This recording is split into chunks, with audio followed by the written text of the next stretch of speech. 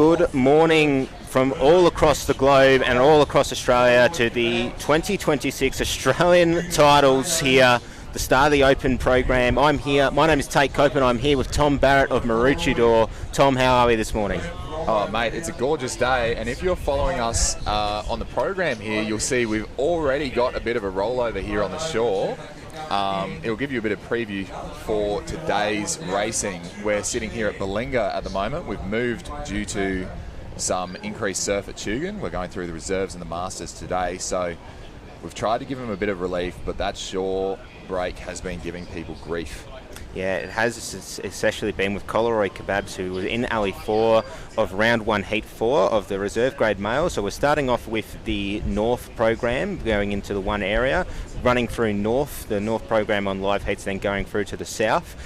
In this race, we have the Warhope Bonny Hills Nightmares, North Cronulla's Boss Reserves, Mermaid Beach Merbems, Coleroy Kebabs, the Tugun Tornadoes, the locals who have come down just a little bit down south, and the Pelican and Palm Beach Pelicans. It's certainly a lot smaller, and it's much more cleaner than it was yesterday, seeing the photos coming through. But what are you sort of gauging the conditions here, Tom? Yeah, so we've been scoping out the break for the last little bit just before the broadcast has kicked in, and once we get this drone up, which should be shortly, ladies and gentlemen at home, you'll be able to see there's a really clean run-up from pretty much out at the cans, and people can catch that and go all the way through those gate cans, and it gets real tricky into the shore. So we're going to expect a few trails, I'd say, a lot of surf work and technical skill towards that finish, and that'll get exciting, I reckon. As we see as well, Coleroy with that earlier rollover in the start of the race. They will go out. They've got a little bit more time. I believe that it will be 9 minutes to finish off this course today, just to try and get over this break.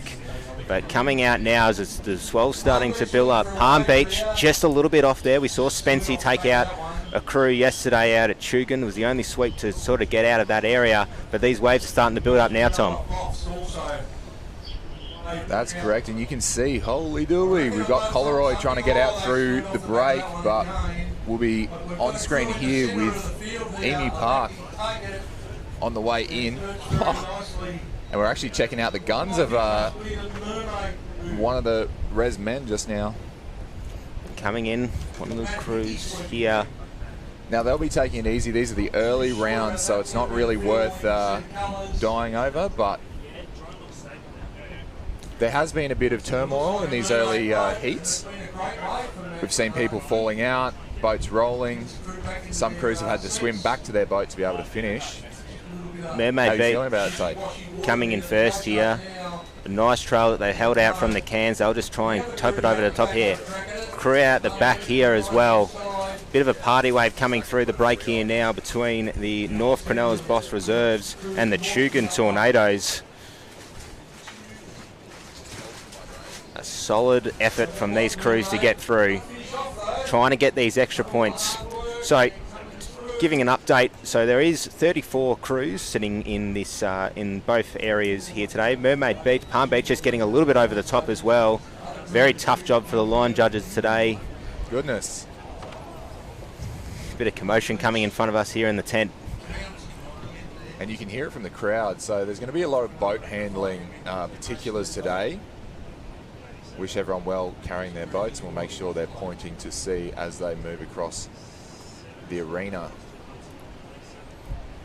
But that should be some very interesting finishes due. As we hear from Rod Costa, a typical beach commentator, who does so well. 10 points for the Mermaid Beach crew. And the 10 points will be very, very important. Out of the 34 split between the north and south area, the top 18 crews in each area will be going through. As we see on screen now, the Coleroy Kebabs looking to try and just get any points to get through to put themselves in a better position going into round 2. But it is a lot of effort, and it is quite a heavy bank here this morning at Balinga. The drone is getting a good little view of the drone as well on our screen here. Coleroy coming back in. Now you can see here there's plenty of weight in those waves, and you'll be wanting to catch them. I reckon at the back of the pack, they'll be finishing out this race last, so they're just making sure they get in safe and keep their equipment going. There's one building behind him. Coleroy Sleep sits down, lets it go.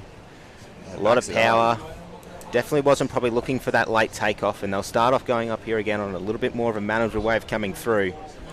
Now, I've actually had a look at the tide times down here at Balinga. We're currently sitting in what's close to low tide, but you'll be seeing very little variance between low and high tide at the moment. It's literally half a meter's difference. We've got an incoming tide, and that'll last through our program. So I'd actually anticipate might get a little bit cleaner. Depends on the wind, but that shorey might clean up. The wind is, I was speaking to, you'll hear him a little bit throughout today as well, Mr. Don Cottrell. The wind is planning to swing from northwest to southeast, so it'll make it quite interesting coming through today as the Coleroy Kebabs with Robert Maloney having a bit of trouble at the start. Rob has managed to get him through quite well. Just trying to find the safest little option here, does the Coleroy Kebabs. But we have seen, as they're coming in, we're into round 1, heat 4. We've been very lucky to watch a few of the races coming through as well. Round 1, I think, was very interesting between the Allura crew coming in with the Coogee Suns. Very, very close on the same wave, so it ain't over until it's over. Yeah, well, we saw, I think, in my opinion, Wilco got one over on them in that one, but there was a friendly clash. It's not serious enough yet this early in the program to be fisticuffs over it, but they had a good laugh. We'll see how that goes through the program. I believe they're cutting from 34 per arena, remembering that we've merged the north and south. They'll be cutting down to 18 each, so we should have 36 out of these res men's by the end of the day. Certainly be very interesting as we now look to round 1, heat number 5 of the North area. In Alley 1 from Victoria, it's the Janjuk Fennel Hellman. Alley 2 from New South Wales Central Coast, it's Terrigal. Mermaid Beach Mojo from Queensland in Alley 3. A double up of Janjuk down on the Surf Coast with the Rams in Alley 4, and North Cronulla's Perd Reserves rounding us out in Alley 5. It's good to see people get involved. Mermaid Beach, North Cronulla seem to represent a lot at finals, but Janjuk getting a few in there. Terrigal as well, they've made the trip. It's good to see. You got any idea on that crew? Well, the Fennel Hellman competed for Victoria, represented Victoria in the reserves at the ASRL Open at Wanda a month ago. Doing really quite well to push through and get that extra points for Victoria. Made the final as well in the reserve grade. Gunner's gone up. 4 boats in this race. The Rams out, but the Victoria's well represented with Janjuk, and they are out and away. North Cronulla getting the best of the start. They'll have to deal with a bit of a double break here. They'll stop their boat a little bit. Mermaid Beach will go through. And there's a battle between the South Alleys here. North Cronulla getting the best start here, Tom. Yeah, it looks like the Southern Alley just getting a good run there. And they're away. So I wouldn't be gassing myself too early in this program. Sitting around a solid 70 or 80%. Just saving that red line for when you need it. And of course, safety comes first, so you've got to look after that as well. You can see a set coming through here. North Cronulla on screen at the moment. It's starting to build up a little bit more. You can see that second wave that they'll push through here. Calls them easy, just trying to pop over the top of it. A little bit of trouble for the crew in Alley 2 from Terrigal. Just getting a little bit side street, but it is Mermaid Beach and North Cronulla who have gotten the best of the run here in Heat 5 of round 1 of the North area. They're holding true to the wave here, and don't be fooled by that. Don't be fooled by the drone shot here. These are pretty decent waves coming through. As you can see, we've got some sat out the back, but it's Mermaid Beach and North Cronulla just holding 1 and 2 for the time being. We'll have to see how they go around that can. It'll definitely be. We've definitely seen throughout this morning so far, as the audience will see throughout today, if you can catch a nice little runner coming from the cans, it makes all the difference. Unfortunately, Janjuk sitting out the back, just having a little bit of trouble getting past that sandbank. They've got a little bit of work to do to try and catch up to Terrigal, who just hit this little bit of a wave here now. Nice green rollers coming through. And this is a fantastic shot, and it looks like Surf Boats is back on here at the Gold Coast. Yeah, welcome back to the Gold Coast. We haven't seen surf like this through the last few seasons, and I'm so glad to be involved in this one. Now, if you were 1 and 2, do you reckon it's a bit early in the program to start foxing, or would you take it easy? I think that you've got to weigh up the options right here, Tom. So as you're going around the can, you know that your sweeps are saying, yep, we've got a nice little decent here. The 9 points will definitely help trying to get through. You want to try and take the tempo. You don't want to be blowing the gasket too early, so early into the program, with another 2 races to come and another few days of racing, as we start to see the waves building out straight from the gate cans now. North Cronulla getting the nice little run from there, trying to get that nose down. Just probably won't catch it up there as the keel goes up, but a nice little run from then. And Mermaid Beach will start attacking here now, Tom. Yeah, they're trying to pull down the same wave. It's going to form up for the Perds here, but wow! Mermaid's picked it up real well. They've trailed, and it's sat up right for them, and they've got a man in the front. That's well done there. Oh, Perds is out of the boat, unfortunately. But what a wave it is for Mermaid Beach, holding it quite strong here all the way in. Lots of white water, lots of movement going around here. Now have a look at that. That must be the inner break there. There's probably a little bit of a bank and maybe even a channel, because they're getting pushed to the north.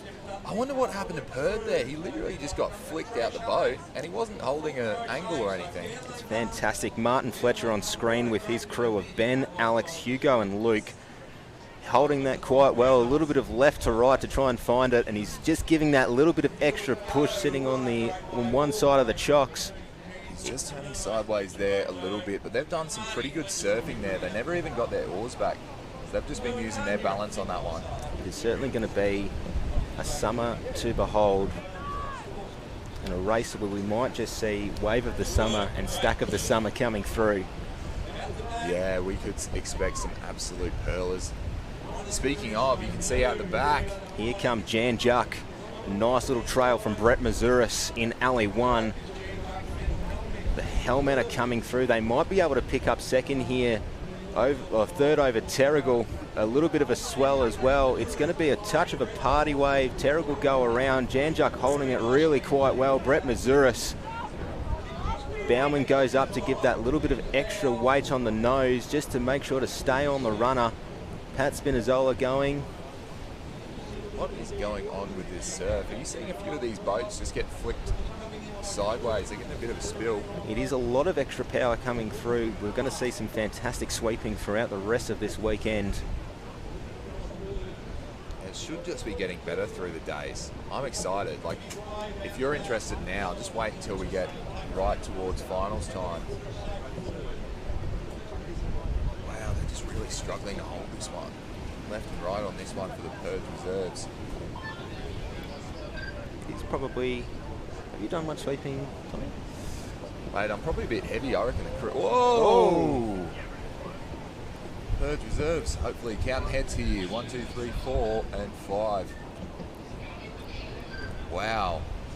You can definitely see it is a very challenging conditions here at Balinga, as well looking out at Chugan, which we're hopefully going to be at throughout the rest of this weekend, continuing to go up. As we definitely see, the race isn't over until it's over. Janjuk were effectively out of it throughout the entirety of the race, and then managed to hold a nice little wave to come into second there. So you just got to keep going no matter what the conditions are like. If you can try and get those extra points, Tom, you might as well go for it while you're here. Absolutely. You got to trust that process, and that's part of it. There's a whole mental game, and I love the mental game. Whether it's at the start there, like you'll see here, sweeps will get the dirt, sweeps will try and balk other people or push them into areas they don't want to be within those alleys. But part of it as well is if you're behind a crew, you can't be giving up, and you have to trust your process. If you're a pressure rower and you start to lose your head and turn around, you're just going to row slower. So stick to that process and see how you can go. And that's exactly what Janjuk have done. It's a fantastic effort as we now look to round one of heat 6 of round 1 rather. On screen at the moment from WA, the Fremantle Burritos in Alley 1. Stockton Spare Tyres will be in Alley 2. The Womberall Humpbacks in Alley 3. Bulleye Gold in Alley 4 and the Mini Water Wooleye Team A in Alley 5. Almost had flashbacks there. I didn't expect to see a Bulleye Gold name in the reserve men's. Well, they name all their crews. All the crews are Bulleye Gold. Really? Yeah. Every crew? Yeah. Maroochydore kind of went that way for a little bit, but we've stepped away from naming everyone the Force. Well, I do like the Maroochydore bolts. I think there's a lot of great puns you're able to pull out from the door part of Maroochydore.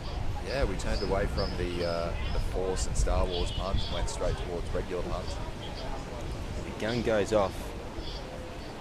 Still very heavy on the first bank here.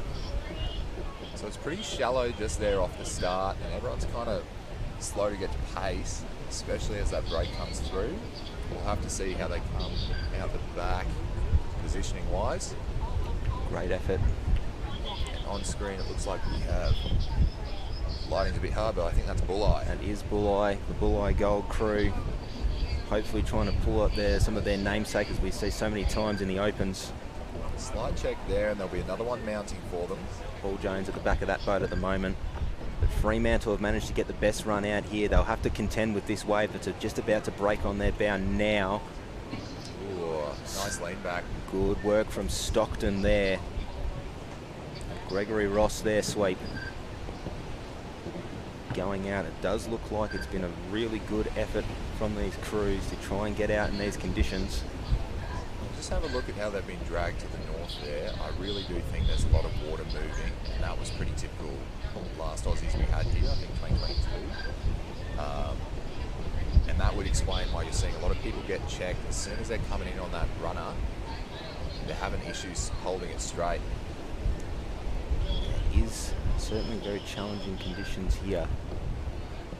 But a really good effort from, looks like the crew in Alley 4. The Bulleye Gold, Cohen, Max, Ben and Corey. That is the Bulleye standard, by the way. Every crew I've ever raced against or seen from Bulleye, they go very, very hard out the start and then try and hold it. I know fast out, fast around and fast in, you know, is a good method, but they especially seem to put emphasis on that start. I think it's especially in a day like today where you want to try and have the first crack of the wave as soon as you can. Getting out to the cans is the way to go. And it is fantastic. Bulleye Gold have gone around in one. They'll be followed by the two crews in alleys 1 and 2 of Fremantle Burritos and Stockton Spare Tyres respectively. But have a look, and as well, King is at the Mini Water Wooleye crew. Fantastic to see them back in surf boats. It's certainly a name that I haven't recognised in my small time in surf boat commentary. It looks like someone got caught up on the can there, but we've got a clear run sitting here for Bulleye Gold. It looks like they'll be down that wave. I just can't see to the north. I think they're a wave ahead. Here we go. On screen at the moment, the crew from WA, Fremantle Burritos, have found a nice little runner here. Does Michael Cameron. Trying to just get over the top of this one so they don't have to do the late start on the next wave coming through. Calls easy, waiting for the nice run. They might find a Bulleye Gold as well, coming around, trying to hold it there. In the yellow and maroon boat coming down, very nice. A late takeoff for the crew in Alley 2, the Stockton Spare Tyres. As the drone is up, we're seeing Stockton goes around, slews on the wave, and have managed to pull them. They've almost got the Rio, but they've just ducked behind Frio there. Thank God, I thought they were going to take him out. Certainly a fantastic day to be at spectators. You don't have to worry about getting run over by a boat. Absolutely. And they were struggling a little bit there just to get down that wave. You've got about a 20k an hour breeze going from the northwest at the moment, slightly offshore. So it's just another thing to contend with as you're trying to get down that wave. And as you come into that primary break, the beach break, you're getting pushed to the north. So you're facing directly into that wind. It should be 3 and 4 coming across the line there. Whoa, and they're losing it again on that shore. The masterclass of skills will be shown throughout this weekend. Here, Wombrel, coming through on screen at the moment. Fantastic to see. That concludes round 1 of Heat 1 of the North area. And going on liveheats.com for this event. Change over to the South area for surf boats. Interactive experience here. You'll be playing along at home. We'll move into round 1, Heat 1 of the Southern Arenas program. So we're looking at Port Elliot, the return of Trent in Alley 1. I love that name. I haven't seen that before. South Curly Tickles, Alley 2. Maruya Top Dogs, Alley 3. Currumbin Sauce Monkeys, Alley 4. Glenelg Team A, Alley 5. Gerringong Naps, Alley 6. Fantastic to see. Many times we've seen crews from Kyneton Rocks who are down near Port Elliot, in South Australia, so it's fantastic to see another crew from that part of the world come up and have a crack at Aussies. South Curl on screen, the Tickles, with Christopher Fleming as their sweep. So South Curly Tickles here have been quite the crew through this season. I think I might even recognise some of their rowers might have been in the Blades of Glory a few years ago that got the Open Men's Gold. Gun goes off. Port Elliot from South Australia in Alley 1. South Curl Tickles in Alley 2. The Maruya Top Dogs in Alley 3. Currumbin Sauce Monkeys in Alley 4. Glenelg Team A in Alley 5. And the Gerringong Naps in Alley 6. Seemingly nice clean run out for most of the crews. Unfortunately, the crew from South Australia and Port Elliot just having a little bit more work to do. Probably one of the maybe cleaner starts that we've seen so far this morning, Tom. Yeah, it's pretty level. Having a look there, Gerringong and Currumbin, it looks like, got punished for the advantage they had. They were running first, and they've actually been checked pretty hard. You can see Gerringong sat there. They're waiting for this wave coming on screen at the moment. They'll just do one stroke over, go easy, and then top over the back. There's something as well building over. Having a look at Gerringong, you want to try and build up the most amount of momentum that you can. Will McDowell and his Currumbin crew on screen at the moment, trying to build up momentum to go over this wave that's going to break on their nose in just a few seconds. They'll cleanly go over the top of it. That second bank is proving a lot of difficulty for these crews going out, Tom. Yeah, and it looks like he's looking after his crew there. It's easy to forget, looking at this drone shot, just how large these waves are, and at certain points it's like racing with stop signs. And we might have seen one of the potentially many back checks that we've seen. Port Elliot unfortunately just getting pushed back to shore, and they've got a lot. They'll have to grow up potentially 10 lengths or more to try and catch up. This will be the last break of the day. Going over the top does Maruya. Wow. Oh, how about that shot? That's good, fantastic. Line. That's Alley 1. You're looking at Port Elliot, the return of Trent. Return of Trent back to the shoreline. Now it's just deep enough. I think they've held onto their sweep oar, and that's great. Just getting through that break there, but it's Maruya Top Dogs right now out in front. You've got South Curly Tickles holding in second spot, I believe. Currumbin is the crew looking, actually no, Glenelg, it seems like going out quite well from Adelaide in South Australia. We've gotten the best run of it here, followed closely by the crew in Alley 4, the Currumbin Sauce Monkeys. These crews will go around their cans now. It's a dead heat for 1 and 2 at the moment. Two really good turns. Someone's messed up the can here. What has happened? No wonder I was struggling. That looks like Glenelg in and out first, followed by Currumbin. So it looks like Gerringong probably had that little bit of an extra start, so they've got to go around their Alley 6 can, the white can, to an extra wide turn for Malcolm Dunwoody. Oh, they've messed that up. They have, I reckon they've lost it in the break. Especially, it's just very difficult trying to get in line with the crews here. They'll have the first crack at this wave coming up though. Malcolm Dunwoody's going to try and catch this little wave here, sitting comfortably in third place, but it's the crew in Alley 4 at the moment. The Currumbin Sauce Monkeys on screen with Will McDowell at the back of the boat.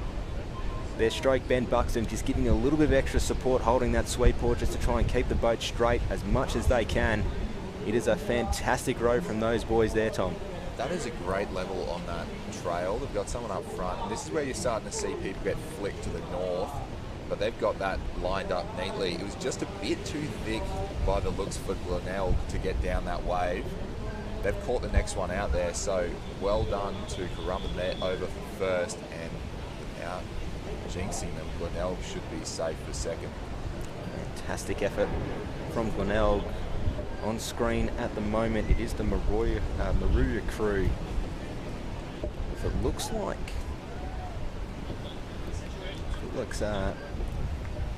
Molly at the back there from Metcal. Fantastic effort there. Just try and get over. Will be enough. At the back end of the course here, a nice little wave coming from the crew from South Australia in Port Elliot, but there was just a lot more work to do for the crew from Gerringong. They might not be able to pick up this 4th place here, but they've managed to hold it quite well, trying to get over the top of the South Kirkhill crew, and they might just get that extra shoot. No way. They've come from well behind for that one, taking over the Tickles. Looks like they were in a bit of dead water there. And that tower is not too far out just yet. They may adjust it as the tide moves, but they've probably set it up really well actually with the incoming tide. Yeah, definitely. Was it? Remind me again. Low tide. We've just had high tide. Yeah, we're heading into low tide now, literally in the next hour or so. But there is very little movement. Other beaches you might get upwards of a metre, but we're literally looking at half a metre's difference. Now with that long, shallow bank right off the get-go, that half a metre might just be enough to make it interesting. I don't think it'll change too many of these conditions, but you could expect it to clean up just a little bit, get maybe a bit bigger on that inshore as well. Definitely. It'll be very interesting racing coming up. Fantastic shot here, because we now look to round 1, heat 2. And I have to be honest, Tom, might be a bit of Victorian bias in this race. Half of the crews are from the great state down in the south. In Alley 1, the Point Lonsdale Lizards. Alley 2, the Currumbin Krakens. Alley 3, the Fairhaven Raiders, who will be known as Team A on your screen. Alley 4, the Point Leo Windies. Alley 5, Yura the Marts. And Alley 6, it's the Maroya Magnums. I have a lot of love for a lot of these crews. These are some good crews. This will be a good heat. This will be a very, very good heat. We're just having a look at last heat finishing out this race here. There's a bit of a spread here on that surf, and I think it's just because it's early in the program. You've got to look after your crews. It is not worth an injury just to prove a point this early. If you're not getting the points, if you're well behind, you might as well make it a safe one. Absolutely, we can definitely say that from the crew from Port Elliot in South Australia. Fantastic to see them in, giving a little bit of extra help does the stroke, just to try and keep the boat straight on this very difficult conditions here on the waves coming through the sandbank. There's a lot of that extra water movement that we've seen as well, Tom, moving up and down. They'll finish the race. Now have a look at this one. I don't think they're across the line yet, so you have to pay attention here. It's so shallow, there's still water moving, and they still got to row it. You're not getting anywhere, you're not getting enough help from that break just yet, and I love that. I personally think that's great for the course. It means we're going to see people catching nice runners from the back, but you're still going to have to get back from that trail, and there is nothing like watching a nail biter, someone in front and get closed in on, trying to get back to your seats and do it efficiently and safely. I just personally love that aspect. I've definitely experienced that before.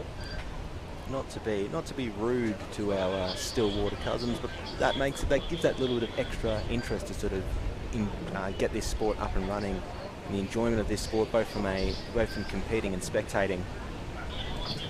I reckon that little aspect of chance there, probably not little, there's a fairly decent aspect of chance, and although it makes your results less reliable, I think it makes it more fun. It's a hell of a way to lose, but God, it's great to win that way. 50% skill and 50% luck is this sport. With the Point Leo Windies on screen, and this boat named after, very recently, one of the chief referees here, Tamara Braun, doing a fantastic effort alongside the many other officials that we have here this weekend to put this together. I'm a bit ashamed to say, I didn't realise, is she from Point Leo? Yeah, she's originally a Point Leo member from back in the day. She was rowing in the first crew the first women's crew that Point Leo had. Would have been 1994. Was that? I think it was the first Aussies that we had women's crews. And so it was the boat was christened at one of the carnivals that we held at Fisherman's Beach in Torquay, and much to the love of everyone from Victoria. Fantastic person to get one of the highest honours that you can get in surf boats, having a boat named after you at your home club. How's that for trivia?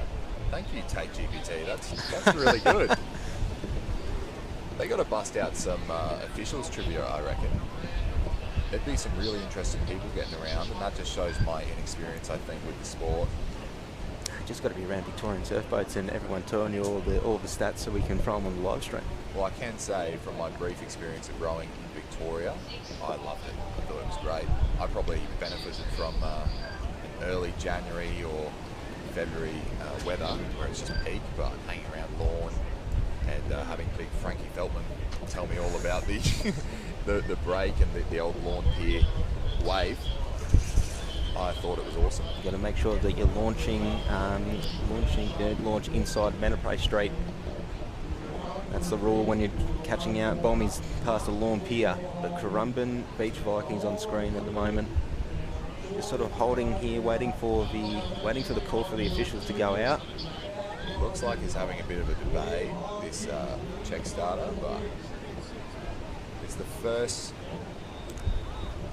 It'll be our first of the Southern Arena program. Southern Arena program.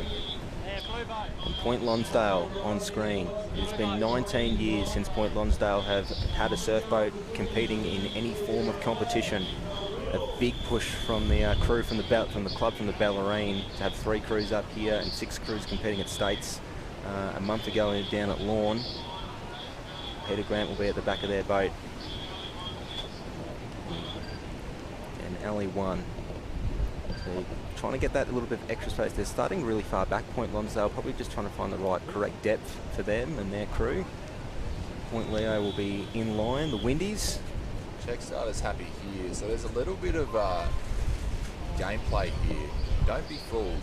This isn't just a race start. You're trying to set your depth to affect everyone else. You're trying to set your alley to affect everyone else. If you pull real far south and you're set early, others will have to join you. And off we go. Fantastic crew 1. Point Lonsdale, Lizards and Alley 1. In Alley 2, Currumbin Krakens getting the best start. Alley 3, Fairhaven Raiders, Team A. And Alley 4, it'll be the Point Leo Windies. Alley 5, the Era the Marts. And Alley 6, the Maroya Magnums. And Maroya getting the best start in Alley 6 at the moment here, Tom. They had a perfect doubler just come through, and I was excited to see what happened there because we had that first wave. It just looks like Alley 2, or maybe it was Alley 1, I believe, started a bit too shallow. They might even be off screen at the moment. They're that far back. Point Lonsdale in Alley 1, starting very quite deep, trying to make sure to just get their depth right. But it looks like, have a look at the wave that's coming out the back here behind Point Leo at the moment, and the next one that's building up afterwards. Yikes. So we've flashed there back to Point Leo window. It's going through the break there. I think it's Maruya Magnum's out in first. Whoa, the Krakens there getting checked, but Lyle Clark's pretty good at this kind of thing. He absolutely is. A fantastic effort. Goes up. That might be the last of the breaking waves here. Maruya can just try and push through, but Currumbin have got the cleanest run out here at the moment, and they've really put on the weights here to push past this break. Lyle has picked that so neatly, and I wouldn't have seen that coming. I thought there was a bit of a rip there feeding Maruya, but they've just been checked so hard, and there might be another one here as well. That won't break them, but if you have a look on the other side, they get bounced, and with those square oars, that is a reset. You've got to get back to short, sharp rowing to get back to speed. Yeah, the benefit of using sort of more square, was it square oars you said, or square Rolex? Round Rolex for me. Rolex, yeah. But for the average punter, you will be going over those waves. Every time you see that splash on the other side, they've got to get back to short strokes, and they've got to rev it up to get back to speed. Now, if you can get a clean run and pull down it, you're getting an instant advantage. You're utilising that gravity. So Lyle has picked it real neat. He's going in first with the Currumbin Krakens into that can. Have a look at this break. Hopefully it'll, well, for them anyway, hopefully it feeds them. They will get the first run of any waves, first crack at any waves they'll be running through. Goes around in 1.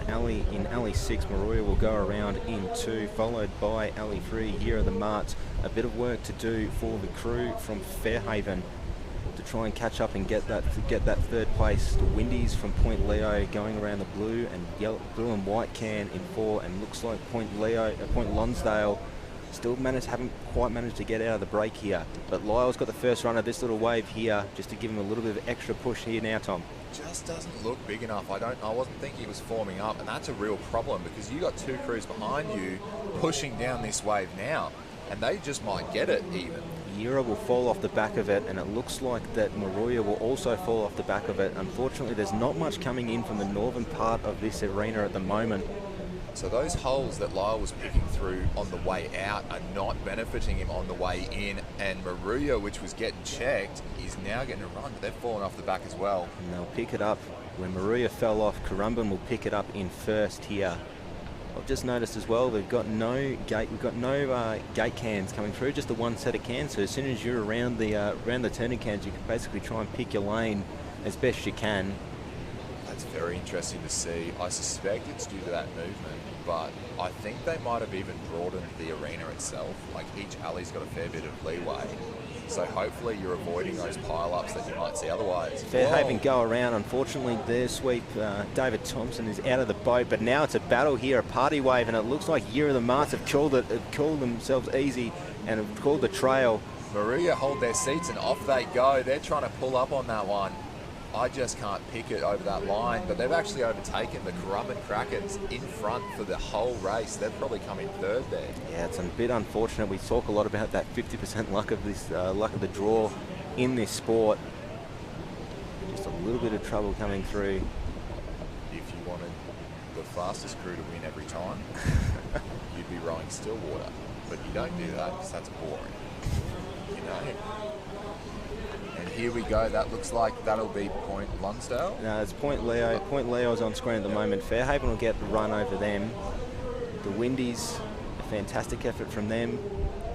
It was a good sit back there. If you had a look just before they started rowing again, they weren't out of their seats, but they were lying back.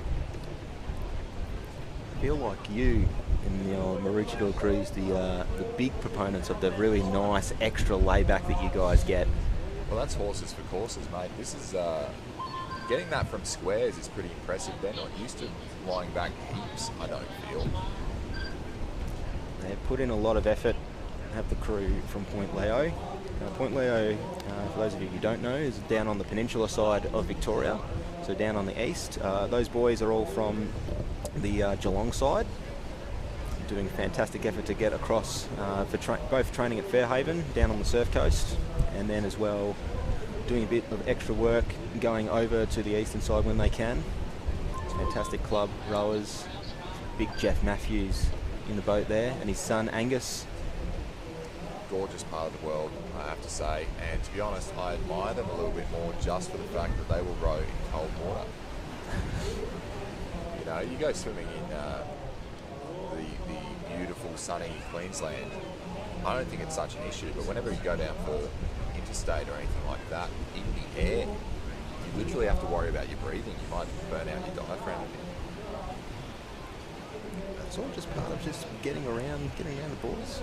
Yeah, absolutely. So I think we'll be heading into round 1, heat 3 of our Southern Arenas program.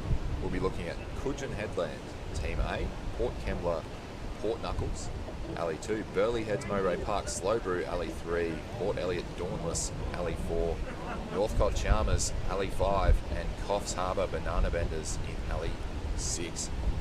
It's good to see some of these clubs picking up. Port Elliot and Coffs Harbour in the last few years, Coogin as well. I think it speaks for the broader surf boat community. I think we're picking up again. Yeah, I think it's been obviously, like any sport, there are peaks and troughs with the amount of people that are coming through. I think that what we've done really quite well overall as a sport is really develop sort of the sweeps who might have been sitting in the S1, S2 category to try and build up their clubs from across the land, and we're seeing it. We saw it at the ASRL, and we've seen it here, where a lot of clubs that might not necessarily have come up are now here competing at the top end of the season. For some of those folks at home, what is that S1, 2, and 3 programming? Yep. So the guy at the back of the boat, or the person rather at the back of the boat, is a sweep. There are certain levels of accreditation that you need to go through in order to make sure that you're doing the right thing in certain conditions. S1 is basically, you can basically just be on river and do flat water stuff. a little bit of surf work here. You can't compete as an S1. You can compete as an S2, where swell's starting to get up, and you can do like reasonable competition, reasonable size. S3 is when you're able to go out in any conditions. You've got the confidence of yourself as a sweep and the confidence in your crew that you can go out in this, and if it goes over a certain surf risk rating. So without getting too much into technical details of the risk numbers, this will definitely be S3 conditions. So you're seeing the top end of the crops of sweeps going out in these conditions this weekend. So that's part of our accreditation regarding safety in particular. Of course, as we see in our promotion of the sport, we love big surf, but as part of that, it's got to be safe as well, especially for insurance purposes. I'm sure that's part of a limiting factor. So we actually, I think, led SLSA with surf boats inventing that surf safety rating. If it goes over a certain level, S3 sweeps only, and helmets of course as well. And I'm happy to say that I reckon we've got a pretty safe sport going on. I definitely feel as if there's been because we've had that such big push for safety, it sort of gives us a bit of extra leeway that we can sort of go out in these conditions and say, yep, we feel a lot more confident, a lot more easy to sort of navigate through these conditions. And that sort of knowledge sharing process between sweeps, both intra-club and across states and across the country, has certainly sort of developed this sport into a really quite brilliant manner, and we're probably looking into the future as well. Yeah, well, it's building. Everyone wants to be able to go home as they headed out, in one piece. And I think that allows things like this, our reserve grades, to really grow, and we can have anywhere between under-19 women to the open men all the way through. It's just awesome for the sport. I love seeing the social kings and queens of this sport. Some people may or may not be super competitive in the water, but they have the best socials going. And speaking of, if you have any good socials going, please make sure to tag SLSA, Aussies 2026, even the ASRLQ as well, in the great state of Queensland. We'd love to see it. We'd love to get that media going, and it just helps the sport out. Certainly a fantastic aspect of our sport. I love seeing the Instagram stories pop up and all the posts. I'll give a shout out to Metcal. They did to the Metcal Missiles, who wrote under-19s. They did a bit of a poem, a bit of a rhyming poem as their crew introductions before Aussies. It was lovely to read. Yeah, I've got to give a shout out to them actually. They are, two of them are my co-workers up here as lifeguards, Mia and Ruby. And of course, Molly in the back of that boat, and he just happens to get a lot of hits he certainly on social does. media. I don't know what he does. Something about yelling at young crews as they go through the break. But they do well, and I think they actually won the Queensland state title for their division. They did. And they're the people's champions. Everyone loves to see them out and about and around. They're just so passionate. And quite a few of them are first-year rowers as well, so that's a great result for them. It absolutely is. But we'll be sitting here on screen with Port Kembla as they prep to go, and the gun has gone. Bit of trouble for Coffs Harbour on the bottom of your screen for their second straight getting out. But otherwise, it looks like it's such of a clean start for all of these crews. Port Kembla, who will row on the top of the screen. In Alley 2 will be the Burleigh Heads Mowbray Park. North Cotton Alley 3 from WA, just falling a little bit behind the back there. And rounding us out, it's the Coffs Harbour crew from the bottom of the screen. A little bit of contend here. Double up for Coffs Harbour. They've got to try and push through the next few swells coming up now. Goes over the top. How are we looking? How are you gauging the race at the moment here, Tom?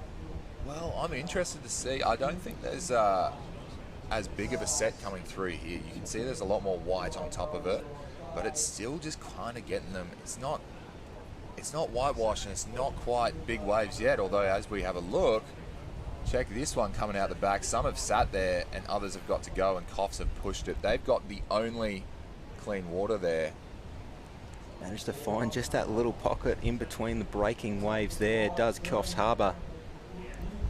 Well done to them. They've found a real neat spot to slip through, followed by Northcott Chalmers. looking clean. Have a look at that roller out the back. You should not be that far out and getting checked like that, but this is the surf, and I am all for it. I guess it's easy to say off from the beach. Absolutely it is. Coffs Harbour out in front at the moment.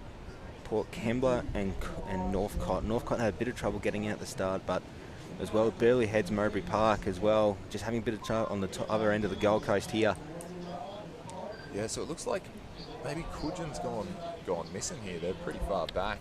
Coogin weren't. There was only 4 boats in this race, so Coogin had knocked out, didn't go out, and neither did the Point Elliott crew, the Dauntless. So we're just down to the 4 here. And they're taking it serious, clearly. Coffs are out nice and neat, and the battle is on for 2 by the looks, but it might be a bit of an angle here. It is a very, very tight angle, but it will just work out enough here. There's that little bit of extra push heading up to the north, as we've seen, so a lot more extra work for the sweeps to do to get around their cans. Coffs might have taken 4 or 5 strokes around that can there. A bit interesting. No, it's pretty long compared to some other people. Port Kembla coming around in second. And Port Kembla coming around second, Northcote coming around in third. The Northcote crew have managed a very nice tight turn to sort of keep in line, and they're going to try and catch up to the Coffs Harbour crew, sitting in 1 and probably 3 respectively. Coffs Harbour sitting out well in front, not much coming through on the way at the moment, but there is a wave building out the back for the Port Kembla crew. Whoa. Oh, just off the back does the North Cottesloe crew. There's another one out the back there. I don't know if it's going to form up. It might form up here for Coffs Harbour. You really got to get that weight in the front. Here we go. Here we go. Likely to be. Calls them Big easy. throw. No trail. Very, very nice wave there from Coffs Harbour. Just coasting along to try and get those 10 points coming through. So you're hedging your bets here, by the way, because you've got people trailing and getting flicked off and having to get back to their seats as well. They're sat up here, so they should be able to row nice and easy, and they're not under heaps of pressure. But if they lose it, they're going to be in more trouble. There was a certainly push here, as we see as well. Coming in second is the North Cottesloe crew, rather, getting a nice little wave out the back to try and just get over the top of Port Kembla, who missed the wave that they were on at the moment. So you'll see Northcote here has trailed. They've taken that weight out of the nose, and that should help with the steering a little bit. As we see as well there on screen, the bow move was sitting up at the nose, making sure that nose stayed all the way down, and once they were confident, he moved back just to get that nose, so it's not going to do what Mooloolaba did earlier in the year, and get that candlestick going over. That's Port Kembla on screen. Mooloolaba getting quite a few. I think they made the Today Show or something. They've done well for the sport there, and they were all safe, so I can talk about it, you know. Would you prefer potentially doing being known for a stack or being known for a really good wave? Well, the good news for them is that they're kind of both, yeah. Crew. You know, they're making top end honours, and so it is okay for them to sit there and laugh. I might be miffed if my only highlight for the season was getting flung, but they're all lovely women, and they are consistently top 5 in the country for their division. It was fantastic to see them take out the Open women at the ASRL Open, women at the ASRL Open, Mooloolaba Chop Suey. So that was really good to see. National short course champions last year. They were also finalists for the national team before they blew out a Rollick. But it looks like we have BHMP finishing out this race here, and as we turn the hour, we will be handing over to some of our friendly commentators here, Scotty and Donnie. He's waiting in the wings, is Scott. Very capable. So we just see as well as Burleigh Heads come through, they're missing a rower, but all you need is 3 people and 3 oars in control of the boat to finish the course. As we see their stroke, very sheepishly I might add, walking back to the boat, does Burleigh Heads. And I'll be joined now by Mr. Scotty Edwards from Maxville Scott's Head. Scotty, how are we this morning? Yeah, great take, great to be here, mate. I was just saying this morning, what day are we up to? I'm stuck in the Aussies bubble. Some great racing yesterday. It was good to see some of the crews get out on the water. And I think we actually should have one of the gold medalists from the 180s here in this next race, mate. the Port Kembla Team Blue, Jack Patterson, putting on a display of sweeping in Big Surf yesterday. They'll be in Alley 5. In Alley 4, we'll have the Avoca Beach Red Dogs, Mollymook Madmen in 3, Northcliffe Hurricanes in 2, and Era the Green Slime in 1. It is certainly... We were talking about sort of the different levels of sweeps accreditation earlier between Tom and I. Definitely seeing an S3 kind of weekend, but you're definitely seeing the top end of sweeps in the country navigating these conditions, Scott. Yeah, yesterday, mate, there was some really good decision making, fantastic sweeping. I was just talking with Bert Hunt and Donnie earlier this morning, mate, and just how everyone was setting up the boat well. Allowing for that massive drift that's in that gutter. It was great to see, mate, that the surf skills are well and truly still alive in the sport. Gun goes out. Alley 1 from the top of screen is the Green Slime of Yera. Alley 2, Northcliffe Hurricanes. Alley 3, Mollymook Madmen. Alley 4, the Avoca Beach Red Dogs. And in Alley 5, getting the best of the start, is the Port Kembla Blue, the 180 champions coming through here. Yeah, nice start there by Jack and the boys in the black hulled and grey gunnel boat there at Port Kembla. Making a bit of a dash there in the blue boat, mate, would be Northcliffe there, I would suggest. Moving pretty well there also, with a couple of whitewaters hitting these crews now, mate. You'll definitely see that Northcliffe boat has won many, many gold medals across the years. They've got all of their gold medal winners on their bow. Yeah, I actually think that Damien's looking at maybe trying to extend that bow so he can fit a few more on there, mate. Nice big whitewater here for both crews to contend with now. Another wave here for Jack building. Straightens the boys up, sit there. We'll try and hope this one breaks and we'll try and pop it, Tate. Yeah, but they're getting a nice little, and definitely the waves are starting to build up a little bit more here. 1 and 2, Port Kembla and Northcliffe. Port Kembla have started to go here. Northcliffe have called it easy. They're just going to take the one stroke to get over the top here. It's definitely starting to build up. You were sweeping yesterday? Yeah, I helped out Bonnie Hills, mate. They've got a Stu Henderson, who's an S2, was sweeping there. They're mainly Crescent Head boys, but just to get a couple of crews on the water for Aussies, they combined with Bonnie Hills. So I offered to step in the back of that crew, mate, just to help out yesterday, and it was bloody good fun out there. Yeah, definitely. It's definitely great watching, and it's definitely really fun being out there catching waves with 4 of your best mates. But it is currently a very, very tight for 1, 2 and 3 between Northcliffe, Avoca and Port Kembla. Yeah, good racing here in reserve grade.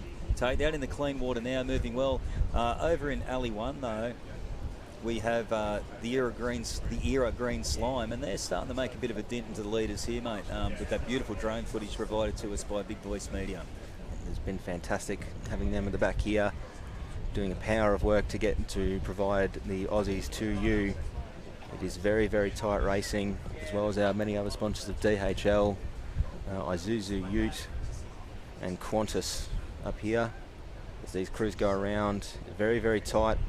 Port Kembla go around in 1, Northcliffe in 2, Avoca in 3, and they'll have the first crack of the waves coming through here now, Scott. Yeah, Matty Mitchell there on screen with the Avoca crew, just looking back, seeing what's there.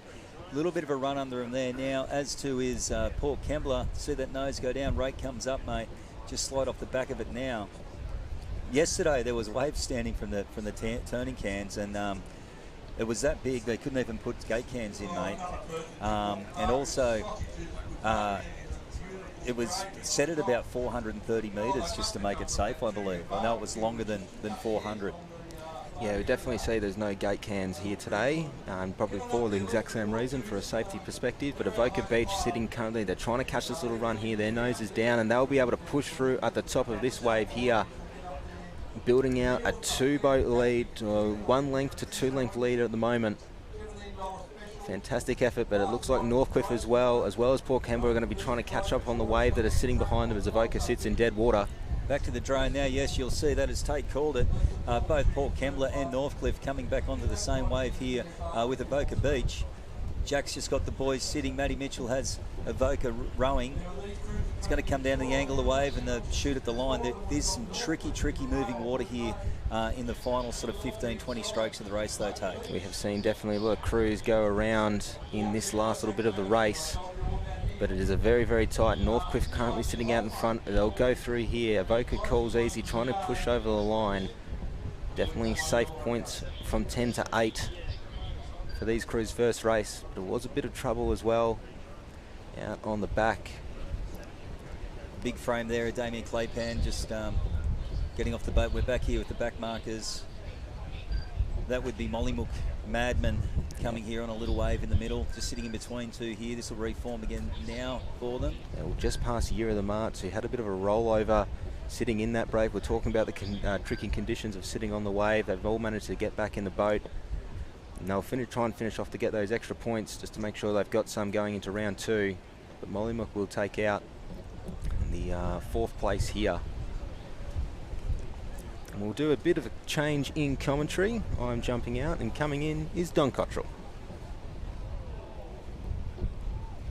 Okay, yeah, joining us here, ladies and gentlemen, as Mollymook are just having a little bit of drama on the edge here, a bit of a reverse park.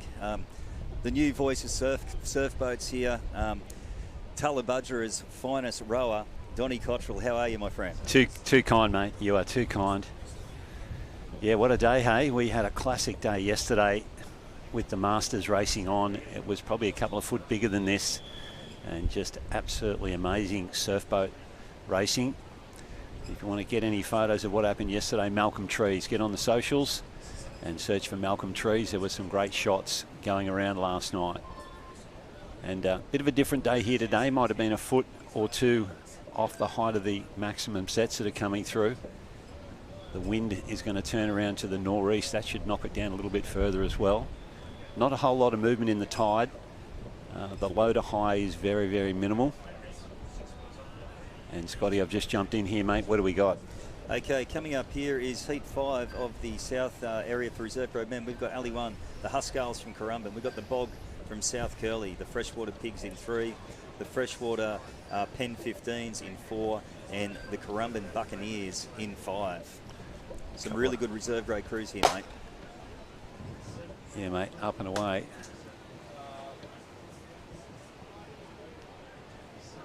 Bit of energy on this shorey as well, mate. Obviously the action's out on the back bank, but a few crews coming to grief just on this shorey as well. You can see them jumped away a little bit unevenly there, but they're all still in the mix here. Yeah, very, very tricky edge, both leaving the shore and returning to it, Donny. We've seen a lot of boats slew and a couple of rollovers in shallow water this morning as we've been watching off screen, mate.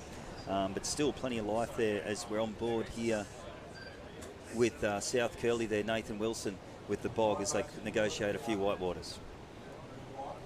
And it looks a whole lot better on the screen than what it does live. I can tell you that wind is really getting up here now. You can see the pace getting taken off those boats as they get checked as they go through this whitewater.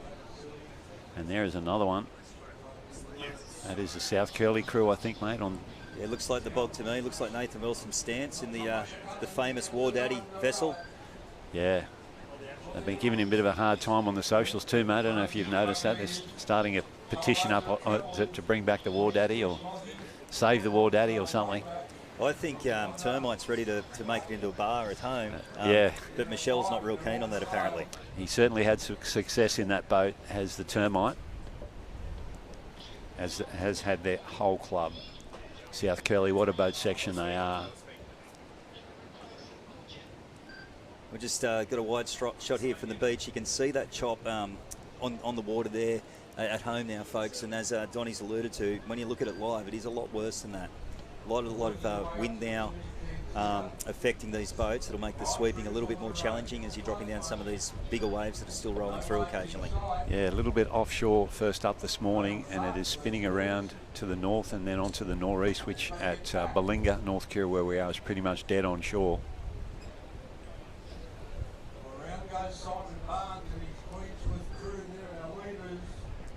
Just bear with me, mate, while I search for the surf boats on the live heats. All good, mate. Get onto your live heats at home and follow along with the results. We just must have a battery changeover on the drone at the moment as the boats are swinging around and making their way home here.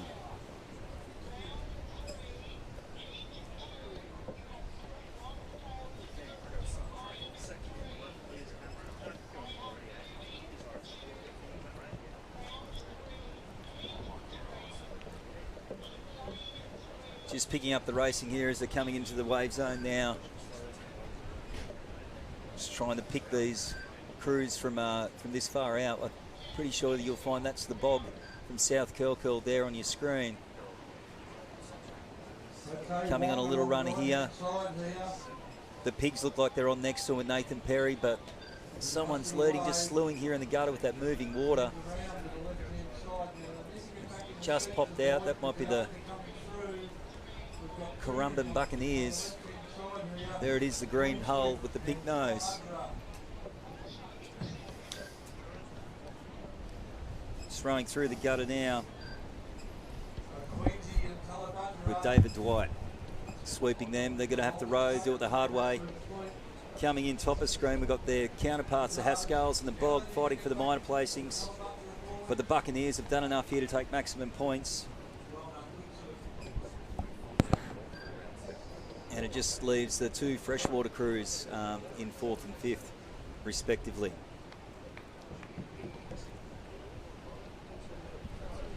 South Curly just popping out there. It looks like Nate's had a little swim out the back. The boys just right the boat, get the oars sorted. So some entertaining racing here today, Don. Yeah, there certainly has been a lot of action. The talk yesterday, surf boats back in big surf. I can't remember the last time we rode in surf that big, mate. But if you're going to do it, the Aussie title's plenty of water safety out there. And it wasn't too deadly either. It was sort of breaking in deeper water, allowing boats to punch through. So great surf boat action and great job by the officials to get us on the water in such challenging conditions. Okay, coming up here, mate, we have heat 6 of the south area before we go back to the north.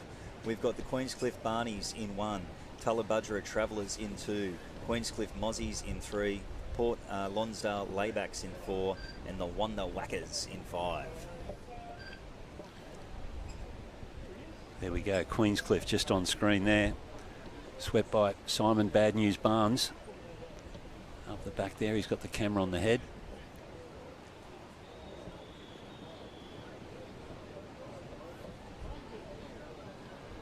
And Barnesy loves this stuff. Tullabudgera check starter happy with the line. Not on screen now, on the left-hand side there. As we look down the line, Tullabudgera next to Queensy, top of screen. Queenscliff Mozzie, second of the Queensy crews. Port Lonsdale, we should have got Tate back on for that one, that's his club. And the Wanda Whackers.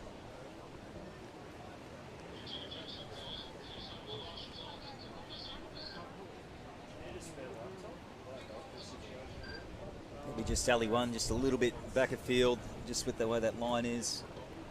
Tullabudgera on screen there now. Rick Estridge at the back, that's his son sitting in the second stroke seat. He's a big unit. And that's them, the great northern boat, Tullabudgera. Rick Estridge climbs over the side, swept by Gary Collins. There he picked up a Masters bronze medal yesterday. Oh, Barnesy, top of the screen, he's been pushed back straight away. Pretty even start by the others as they clear this shorey, make their way through the gutter here. And the second of the Queenscliff crews just got their noses out in front here.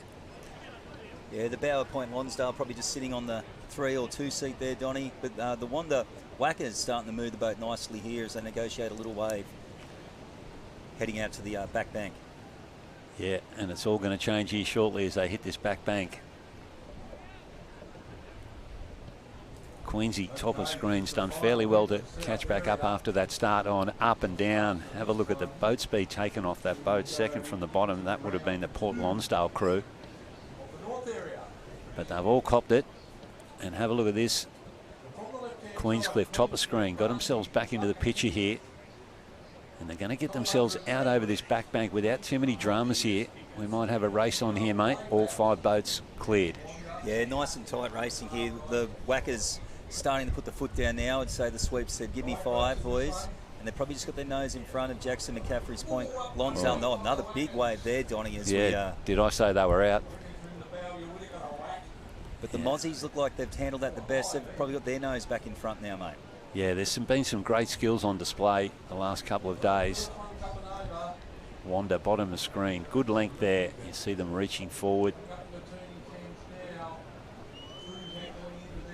But it is Queensy in the centre of the field that has their boat out in front. They've probably got a boat length on the rest of the field. You can throw a blanket over the rest of them. The big improvers is Simon Barnes in the second of the Queensy crews down there in alley 1. Just starting to line up their cans now, Donnie, is the Mozzies from Queenscliff. They'll hit the blue tin first. Wanda just behind them on the white tin, followed by Jackson McCaffrey's Point Lonsdale. And your local crewmates, the Tally Travellers and Barnsley's crew, just a bit of work to do coming home, mate. But yeah, plenty of life in the ocean.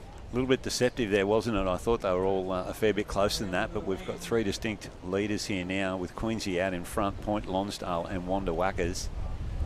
And they are going to be looking for a wave, and none more so than the 2 crews at the back there, Queenscliff and Tullabudra. They need something here. We are looking at the last race of the first round, and we are having 3 rounds of round robin here. They're looking to pick up points to qualify through. Fairly harsh cut. They're going to cut roughly half the field. Queensy running the top of one out in front there. Might have rode themselves across the back bank there with not much assistance, that leading crew. Yeah, the Mozzies from Queenscliff putting on a bit of a display here, negotiating the little run as well and milking them for as much as they can. There's a wave coming behind Point Lonsdale now, though, mate.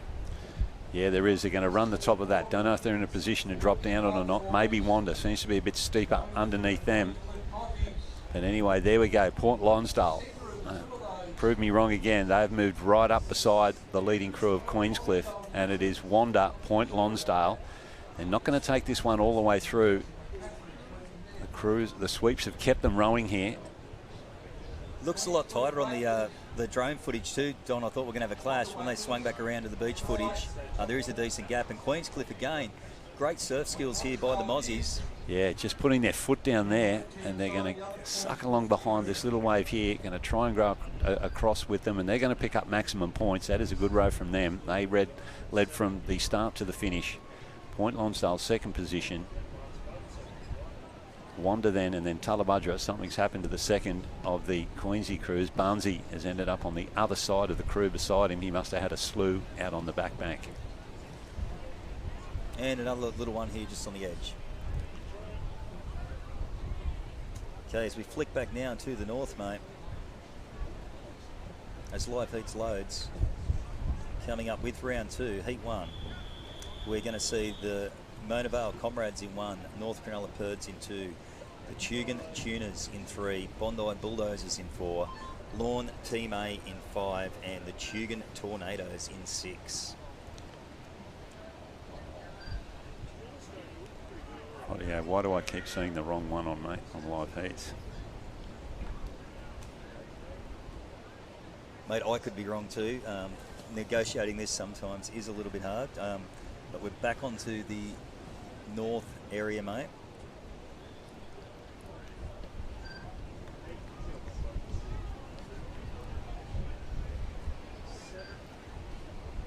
There's the other gravelly tones of surf boats there.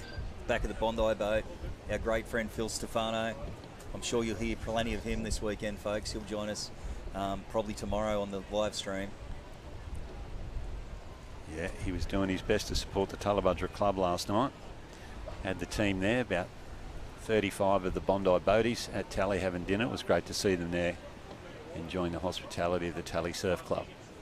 What a great job Phil has done this year in getting Bondi back into the boat scene as the gun gets them away.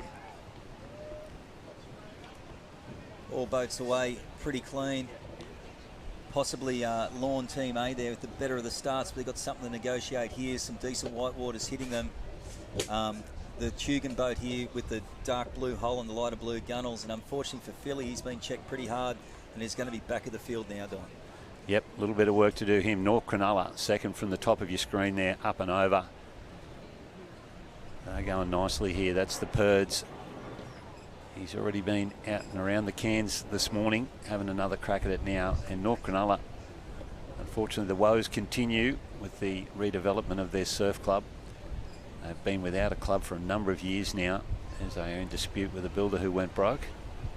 More of that later as North Cronulla bounce over the top of this one, up and over they go, and they extend their lead. They reach out over the front of that wave and they are pulling away. That is a nice bit of surf boat rowing right there. Top of screen. That's Mona Vale running second to them, probably half a length off the tuck as they climb over another one here, Don. Bit of airtime for the bowman. Oh, Phil Stefano's going to cop the worst of that again. Up and over, and there's another one coming here. His crew's just punched through this. This is great stuff. Look at these bowmen go up into the air. The skill is amazing. Up out of their seats, reaching down to grab a bit of water to balance themselves back down onto the seat. While all this is happening, North Cronulla, mate, they have just given the rest of the field.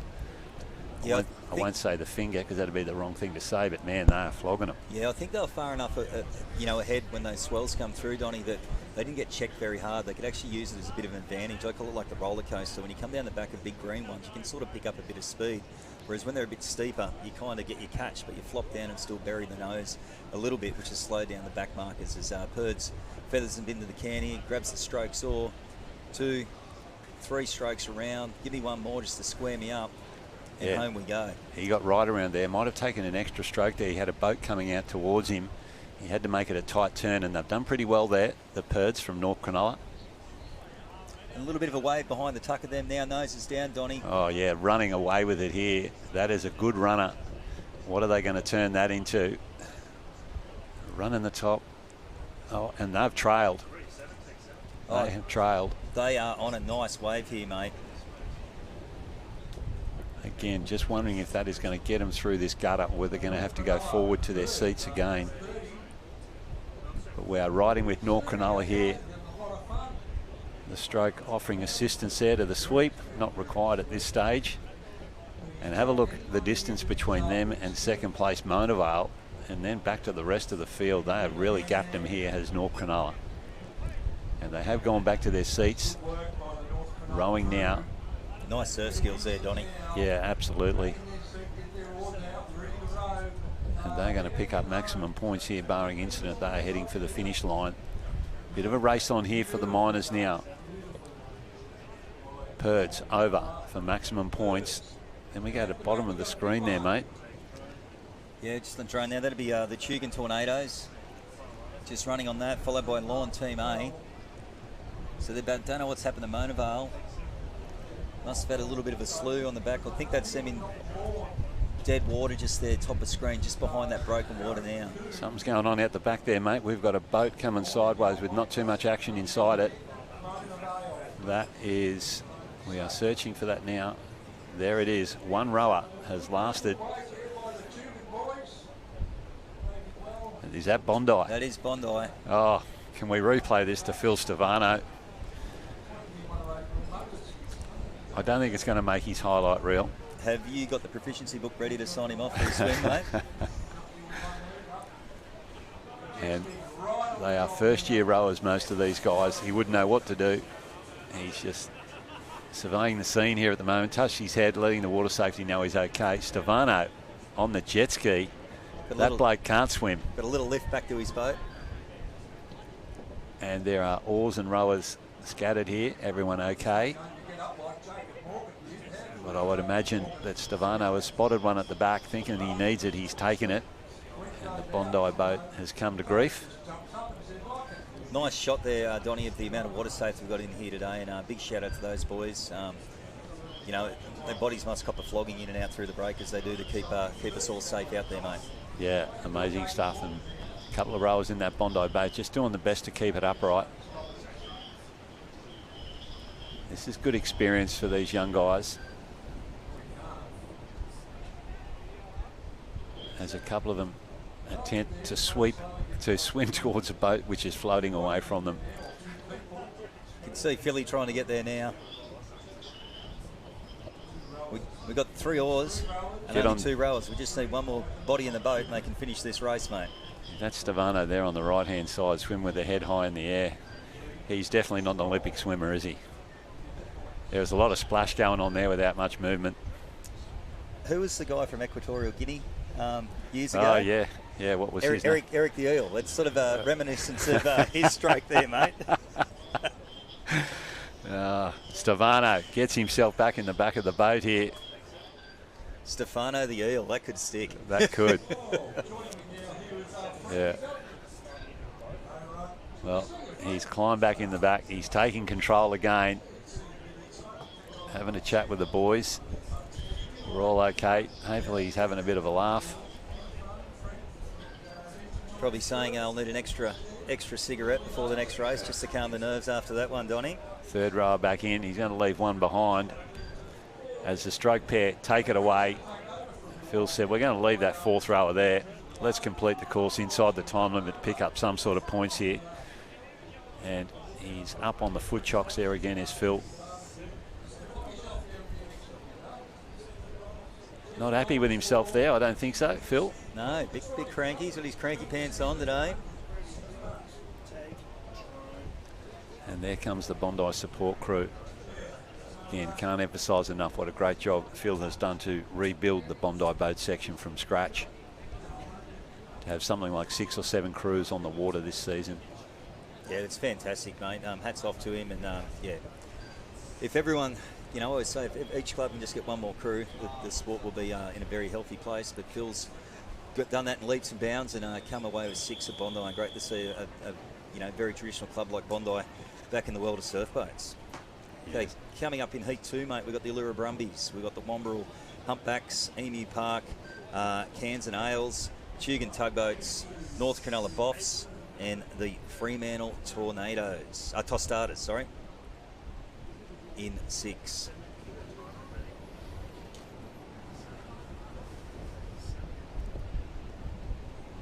So, ladies and gentlemen, we have round 2, Heat 1 coming up next. Allura Brumbies swept by Timothy Nesbitt. Good man. Womberall Humpbacks. Jason Vonberg is the sweep of that crew. Emu Park, no surprises there. Davey Tumba had a pretty exciting day yesterday, did Davey Tumba. And keep an eye on his under 23 female crew when they get the opportunity to race later on in the carnival. Tugun Tugboats, got a couple of handy reserve grade crews, have Tugun and North Cronulla Boffs on screen there now with the Boff man himself. In and away here, Boff pushing the boat, getting on board there now with North Cronulla as all boats hit the first whitewater off the edge. Looks like a little bit standing up here for Ali's 6 and 5, and a double up for the Tostadas. Freo checked really badly there, Don, as to was Boff's crew there for North Cronulla.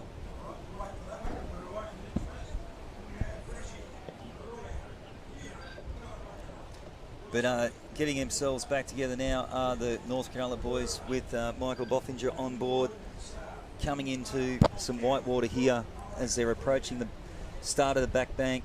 Up and over one whitewater there. Over in alley 1, probably sitting currently in 3rd with Nezzy is the Allura Brumbies. Yeah, pushing out in front, second bottom of the screen there, North Cronulla. Boff is the boat captain of the North Cronulla club, one of our super clubs. They had a very impressive race again, in the previous race there, with Purds having a sensational row. Boy, a bit of action at the top of our screen there. A couple of crews just stopped and waiting. And North Cronulla, are they going to clear this back bank here without too many dramas? Fremantle Tostadas on the right-hand side, bottom of screen. They're trying to go with North Cronulla here. It's like another little bit of a wave here for Boff's crew to sneak over. They do that well. Nice surf skills there again. There's been great surf skills displayed, you know, both days so far here at the 2026 Surf Life Saving Australian Surf Boat Championships. Yeah, and we're watching reserve grade male at this stage. It will be the only category, along with the balance of the Masters, to be rowed here today. The officials working hard on rejigging the program to fit it in. We've had some challenging conditions from Tuesday where there was no racing at all. Wednesday, yesterday, we got a bit done there. Got through the 160, 180, 200 Masters as North Cronulla approach their turning can. Let's see how they go here. Again, reach forward, grabs a stroke oar. He's going to have to take an extra stroke here just to get right around of the Fremantle crew that has hit their turning can now. Just ran a bit past it there, Free. Yeah, a little bit wide on that one. Yeah, they've lost a boat length there on the turn. You want it to hit just on the bow and just bounce along your gunnel so it doesn't impede any of the rowers as you turn and just makes for a tighter turn. But there is a run under Boff's tuck now. You see the rate come up here, North Cronulla. They'll get 5 or 6 strokes out of it. Yeah, and they've stretched themselves like their other teammates did in the race before. North Cronulla separating themselves from the field here. We've got Fremantle back behind them, and then I think it's Tugan, mate, on the right-hand side of your screen there. Yeah, running third currently. All the northern crews, 1, 2 and 3, Allura, Wombrel and Emu Park, they copped an absolute flogging on that back bank on the way. Wave on here, mate. Yeah, Tugan, they've climbed onto that one. Couple of more strokes. Freo's going to get on it as well. That is North Cronulla on screen, but they're going to get challenged from behind here. They are wave in front. If they drop off this, they're going to open it up for these crews from behind to get to them. So North Cronulla trying to hang on for maximum points here in the round robin. They are still sitting back. He sent one forward. He sent the second. They're going to return to their seats down the centre of the boat. Still just hanging on there. Got 2 up, but no, back to their seats now. They might get swallowed from behind here, Donnie, as you called. Yeah, momentum with the trailing crews here. Tugan, they have got the rate up here. They're coming down over the top of that one. They've come from third position, and watch him go straight past North Cronulla here, or will they? Yes, yep, they will. There they go. They will, and we'll leave that up to the line judges there, but it looks like Tugan might have gone from third to first there, picking up maximum points. Nice wave there, Sean Smith at the back of that boat. That was some sensational rowing and sweeping from Tugan there to get themselves onto that wave. I think Sean, he got a couple of nice waves yesterday too, and it was a lot bigger, mate. And that would be Allura, Timmy Nesbitt. At the back of that, they get back to their seats, reach around for their oars, and they're going to row themselves over the line here. Might be in 4th or 5th position. And as you mentioned, the crews at the northern end got the worst of the swell as they were heading out. Late takeoff there for the crew at the back there. That would be Davey Toomba and Emu Park. And Emu Park, they wouldn't have seen too many swells like this. Maybe in Cyclone Narelle recently, but they don't get much swell up there in northern Queensland. Very capable sweep though is Davey Toomba, so. Absolutely. Spent a fair bit of time at Noosa, had a bit of time at Coolum as well. And we may see him back here on the Sunshine Coast. I think he had a work contract up there at Emu Park, and he's done a great job with their boat section up there. And as mentioned, keep an eye on his under-23 girls crew. Yeah, they are some very accomplished young ladies that can move a surf boat very, very fast, mate. Coming up here in Heat 3, we have the Alexandra Headland Makos, Palm Beach Pelicans, Jan Juck Rams will be in 3, Allura Wilco in 4, Mermaid Beach Mojo in 5, and the Stockton Spare Tyres, one of my favourite crew names, mate, in Alley 6. Yeah, Alexandra Headlands swept by Steve Davies. Australian short course champions, I believe, earlier in the year. Yeah, every crew from Alex walked away with a medal. It was an incredible result for that club. Steve Davies, Hall of Famer, ASRL Hall of Famer, has put a lot into this sport. And no one brings a crew up for a big event like Steve Davies does. Captained the Queensland team on a number of occasions. He has a very successful career in surf boats. Stockton on the screen there. Greg Ross sweep there, does the commute from Tea Gardens down to Stockton a few times a week, puts the hours in as does Rossi, and you know, great to see quite a few Stockton crews going all right this season, mate. Yeah, it is good to see. And we have had an ASRL Open there many moons ago. They've been decimated there for lack of sand, I think, mate. Have you had a look at Stockton Beach of late? Haven't been in there of late, mate, but that's what they've said. It's still right in the corner. I know Greg's training plan with his little girls crew that we compete against is let's just go out and crack waves. Yeah, well, there's nothing wrong with that. That's a good way to get juniors hooked on the surf boat rowing. Geez, I wish my sweep's listening. Okay, guns in there, away. Luke Taylor, the stroke of the Mermaid crew, in he goes. Marty Fletcher standing up at the back of that, and they're going to punch into the shorey. And they are a quality reserve grade crew, these guys. Along with the Allura Wilco there, probably going neck and neck. And also the Janjuk Rams just hot on their heels as well, with the spare tyres and the Makos probably for a little bit of work to do. Yeah, a couple of quality crews leading us out here now, the Wilcos and the Mermaid Mojos. And they punch through this white water. The pumps will be working. What's happened at Allura there? They've stopped rowing. Something's gone wrong there. Whether a rollick popped out or what, I don't know. But that has given an advantage to Mermaid there. And also the crew beside them, which is Janjuk. Boy, Janjuk punched up and through that. Wave coming here now, Scotty. Yeah, bit of work to do here for Marty and the Mermaid boys, but they handle it well. It had broken early enough that it was just the white water to contend with, but that's opened up the door for Greg Ross here and the Stockton spare tyres. Yeah, have a look at the spare tyres. Might have snuck around the edge of the worst of that. Oh. Whoops. Well, they had snuck around the worst of it, but then Huey's just said, nah, there you go, spare tyres. Have another one, and you can cop a second one for your trouble. Yeah, again, look at these boats. Up and over they go. Such great skills here.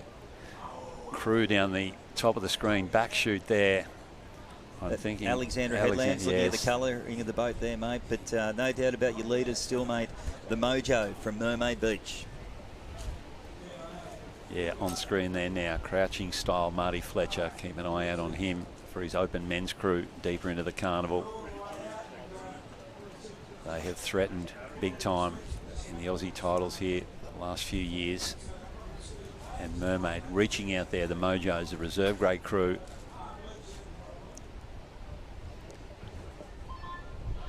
Probably Allura Wilco after their little mishap just on there, and I'd suggest it's probably the Pelicans with Dr. Matty Giblin, one of the true gentlemen of the sport, sitting in third place. It looks like we've got a nice non-starter here with the Janjuk Rams.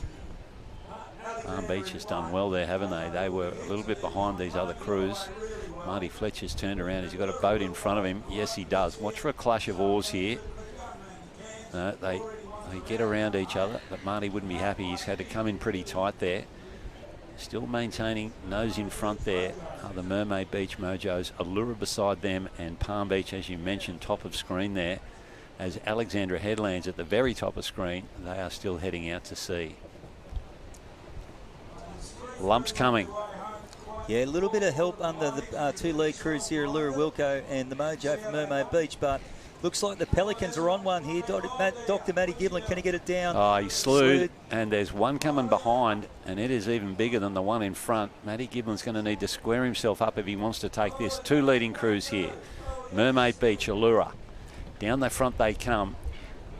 Marty Fletcher has left his crew in the seats as where Wilco has trailed. Look at the wave peeling off the bow there, because it's still got weight in that nose. Got some work to do, has Marty. Yeah, he needs to keep that. Starting to slew now, mate. Yeah. Look at him locked in on the gunnel, both legs, using his full body weight and strength to try and get that around, but it wasn't enough. Wilco's crew going forward now, getting some weight in the nose, mate, to try and trim that boat up. Back again now for the final drop on the edge, which we've seen has been a bit nasty today. And that has paid off for Allura, for the Wilco's trailing there, as Mermaid now gets challenged from behind. Stockton coming at them. The spare tyres might get the better run of the wave here, have they? Don't know.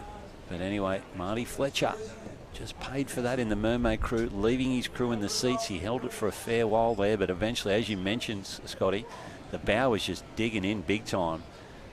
It was buried deep, very hard to steer these boats when you've got all of the weight in the nose of them. Dr. Matty Giblin on the screen there now, bringing his Palm Beach reserve grade crew over the line.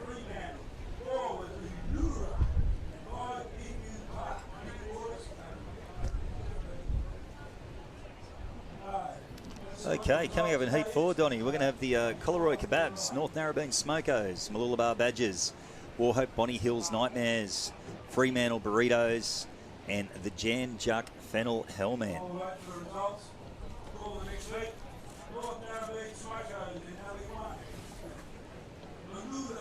See Steve Davies just coming in, and that edge is really nasty. It's still a lot of moving water there. You'll see the boats just slewing on the edge a little bit. Yeah, challenging conditions here as this northerly swinging round to a nor'easter picks up.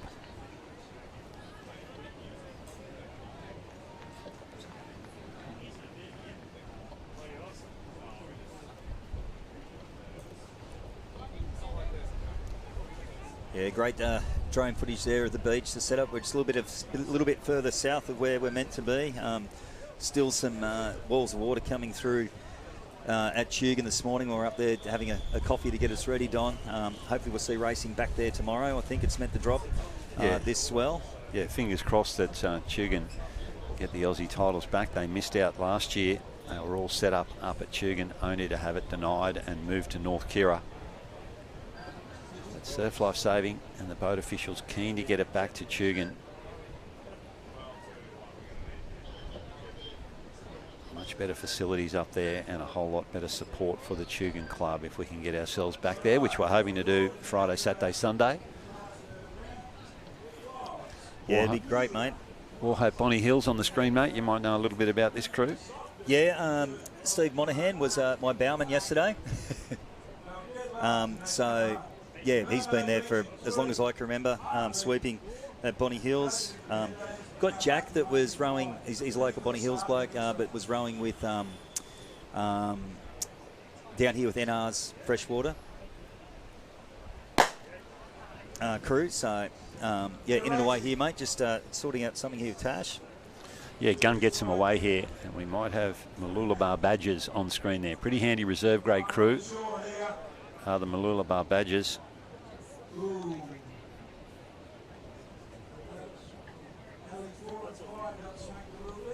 As we got the beach shot here, you can see them going through that gutter now, and a few crews contending with that first little wave on the edge there.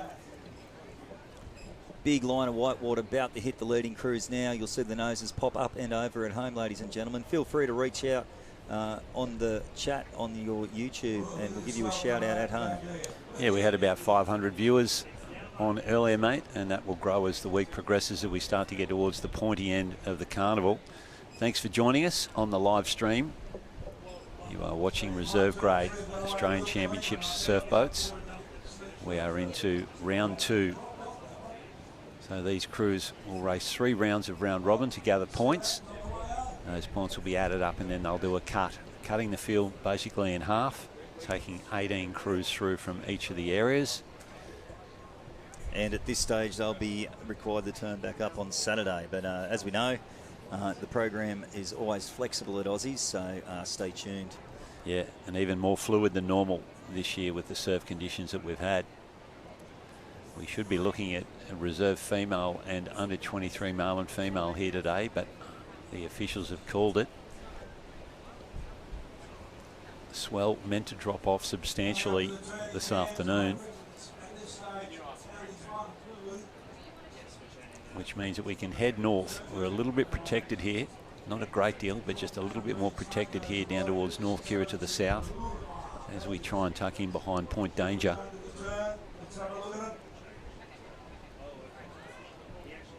Drone just having a battery changeover at the moment, Don, hence why we've just got the beach footage at the moment. Yeah, pretty hard to pick up what's going on out there. We'll have to waffle on here, mate. Collaroy Kebabs in Alley 1, North Narrabeen Smokos are in 2. They are swept by Scott Morrison. Mooloolaba Badgers in Alley 3, Warhope Bonnie Hills, as we've mentioned, and the Fremantle Burritos. Michael Cameron, the sweep of that, mate. I don't know if you saw the Michael Cameron's junior crew at the Western Australian state titles, mate. Very impressive. Oh, mate, there was like about a 6 to 8 foot shore dump at Trig. Yep. And he's rode for a wave, missed it, and the next one is just jacked up behind him, and he said to his crew, everyone out. And they've all bailed out over the edge, and the boat just got absolutely smashed. It was a good call, because there was they had nothing to win by staying in the boat at that particular stage. So anyway, Michael Cameron, the sweep of the Fremantle Burritos, and Jan Junk, they should be on the right hand side of the course here.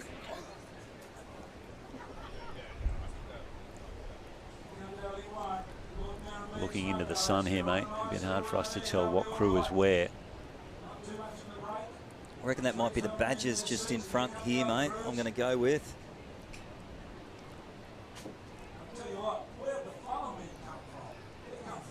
Yeah. Or is it? That is Freo on the screen there now. Might be the Sea Beast, the Nightmares coming in there. Looks like, yeah, that's the eye of the sea beast there.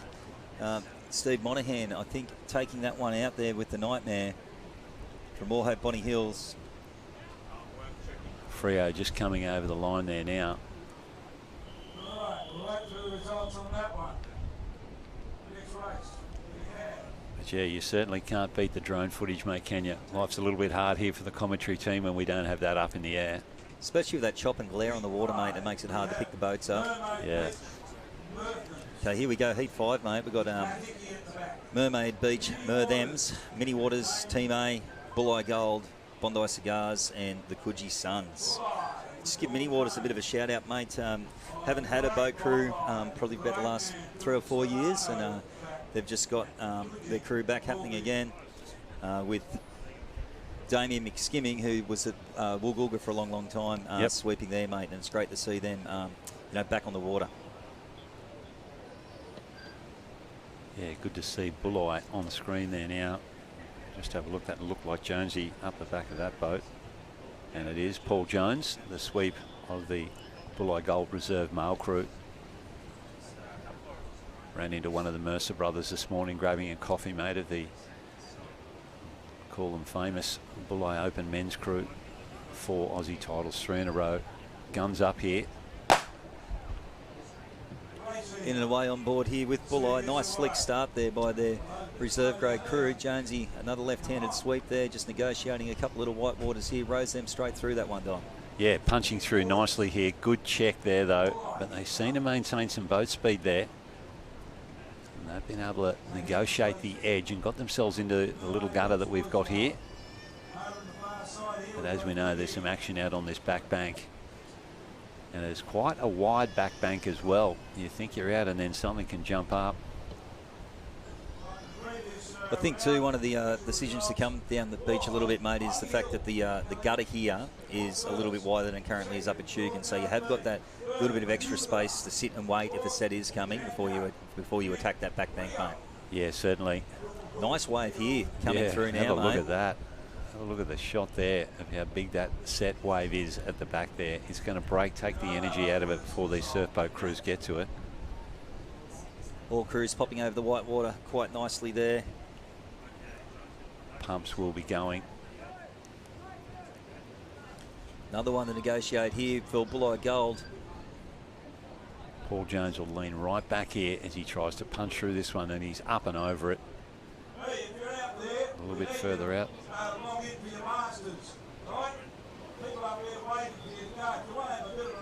Boy, I don't know if you can hear Frank Veltman in the background. He's there. getting a little bit excited. Oh, another Victorian. There we go. We've got the drone in the air, and we are looking at Mermaid, I think, with Matty Hickey at the back of that boat. They may well be out in front here. No, I'll take it back. That is Bulleye Gold. Paul Jones has got himself out in front. Nice lead there. Then we go to the bottom of the screen there. That would be Coogee. The Suns with Macro. Yeah, Paul Beale, Macro as he's known to his mates. Then we're going across there to might be Mini Waters, mate. I'm going to have a guess at Mini Waters sitting in 3rd position there. And then we go across to Mermaid at the top left-hand side of your screen, trailing the field, along with the crew from the Bondi Cigars. So Jonesy, he left-handed sweep. Around he goes. Not too much fuss there from him. Left-handed sweep. Nice turn. Coogee gets around as well. Macro, the big fella. The back of the boat there. He's in hot pursuit of Bulleye. Set wave coming here. What can Macro do with this? He's had about 3 strokes out of the turn. Oh, can he pick this up from here, Donny? Yeah, Jonesy looking over his shoulder there at what's coming. And Coogee sitting on the top of this one. Look at that stroke rate. He's dropped it right off. Yeah, and he is going to drop off as where Bulleye goes down it. Has Jonesy held this one? He's got the crew back. Set nicely. And I think Bondi Cigars might be... Sorry, not Bondi Cigars. Let me take that back again. The Coogee crew. We're going to take one late there. Nice sweeping there by Jonesy. Look how well set up he is there working. It's just pushing the nose now. He's got locked on the hip, using his whole body there to correct that nose. But they're wave in front. Wave there for Coogee. Coogee as well. Yeah, Coogee just missed out on that wave as they came around. Macro on screen there now. Looking very relaxed too, isn't he? He's caught a few waves in his time, mate. No problem there. Got the sweeper on his hip as well. Sends his bow forward just to keep the momentum of that boat heading down that. And they're going to plough into a little wave in front. He's asked him to come back as the nose pokes out and bang, drops down. But he's done well there. Bulleye over. Coogee over. And then we've got a crew coming at 1,000,000 miles an hour. I think that might be Mini Waters, mate, is it? Look at the Waters. dark boat. Yeah, Mini Waters there, and it might be Mermaid behind them, Matty Hickey. It is Mini Waters on screen there now. With the angry looking steroided up dolphin on the bow of that boat.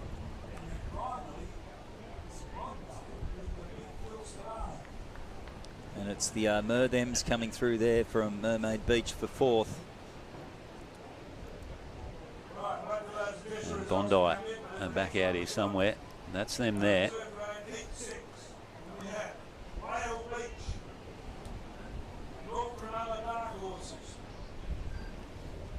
Okay, this is our last race of round 2 for the...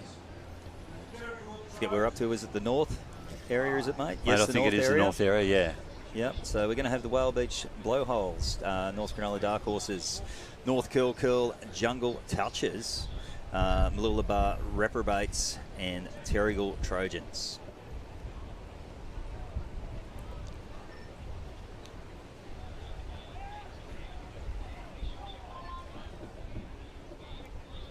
Starting to get through these races now, getting a bit of a roll on here now.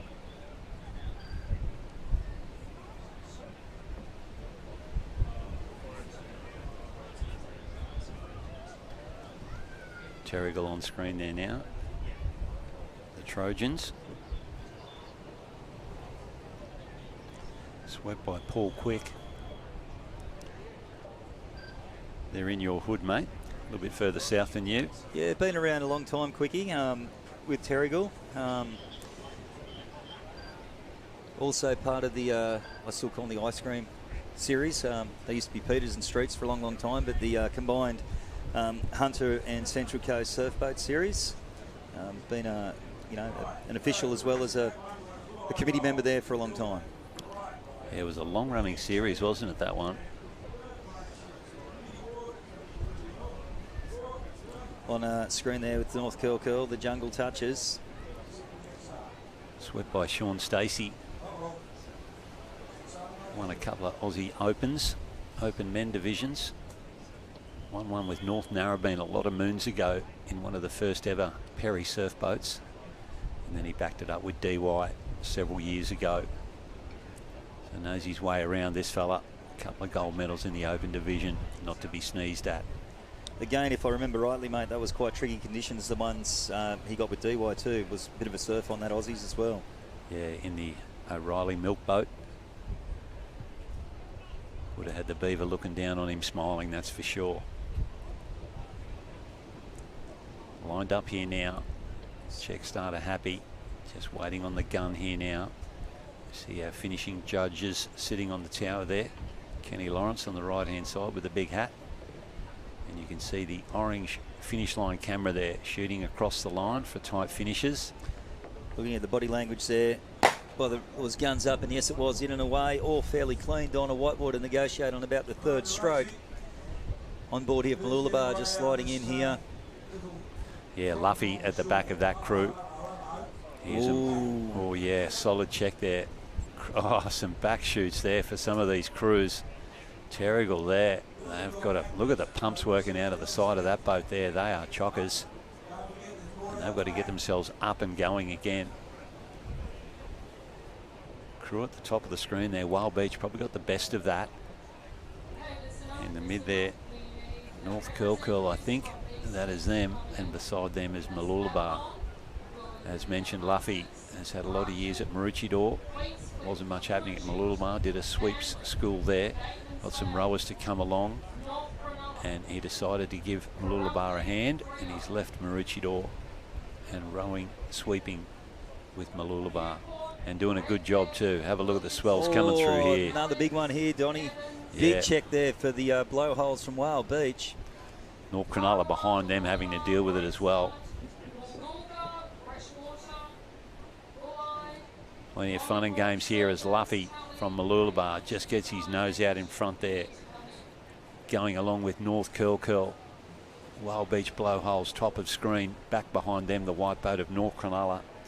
And then we go back to Terrigal, who did not get the best of the starts there. Got a decent back shoot off the start. 5 boats in this race as Mooloolaba heads out towards their turning can. Probably just extending the lead there over the North Cronulla Jungle Touches. Yeah, they've settled into their rhythm there, and it's typical Maroochydore style. Good length. Reaching right forward, and I'd imagine they're rowing with round Rolex and wooden sweep oar there for Luffy. Another one out of the Stone Age.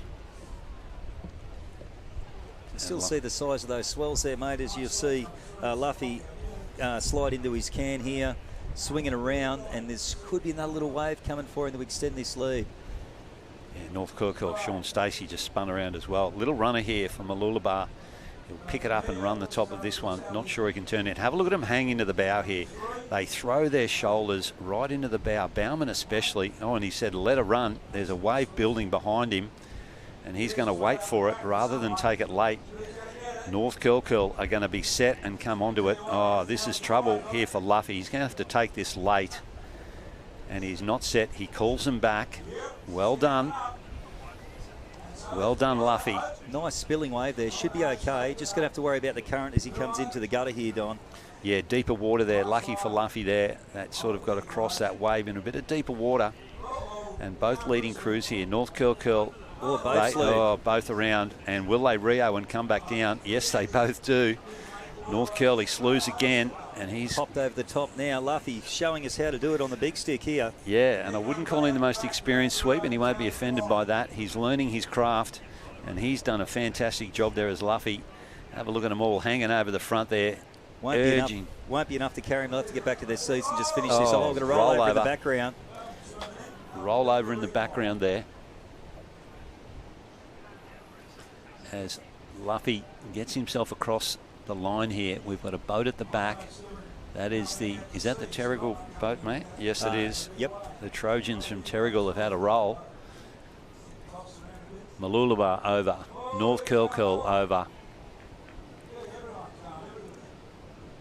And we don't know what's happening at the back there. North Cronulla, they might be in a spot of bother here as well. They've slewed around, gotten back their oars back. That is Jeff Loy at the back of the North Cronulla boat. And he's got his act together here. Oh, look, yeah. There's another boat slewing off screen here. There's a Terrigal upside down. Wild Beach Blowholes at the back here going sideways as they go past Terrigal upside down. Rowers nowhere near the boat there of Terrigal. And Wild Beach, if they can gather themselves here, rowers are in the boat. No sweep. Let's see if the rowers know what to do here, mate. This will be a good test for them. Mate, there's no oars either, so they are just dead in the water. The only thing that's still there is the sweep oar. All rowing oars have been ejected from the Wild Beach boat, mate. Okay, Terrigal swimming back to their boat. They've got to roll it over, get it upright, and finish inside the time limit here to gather themselves some points and avoid a DQ. Water safety right in on the action there. The stroke of Wild Beach is thinking about grabbing the big stick, mate, but he's a little bit scared of it at the moment. Yeah, I don't blame him. Still claiming to be an athlete, Donnie, and not ready to retire to the big stick, mate. That's right, mate. Still an athlete, not a sweep. And Wild Beach rowers just sitting there looking on. Yeah, don't know. I think one of them should have jumped out and started swimming. And the stroke is sitting down, handling the sweep oar. Dead set does not know what to do. Terrigal there trying to roll their boat back over. And Wild Beach, you're not going to go far if you don't have your oars. No point sitting in the boat with no oars. That ain't going to get you anywhere. Well, you need 3 to finish the race anyway, so whether it's a combination of 2 little sticks and a big stick, the rules state you need to have 3 oars, 3 rowers, and be in control of the boat in order to finish the race. Yeah, and they're just sitting there. The sweep has got himself in, then back out of the boat again, trying to gather some gear. And as mentioned, they've only got 1 stick in there, which is the sweep oar. Oh, here we go. Getting a bit of assistance here, which has been allowed by our referees. The safety are allowed to pick up oars and rowers and put them back into the boat without a DQ, which is not part of the rules normally. But the officials looking for safety here in these challenging conditions. And they have got 2 oars and a sweep oar. I don't know why Wild Beach aren't rowing. Probably waiting for one more oar, it looked like, mate. Yep, here comes another stick.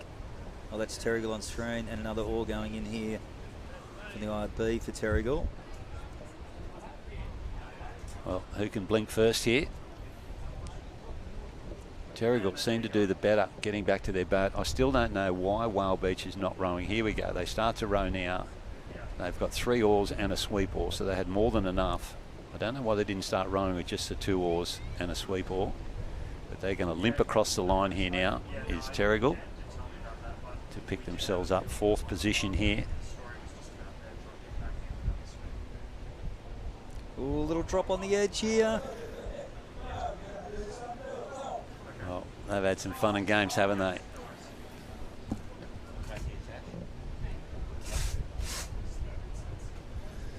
And Scotty, I'm going to jump out and hand it over. Natasha Tunney, president of the ASRL, is going to sit in beside you, mate.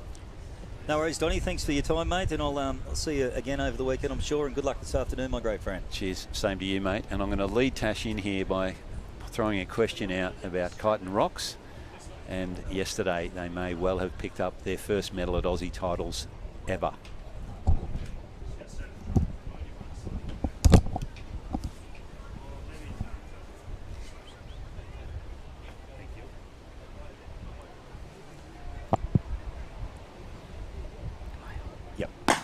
Just waiting for this question here off Tash. Is this the first medal for the Kyneton Rocks? Yes, definitely first boat medal, but they're pretty sure it's the first ever Aussie medal. Yep, yep. There's been a few state medals, but definitely first Aussie medal. So they picked up a bronze in the 200 male yesterday in, I'd say, fairly testing conditions. Definitely testing conditions. It was big. The boys were pretty pumped with picking up a medal, and their sweep, Sammy Jackson, just got signed off at the Sweep Academy in August last year. Yep. As an S3, and he's 20 years of age. So that's unreal. It's that's unreal. Pretty good sort of story, and I think it goes. Sammy's been 2 years coming to the Sweep Academy. Yep. So I think it sort of goes to show, you know, when you've got a good program and there's structure and mentorship and that guidance, what can actually be achieved. And he's so keen, mate. Everything I've had to do with him, he's just a sponge. He'll take up every bit of advice, go back and try it, make it his own, and definitely keep your eye out for him in the years to come, mate. Yeah, they've got a really old, shitty boat at Kyneton that's got no batteries, no pumps. It's half falling apart. It's got holes in it. But they take that out at Kyneton. That's why the only boat Hocko will let them take out. And because there's rocks either side, and they just go out there and let loose. And he's got usually the critters are the crash test dummies. They'll head out with him in anything. And so he's getting plenty of practice out in surf, and snapped a sweep oar, I think, the other week down there. But it's really exciting, and I think, you know, he's rowing as well this weekend, so he'll be in the 23s racing. Yep. And then he's also doubling up in the open men rowing because their bow wasn't able to be here. Yep. So Sammy's big program for Sammy. Doubling up. He's going to be a tired boy by the end of it. So but it's an exciting start for him and for the crew and the club. They're pretty. The boys are nice. Like, I've helped him out. Sammy actually tore his calf last week, so I jumped in and swept his cruise for him last week. And they're a good bunch of blokes. Okay, so here we are now with the South area again. Round 2, Heat 1. We've got the Freshwater Pen 15s, Mariga Top Dogs, Era the Marts, Tullabudgera Travellers, Burley Heads, Mowbray Park Slow Brew, and Queenscliff Barney's Buccaneers. And they had a great first race, did Barney's crew, so they'll be one to watch here, Tash. Okay, I haven't seen any of the racing yet, so what's been happening? Who's looking hot? Who's not? With that back bank, it can make anyone looking hot not. But this Queenscliff Barney's crews look good. The other Freshwater, the Pigs, look good in their first outing. And I'll tell you what, the Banana Benders from Coffs Harbour with the Broodman picked up a first in their first race as well. Yeah, awesome. Rightio, start there, Queenscliff on screen. Nice clean start. Not too much for the crews to get through here. They'll get a couple of good strokes in, get some pace up before they get hit here by the shore break. on board there. Jace Bean sweeping the Maria crew here. A few bounces here for the Burleigh Heads Mowbray Park here. All crews fairly well away clean, with maybe just the Travellers from Tullabudra just trailing here in Ali Fortash. Yeah, a little bit of bump here, bit of green water to go over, won't trouble the crews much. And another little bump here. It's a long break, isn't it? Yeah, yeah. Queenscliff just going to get held up a little bit here. So the trick when you're going through this stuff here, the green waves, is really try and keep the bow down as much as possible and the boat moving forward. You want to reduce that sort of up and down motion. Queenscliff not having much luck there at all with that. Oh, here we go. Big wave here. All crews through reasonably well. Checked pretty hard. No one got back shot though. And So another wave coming. Top of screen. Have got a nice little run out here. Who have we got there? That's Top of screen, Freshwater. Freshie. The Penn 15s.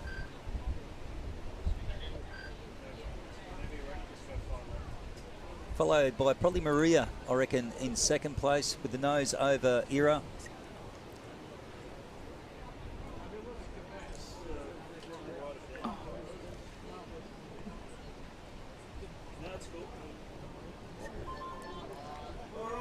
Just getting our live heat sorted here so we can bring you the calls from home, ladies and gents, and feel free to reach out if you've got any shout outs or comments on the live stream. We'd love to hear from you, and glad you can join us today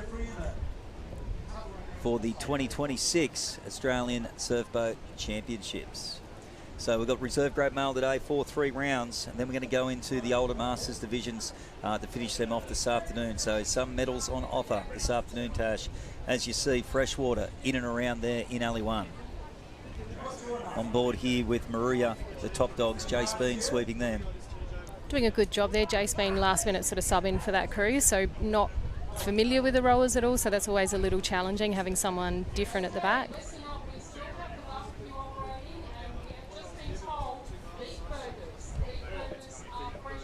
Nice run here for Barnesy at Queenscliff. Yep. Coming back here on the outside.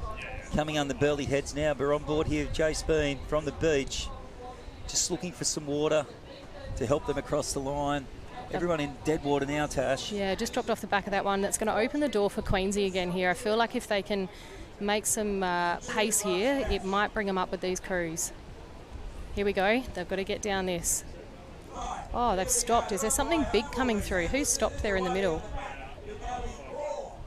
Queenscliff are on though. Queenscliff are on. A little bit of a check there by the 3 seat. We can't. It's only a little one here. Looks like Freshie are on 2. It's going to dissipate behind here. Bit of work. Barnesy just starting to slew to the south. He's working on that stick, Tash, to get the nose back around, and he'll do that. It's floated at the right time. And look what's coming up behind him. Bit of a party wave behind. It's going to catch these other 2 crews. Queensy might stay just in ahead here. They've got a little bump at Top 4 of screen, boats. I think, has probably just got them. Oh, they might get swallowed here. oh Queensy. Freshwater, I think, is safe. Oh. I think Queensy have gone from 2nd to 6th, Tash, unfortunately for them. They had a good row. I mean, they were, checked off at the start a few times and then came back and then didn't get the luck of the wave. The bend of the wave wasn't in their favour. There's that new tally boat on screen, the Great Northern boat.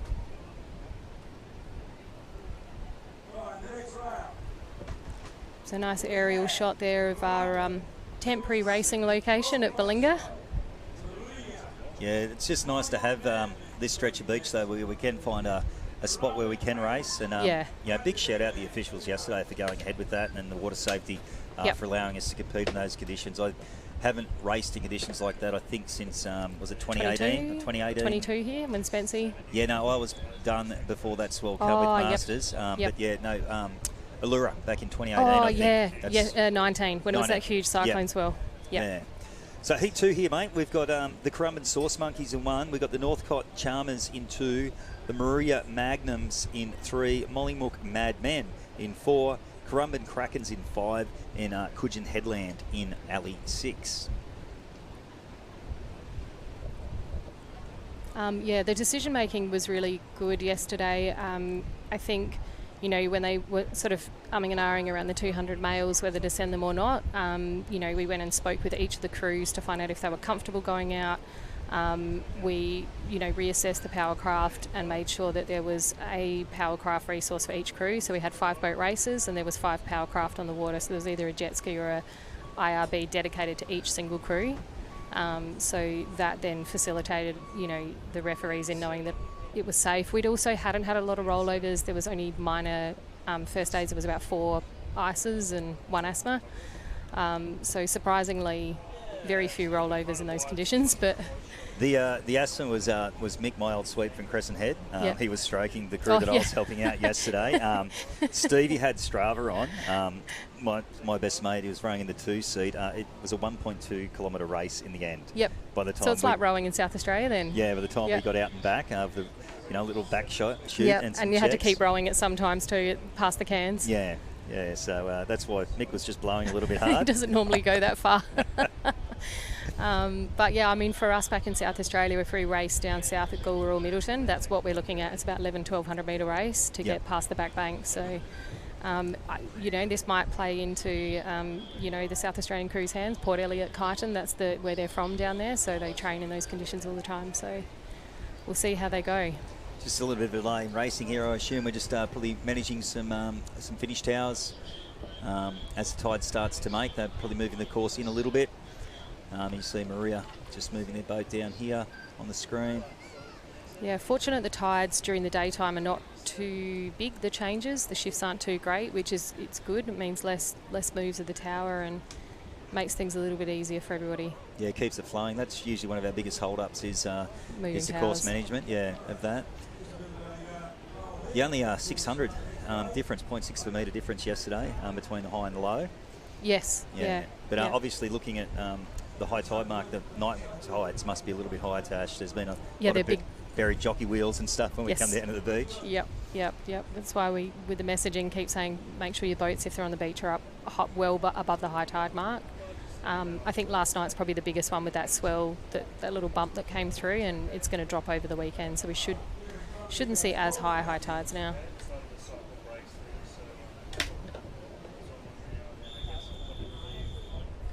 And there we go, we've got Northcott on screen there. So Northcott is WA, so they've made the trip over from the western side of Australia. Currumbin, who have just come from next door. Just polar opposites there. Come down. Just a shout out to Joanna Cross watching from Deniliquin and go the Big Cheese and the Lornays. Luke Sayer watching from the Oz Rowing Champs at Lake Barrington in Tassie. Would rather be up here. He said go Bernie Breeze. Yes. Nikki Stafford at home, go the Banana Benders. And then Derek Wombus asking no TV commercial breaks today. No, that's the beauty of the live stream. Yeah. We can just keep going the whole time. We just had a fiddle around with that. But yeah, it's good to be back racing, and it's nice to be able to get some racing underway. You never quite know when you come here what you're going to get. So, and Currumbin there on screen.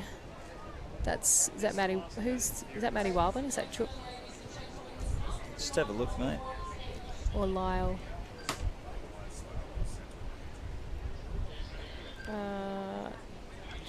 It would be. Oh, it's Will, the jockey. Will McDowell. There are 2 Currumbins in this. No, definitely Lyle, I think, the way he got in. Yeah. And his stance. Just working through some whitewater here is the Currumbin crew, the Krakens. As we pan back from the beach shot, and you can see that you've got that first little shore break to negotiate. You've got probably a couple of waves you might hit there. Then we hit that gutter for a bit, Tash. And you've got a bit of time to sit there if need be, if there's a big wave or set on that back bank. Which there is. I think that shore break's probably giving crews a little bit more of a challenge than we saw yesterday. They're getting checked and held up a little bit more, so that's sort of coming into play more than it did yesterday. But there is definitely some sets and some white water out there for those crews that just need to take their time and try and pop over these. See the sweeps calling them forward as they go over. And another one rolling through behind them. Well, this one could Here get we a bit go. nasty for Currumbin here. It's broke. Call them forward. They'll pop. Nice sweeping there by Well done. Lyle. So from what we can see, it looks like everybody is out clean so far, but there is another one building which is going to catch these back markers. That's Will, Will is it? there. Yeah, I was going to say it looks like the jockey. Oh, here we go. Back on the drone now. You can see these lines starting to come through here, Tash. Wow, look at him go. Looks like everyone's going to pop over them cleanly and get through, but very spread out field here. So Lyle's crew, is that Lyle's crew well in front? Yep. Yeah, it looks like Lyle's crew, and then probably back to the Maria Magnums, I'd suggest they're just going over that lump now. And followed by the Mollymook Madmen in their distinctive black and white boat there, centre of screen. Northcott Chalmers perhaps just back in a little bit. Northcott in second, I think. Yeah, Northcott in second, yep. Yep. And then Mollymook third. Yep, but no doubt about your leaders, Currumbin Krakens. Round the cans. In and around. Good turn there from the boys. Bit tricky with the wind today as well, the balance, so they've done well. I'd like it.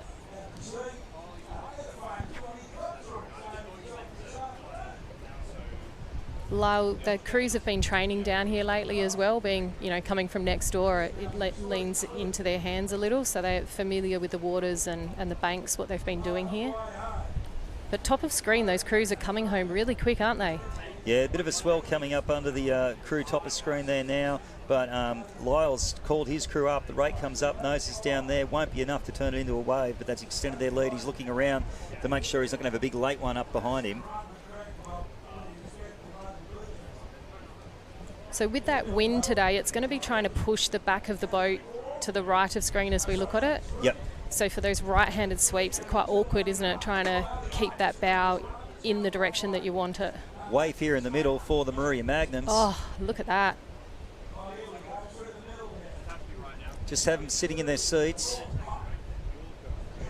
I apologise, that must be Northcott. I can hear Frankie in the background calling that. Yeah, white blue gunnels. And on the back there, Maruya and the other Currumbin crew will the Sauce Monkeys. Lyle got his crew rowing again here, just in that gutter, just hanging on the top of that little bit of a swell. Really washing machiney in there, isn't it? Yeah, lots and lots of moving water in there, Tash, and we've seen a lot of boats just slew right on the edge due to that. I think the Chalmers might have done enough to take the all-important 10 points in this one.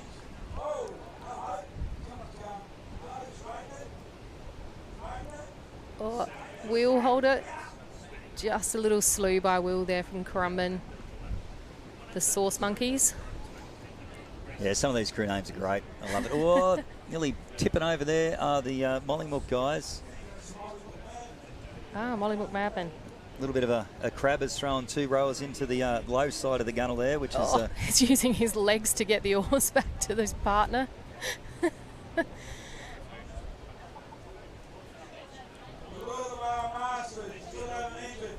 There we have it, round 2, heat 2 of the reserve grade males in the south area. Even though we're not racing into areas today, we've still kept the draws the same. So we're still north and south areas. We're currently with the south area round 2, heat 2, which has just been completed, and Mollymook there just coming across the line.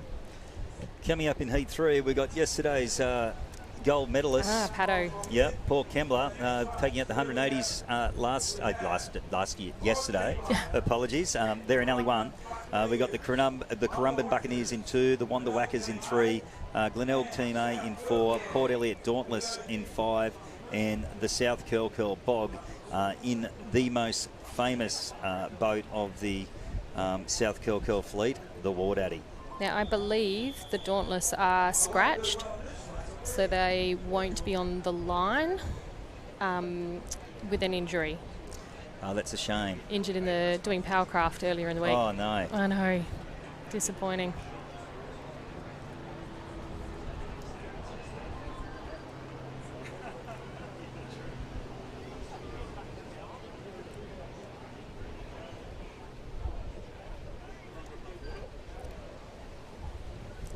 Nice drone shot there, looking back north towards towards Tugun.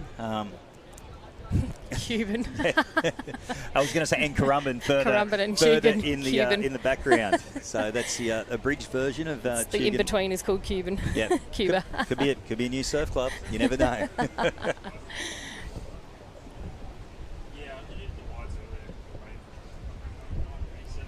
Interesting view there. Just we've just changed screens, but when we had that view before, you could see there that the boat closest to us is quite a further bit out than the rest of the cruise. So be interested to see if the Czech starter, who doesn't look like they're down on the water yet, will pull them back. I think on days like today, they're not as fastidious on it due to the fact you're probably going to get whacked anyway. They let you creep it for a little bit just to get a good footing. When it's a little bit flatter and there's not as much action, they make sure we've got a much more even start. But yeah, you'll see today, just because of the angle of the wave and where the holes in the banks are, you will see some crews just sneak forward or back a little bit. Yeah. All right, we have got flags up here. So we're in the starter's hands. We'll see those crews sort of crouch a little bit further when that gun goes up, and they'll be ready to you can definitely see the body language change when the gun's up. So you normally have someone in your crew that's looking for the gun to go up. There'll be that person that's got the gun, got the flag. Change each race depending on what alley you're in. Bottom of screen there, you've got the Bog from South Curly, Nathan Wilson, and they're in and away. Next to them is the Glenelg Team A. Middle of screen, Wanda Watkins, Currumbin Buccaneers towards the top. And then just missing the first couple of strokes is the Port Kembla crew with Jack Patterson. All crews getting hit hard there, Tash. Yeah. Got my Glenelg boys rowing here in the fourth alley. So they were swept by Greg Dorr, but he did his knee at the Open. Ah, bugger. Yeah, so Pete Tidsall stepped in to sweep the boys. Well, that's not a bad substitute to I know, come in. yeah. Yeah. And his son's in the crew, so that's nice. That is really nice. A little bit of airtime there for Jack Patterson's and the Port Kembla crew. Top of screen, as there was bottom of screen for Nathan Wilson and the Bog from South Curly. Big whitewater now for all crews. Okay, all done pretty well there. It hasn't slowed them down too much. Another wave building here as we look out the back past Currumbin here. Yes, there's sets coming. They should be okay. They're going to climb over one here. Geez, the Bowman have done well today. There's been some great catches made over the back of these waves. Here we go. Keep those bows down as much as possible. Glenelg actually doing a really good job at that there. I think Pete Clunes is in the bow, who's doing a great job really hooking and holding that bow down over the waves. But on board here with the Buccaneers of Currumbin as they start to line up their turning cans. Probably still got about 20 strokes to go, maybe 15. The Bog looking pretty good there in second place. Still plenty of swell coming through out there.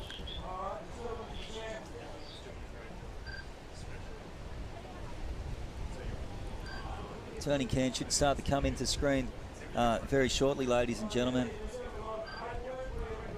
And we're not running any gate cans, are we, today? No, the call yesterday was made just due to the safety of setting it. With the randomness of where these waves are breaking out the back. So it's like old school racing. So South Curly will feather in first. Very tight there for second with Glenelg and Currumbin, and probably just Port Kembla. Oh, do you think South Curly at bottom of screen? I reckon they've got the edge on it. Yeah, South Curly, I reckon, on board there now. Nathan Wilson looking around. There's a little bit of wave coming underneath there. Tuck now. See their shoulders go back. Rate come up a little bit for the Bog. Yeah, probably half a length in front there by the drone. Just tooting on top of that. Yeah, and I think there's a bit of a suck back there. I can see Glenelg just getting pulled back, so they've got that heavy stroke. There's runs here. The Watkins just running the top. Wave here for these leading three crews. Currumbin on. Glenelg on. Well done. South Curly, it's a bit fat in there a bit. Woo. Everyone racked look and at that. stacked. This is surf boats. Oh, we've got a slew here for Currumbin. They're going to pop over the back. Oh, Pedro just trying to... Look, Pedro and Nathan both hanging on there. Oh, hold it. Oh, watch out, Nathan boys. Slews, that's going to be a little bit of Watch out, rubbing. boys. Watch out, watch out, watch out. Oh, Oh, Pete. Pedro's knocked. He's going to try and hold on. No. No, Pete's been clean knocked out by the Bog from South Curly. Boys struggling to get their seats. They're going to try and roll it around.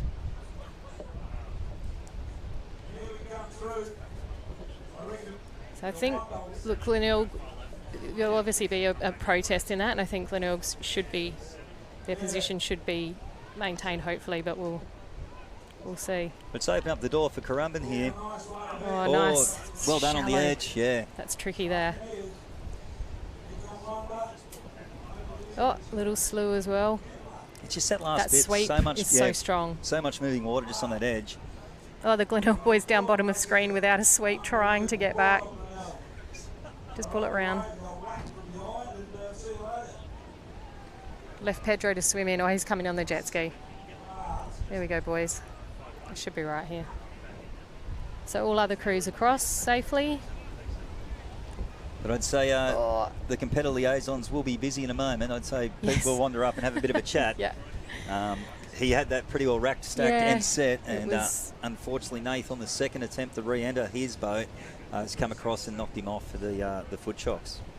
Good to see all the SA crews getting around and helping there. So I think that's Port Elliot boys have jumped in to help get the boat. So that's the one thing travelling with SA is there's so little from your club that you have all the whole state help working together. Yeah, it basically becomes one big club, which Yeah. is nice to see. Like I always say, it's a family sport, surf boat rowing for surf life saving, and you know, it's just great to see everybody get around and help each other out.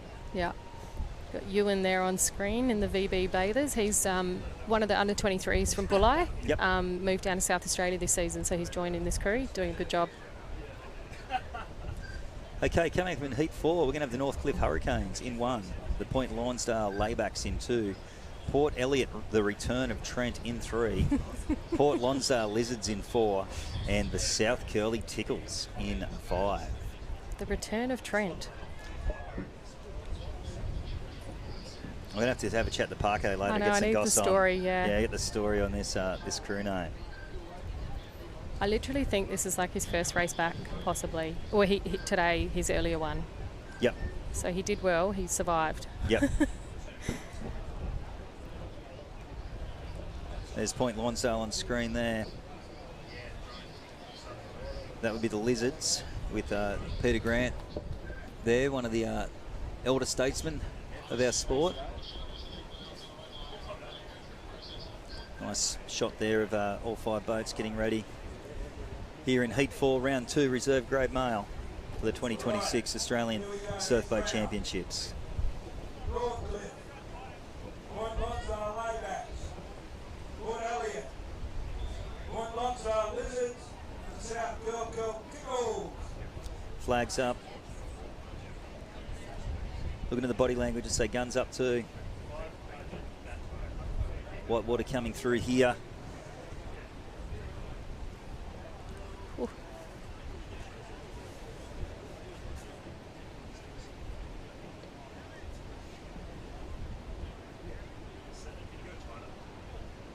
Right, go over that again. Right. Plenty of white water coming here, Tash. That's why you haven't seen the gun go yet. Yeah, there was just some sets coming through out the back there. So to Dale Francis there, the stroke. Just looking, he's looking at the gun, so he's obviously been given the job of looking when the gun goes up.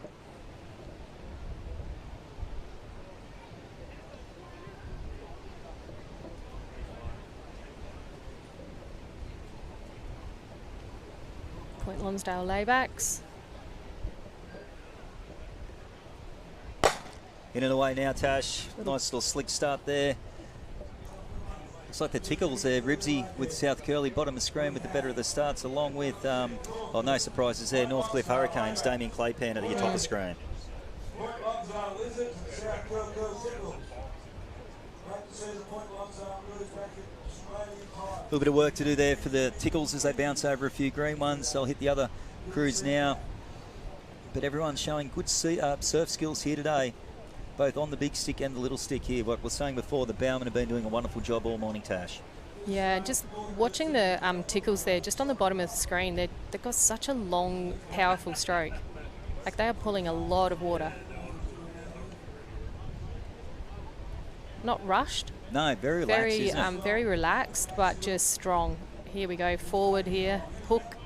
See the bowie, he's seen it coming out the Yep. corner of his eye, and he just stopped a little bit early in the rest of the crew before Ribsy's call. That's what the bowies have to do though, right? Sometimes it's all about self-preservation. Okay, Port Elliot doing well. Just got their nose in front there. So they're taking a couple of short strokes, just trying to get some speed before the next one comes through. So forward over this. Big bounce over those. Is that Point Lonsdale? Port Elliot, mate, it would be in front here, the return of Trent. Yeah. But Northcliffe now, Damien Claypan pulling the whip on his crew. I was saying to Tate earlier, Tash, he's got all these gold medals on the front of that boat on the splash deck. I think he's working out a way to extend it so he can keep adding to it. You're right. So I think it's his favourite boat, that one. It is very familiar. Probably just the Lizards here with Peter Grant with a bit of work to do. South Curly coming back now, so they got checked, but you can just see that they've got that long, powerful stroke. They're going to pull themselves, I'd say, coming back to second. If not, they'll be first by the cans. On board here, Damien Claypan and the Hurricanes. You can see that little bit of riding just behind the bowman there on your screen at home. Wow. As they're approaching the cans now, they've got a good lead here, Tash. Yeah. I think the Tickles will come in second. Yeah, Tickles clear second. Probably the laybacks with Point Leo, Jackson McCaffrey in alley 2. Port Elliot. Followed by the return of Trent from Port Elliot, and just the laybacks with the the Lizards with a little bit of work to do here. The Lonsdale Lizards. We've got 2 Point Lonsdales in the one race. That's amazing. Yep. That's great. A little bit of life coming under Ribsy here. Here we go. Tickles will chase this bump. Nice layback there by the 2-seat there, just trying to get weight in that nose. Wave from behind. Oh. Grubb's dialed one up here. Has he ever? So the Lizards running. Can they drop it? Looking good. Lizards are on the bolt. That is a really nice run. Row and run. Now out the back you can just see that Point Lonsdale and Port Elliot are going to get something out of this. Ugly, ugly comeback there for the Tickles. It was a bit messy. Trent's got a lot of weight to throw around in that boat, hasn't he? He does, he does. Burying the gunnel and getting a little water. Unfortunate there for the Lizards. They've fallen off. Let's get some weight up the front there for the Tickles. Trying to stay connected is Ribsy. Interestingly, Port Elliot, back of screen, just right on the edge going out of screen now, have stopped and elected not to take these waves. So sort of taking the safe option. Got Point Lonsdale on a wave at the back. We've got a bit of a chaos happening down here in front. Yeah, it's a bit of an arm wrestle between South Curly and Northcliffe here. Northcliffe crossed the line now safely. I think South Curly, if they can hang on to it, it's going to be close. Well, I'm going to tap out now, Tash, and I'm going to let Tate jump back in. He might be able to give us a little bit of goss on both the Point Lonsdale crews here and a bit of inside mail. But great to see that club having 2 boats back here in reserve grade mail 2026 Australian Championships. Yeah, just... Yep, go, mate.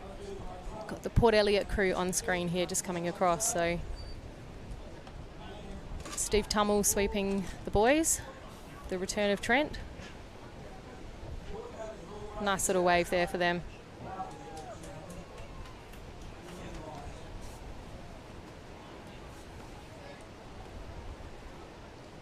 Well done there. All right, so that brings to a conclusion the round 2 heat 4 for the south end. If you're trying to follow along on live heats, we are currently in the south area of the reserve male division. Next up, we've got Heat 5, Round 2, Resi Male. So we're going to have in Alley 1, Avoca Beach Red Dogs. In 2, Point Leo Windies. In 3, Gerringong Naps. 4, Port Kembla Port Knuckles. And in 5, Queenscliff Mozzies.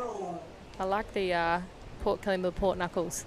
Port Knuckles instead of Pork Knuckles. We do love a bit of alliteration in this sport. It's good. It certainly has. You certainly see a lot of great names coming out. It's rather than like first date, second date. Yeah. There's a bit more personality in surf boats. Do you have one? Is there one that sticks out from sticks out in your time in surf Oh, boats? the sneaky nuts. I made the The mistake. South Curly sneaky nuts. I made the mistake last year saying it rolls off the tongue to Phil Stefano, and Yeah. he just ripped into me for the entire weekend afterwards. The story that goes with the sneaky nuts is quite funny. Do you know the story? I do not know the story. So they had one of their first training sessions, and with rowing, you'll have noticed for those watching at home that they wedge their bathers up their bottom, and that helps you to slide on the seat. But one of their first sessions, someone had wedged a little too hard, and there was a sneaky nut. And so the name has stuck. So it's been around for a while in the South Curly Club, and it's quite a funny story. Well, it's a fair moniker. Conditions, how have the conditions been your sort of take, Tash, from the past probably Look, hour or it's so? better than yesterday. It's a little messier. Yesterday was big, solid, but very clean. Today there's probably it's smaller in size, not quite as much power, but that wind is coming in, so that's making things challenging. And it's I think a little bit more challenging off of the beach, so that sort of first 15, 20 metres, that's having more impact today than it was yesterday. So, but overall, it's good. It's great. We got racing up and going. Absolutely. Hopefully, the swell is forecast to drop about lunchtime.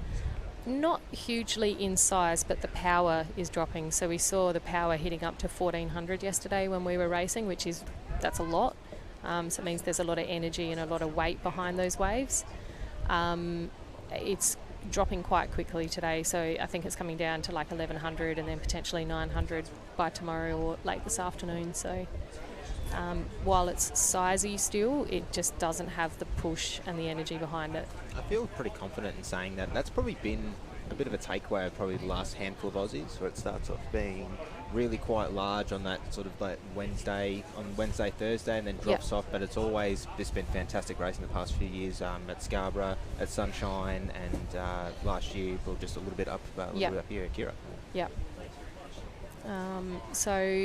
It's it's one of those things, like when the energy comes up, the swell period usually increases, so you get more time between each wave, which is always good, because if you do get hit, it gives you time to reset and get yourself ready for the next wave. As you lose that energy and that wind comes in, generally your swells are coming closer together. That becomes challenging. The gun goes off for round 2, heat 5 of the South Area Reserve Grade Males. And Alley 1, Avoca Beach Red Dogs. Alley 2 from Victoria, the Point Leo Windies. Gerringong Naps in Alley 3. The Port Knuckles of Port Kembla in Alley 4. And the Queenscliff Mozzies in Alley 5. And it's the Port Knuckles. Getting off to a fantastic Great start. As that crew from Port Kembla, right hot on their tails, just probably a boat length behind, is the crew in Alley 2, the Point Leo Windies. A lot of effort from those boys training over at Fairhaven on the Surf Coast. But it is a bit of a blanket over the 2 to 5. Port Kembla sitting in the front, Tash.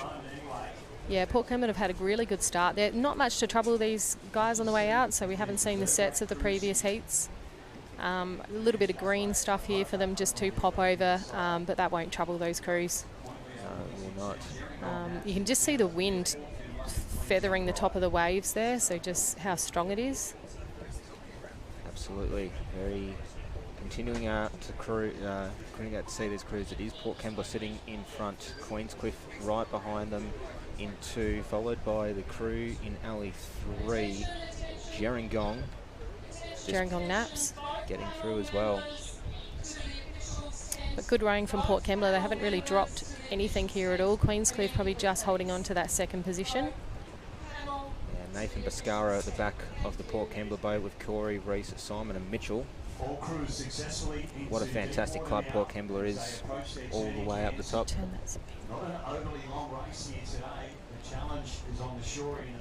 can hear the dulcet tones of Donny Cottrell in the background. I don't know, I'm not complaining in the slightest as Port Kembla goes around in 1, followed by Queenscliff in 2, Gerringong in 3, Point Leo and Avoca will go around in 4th and 5th respectively.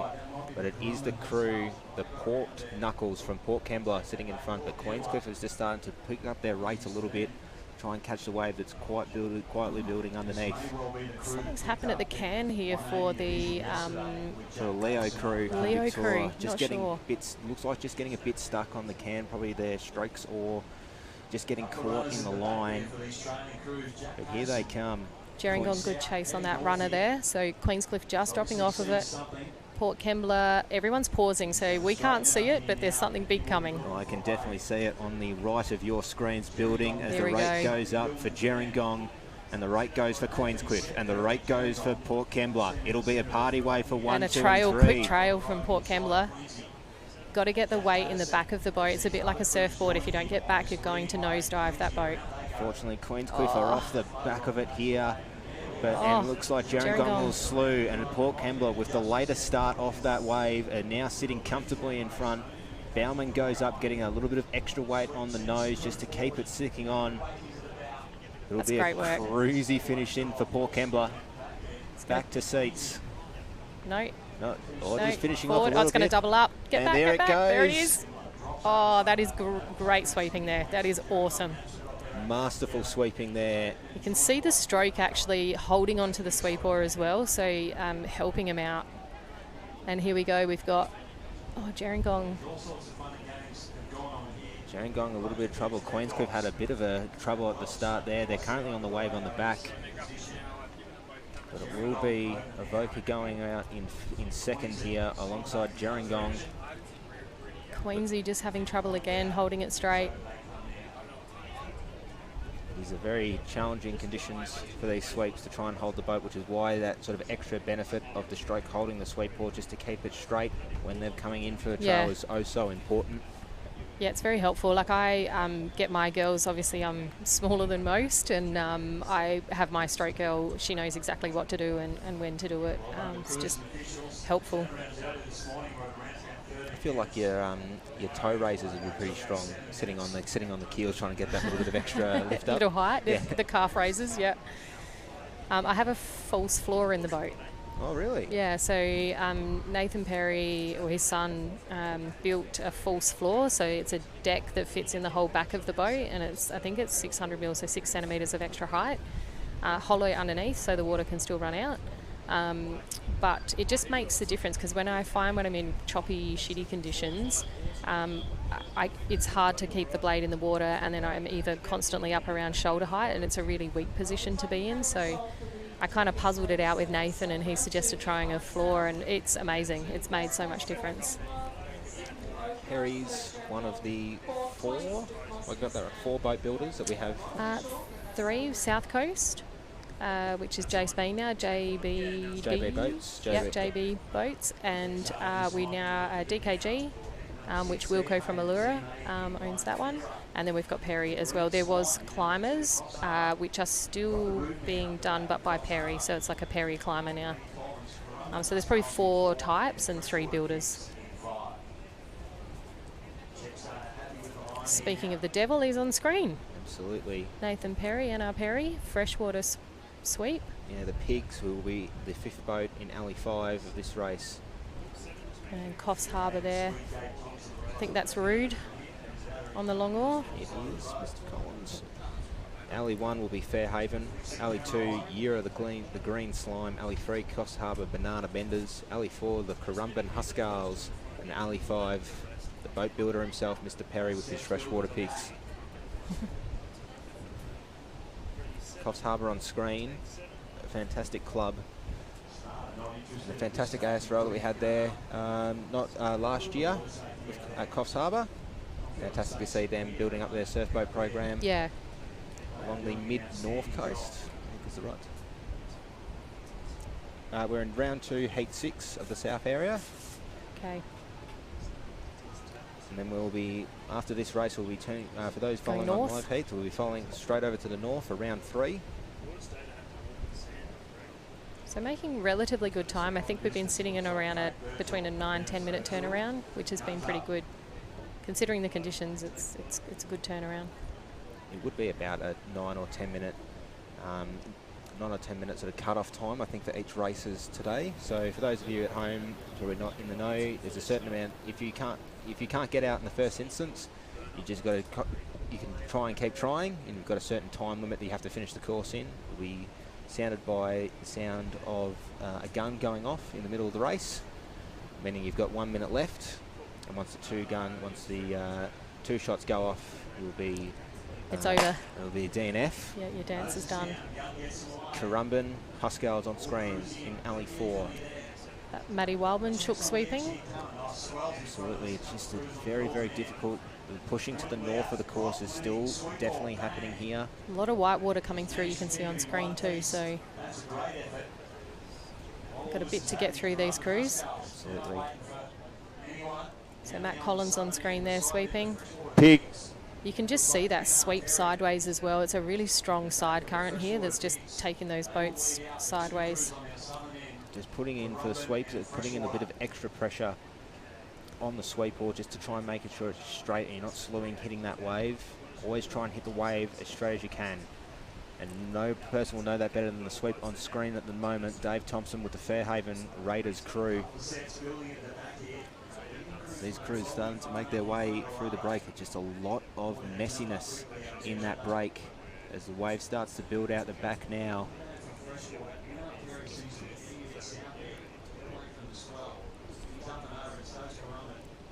Just listening to Don Cottrell in the background about these conditions, just trying to push through, trying to keep in straight line with the can as much as they can going out. All crews into deep water here now. Crews on the southern end, Freshwater and Currumbin Huskarls leading us out. Yeah, Freshwater and Currumbin sitting in front. The Huskarls, Matthew, Wildman as their sweep, Chad, Blaze, Joseph and Kale, alongside the Freshwater crew of Tristan, Rory, Andrew and Charlie. Still very, very tough conditions. We have the crew from Yira as well, trying to just get through here. With Ed Harvey as their sweep, Oscar, Baxter, Remy and Timothy. Era International Park. It's a cool little club. Yes. Just going around the cans there. It's a very interesting That is sweep. weird, isn't it? Just getting that extra leverage in. You've got to try and do it. Stroke for those at home. In order to turn around the can, the stroke will put their oar in and use it as the pivot point to quickly go around while bow side keeps rowing. And that's a point in the race where you might just be a few lengths behind. If you execute a really good turn, you can pick up a few lengths and maybe even be in front by the end of it. And that's the advantage of being a left-handed sweep too. Got runners here. Yira on screen. They found a little bit of runner. You see that keel goes down, but it is the two crews on the south area. It's in the southern part of the region. Era on, are they? They're still chasing that run on the left of screen. Still chasing the run, but they are right up in and amongst it with the two crews from Freshwater and Currumbin, who are sitting in front. There might just be a little bit of a party wave going on here, Tash. Yeah, Era look like they potentially have pulled in front here. Just rowing on that wave. The other guys are just sitting steady, having a break. So it just depends who's going to get the bend of the wave, really. Yeah. 50% skill and 50% luck is this sport. Here we go. Race to the finish. Currumbin look like they've just got down in front of that Freshie crew. They're very close together here. I'd be surprised if they don't very, very close together. Get oars mixed up here. Despite the fact that Yira coming across third there. They'll come across third, but it is the two crews in the southern alleys. Coffs Harbour here. Maddie Collins. Little double up. Had a bit of trouble, did Maddie Collins coming in, sort of slewed on that wave, managed to get them back straight to finish off in fourth place. Good sweeping there. It's really tricky on that inside edge coming in sweeping. So to see there, even as they're coming back in, Maddie Collins has got a lot of pressure on that sweep oar. And rounding us out is the crew from Victoria on the surf coast in Fairhaven.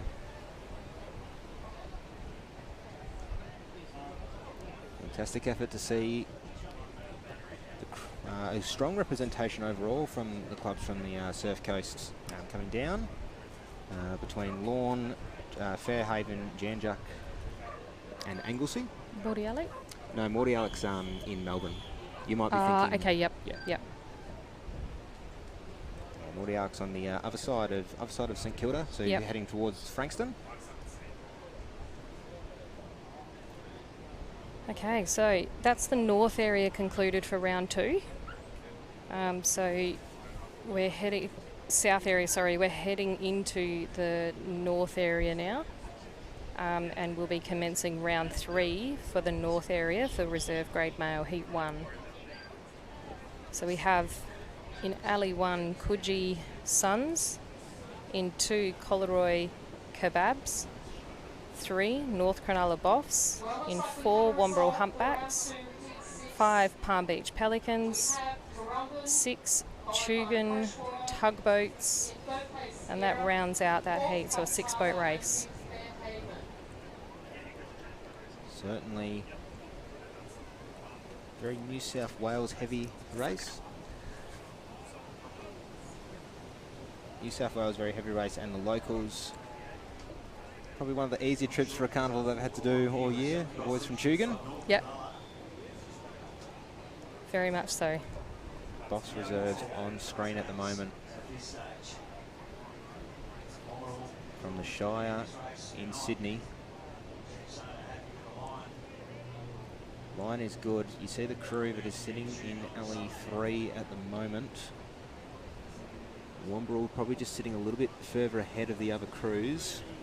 They found their line. Checkstarter is happy with the lines here.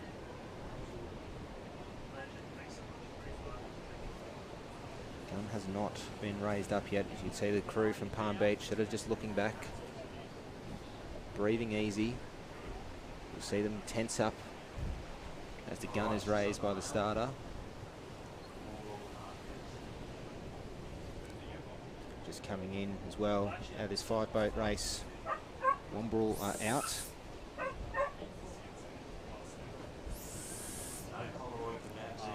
And no Coleroy either. So we're down to 4.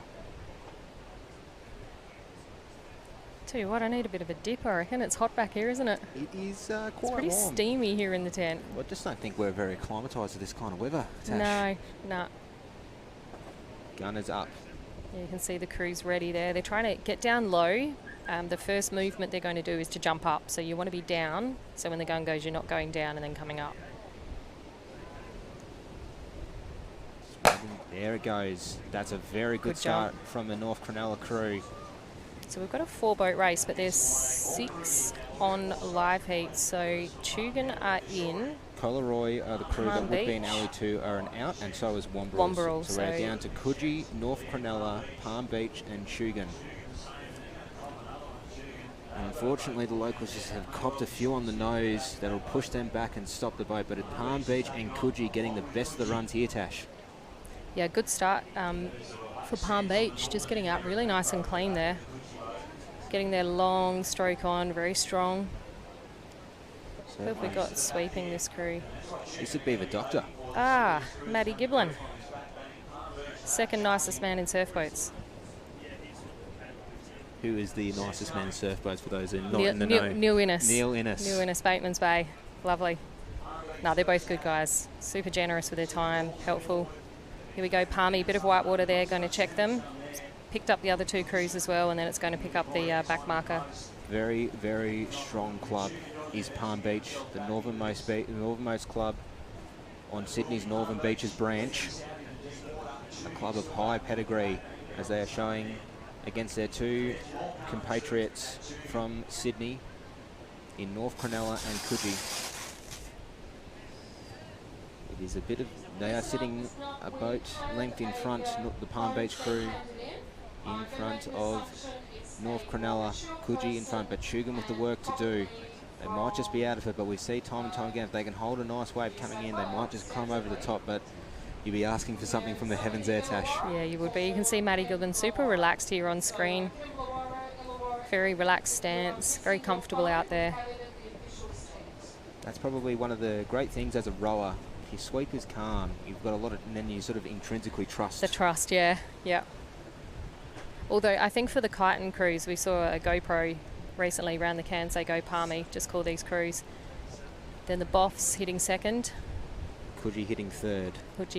So training just before they came up here at Kyneton's got a really nasty shore break, and Hocko had his open men out there, and they were just sitting in the shore break, and he just mistimed it and got it wrong, which he very rarely does.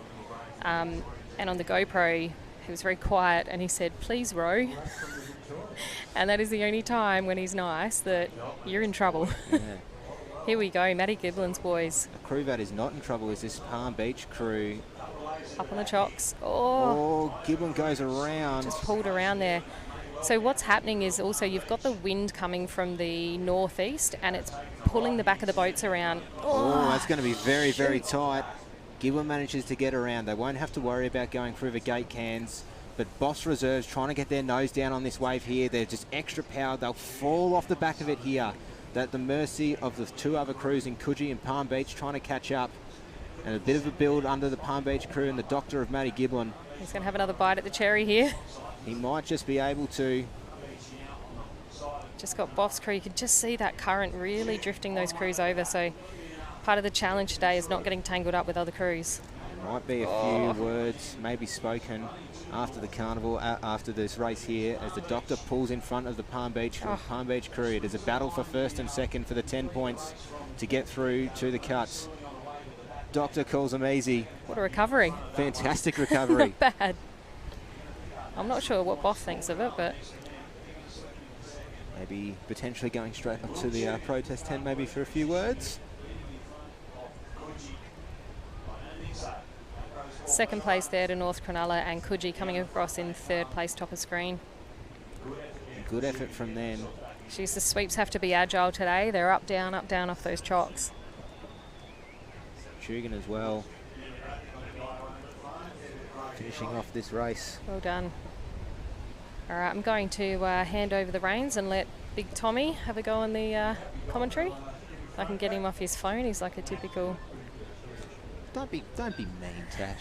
He's doing his research. He's making sure he's got all of his notes ready to go. You're going to come? You're doing research, are you? Alrighty, I'm going to step out now and I'll leave you in the capable hands of the boys.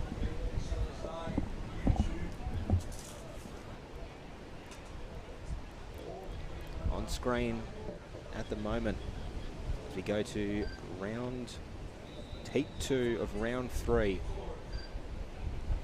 In alley 1, the Fremantle Tosadas, keeping on the tradition of Mexican-themed foods.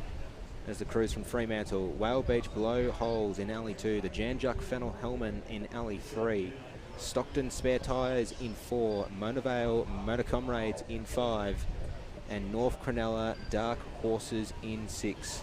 And coming in now is Mr. Tom Barrett. It's good to be back. Quick shout out, we've got some information from the team. Apparently they can pull, I don't know where viewership is coming from, but we've got someone at Mount Everest Base Camp watching the live stream right now. So whoever you are, hero, champion, extraordinary person, shout out to you. Absolutely. Is it potential they're trying to get up? We've got the world titles over in Nelson Mandela Beach in South Africa later this year. Is a potential Nepalese surfboat team coming through? I don't even know where they're trained, but yeah, 100%. If you put a surfboat on the snow, you could almost emulate a trail. Pretty much, yeah. I don't know how I trust it going through an avalanche though, Tom. As Whale Beach Blowholes are on screen at the moment. Stockton now, the Spare Tyres. It will be the fourth from the top of screen. Gun is up. Gun is away. 6 boats in this one. Fremantle Tosadas in alley 1. Whale Beach Blowholes in alley 2. Janjuk Fennel Hellman in alley 3. Stockton Spare Tyres in alley 4. The Mona Vale Motor Comrades in 5. And North Cronulla Dark Horses in 6. It is a bit of a clean start for all of the crews here. Janjuk getting the best of it alongside Mona Vale. We're definitely seeing from the south end of this course that it is easier going out from the bottom of the screen than it is the top. We definitely see a little bit of an easier run for North Cronulla. Lovely angle there, by the way. And you can see top 3 crews here, pretty much level pegging.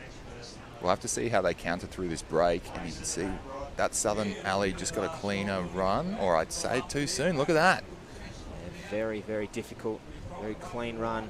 Wave starts to break. Janjuk will hit Mona Vale will hit the whitewater first. Janjuk hit Brett Mazuris at the back of the boat there. Unfortunately, the crew from Whale Beach just getting a bit stuck on it as well. They'll be behind. Very good grab from the Dark Horses of North Cronulla there. Bauman and second seat getting up, making sure the boat stays level and stays straight rather than back shooting back to the shore. But it is now a very even pegging going out to sea, Tom. Yeah, it's good to see. We're getting a little bit more competitive as we progress through these rounds. Minus one of those crews out the back, I believe that will be Whale Beach blowholes starting to blow here.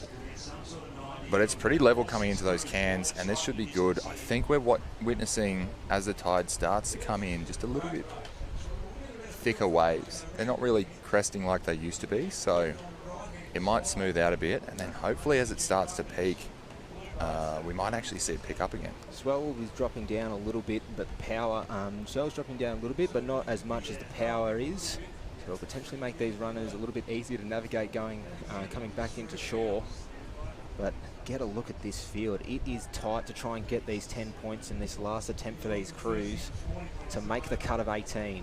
Janjuk on screen at the moment. It is dead heat. It looks like Mona Vale and Janjuk have managed to get the best of the starts. North Cronulla had a very, very wide turn, and they've got to have to go again. And the crew from Stockton right up in the middle of the pack here at the moment.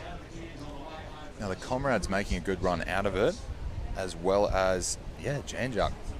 Really strong there. I think that angle will shore him up. Who's making a move here? Out in Alley 1, the crew from WA, the Fremantle Tasadas, have unfortunately jumped off the back of it here. I don't think anyone's going to catch that one, so it'll come to the next. As it starts to build a little bit. Janjuk sitting in front at the moment, but they're at the mercy.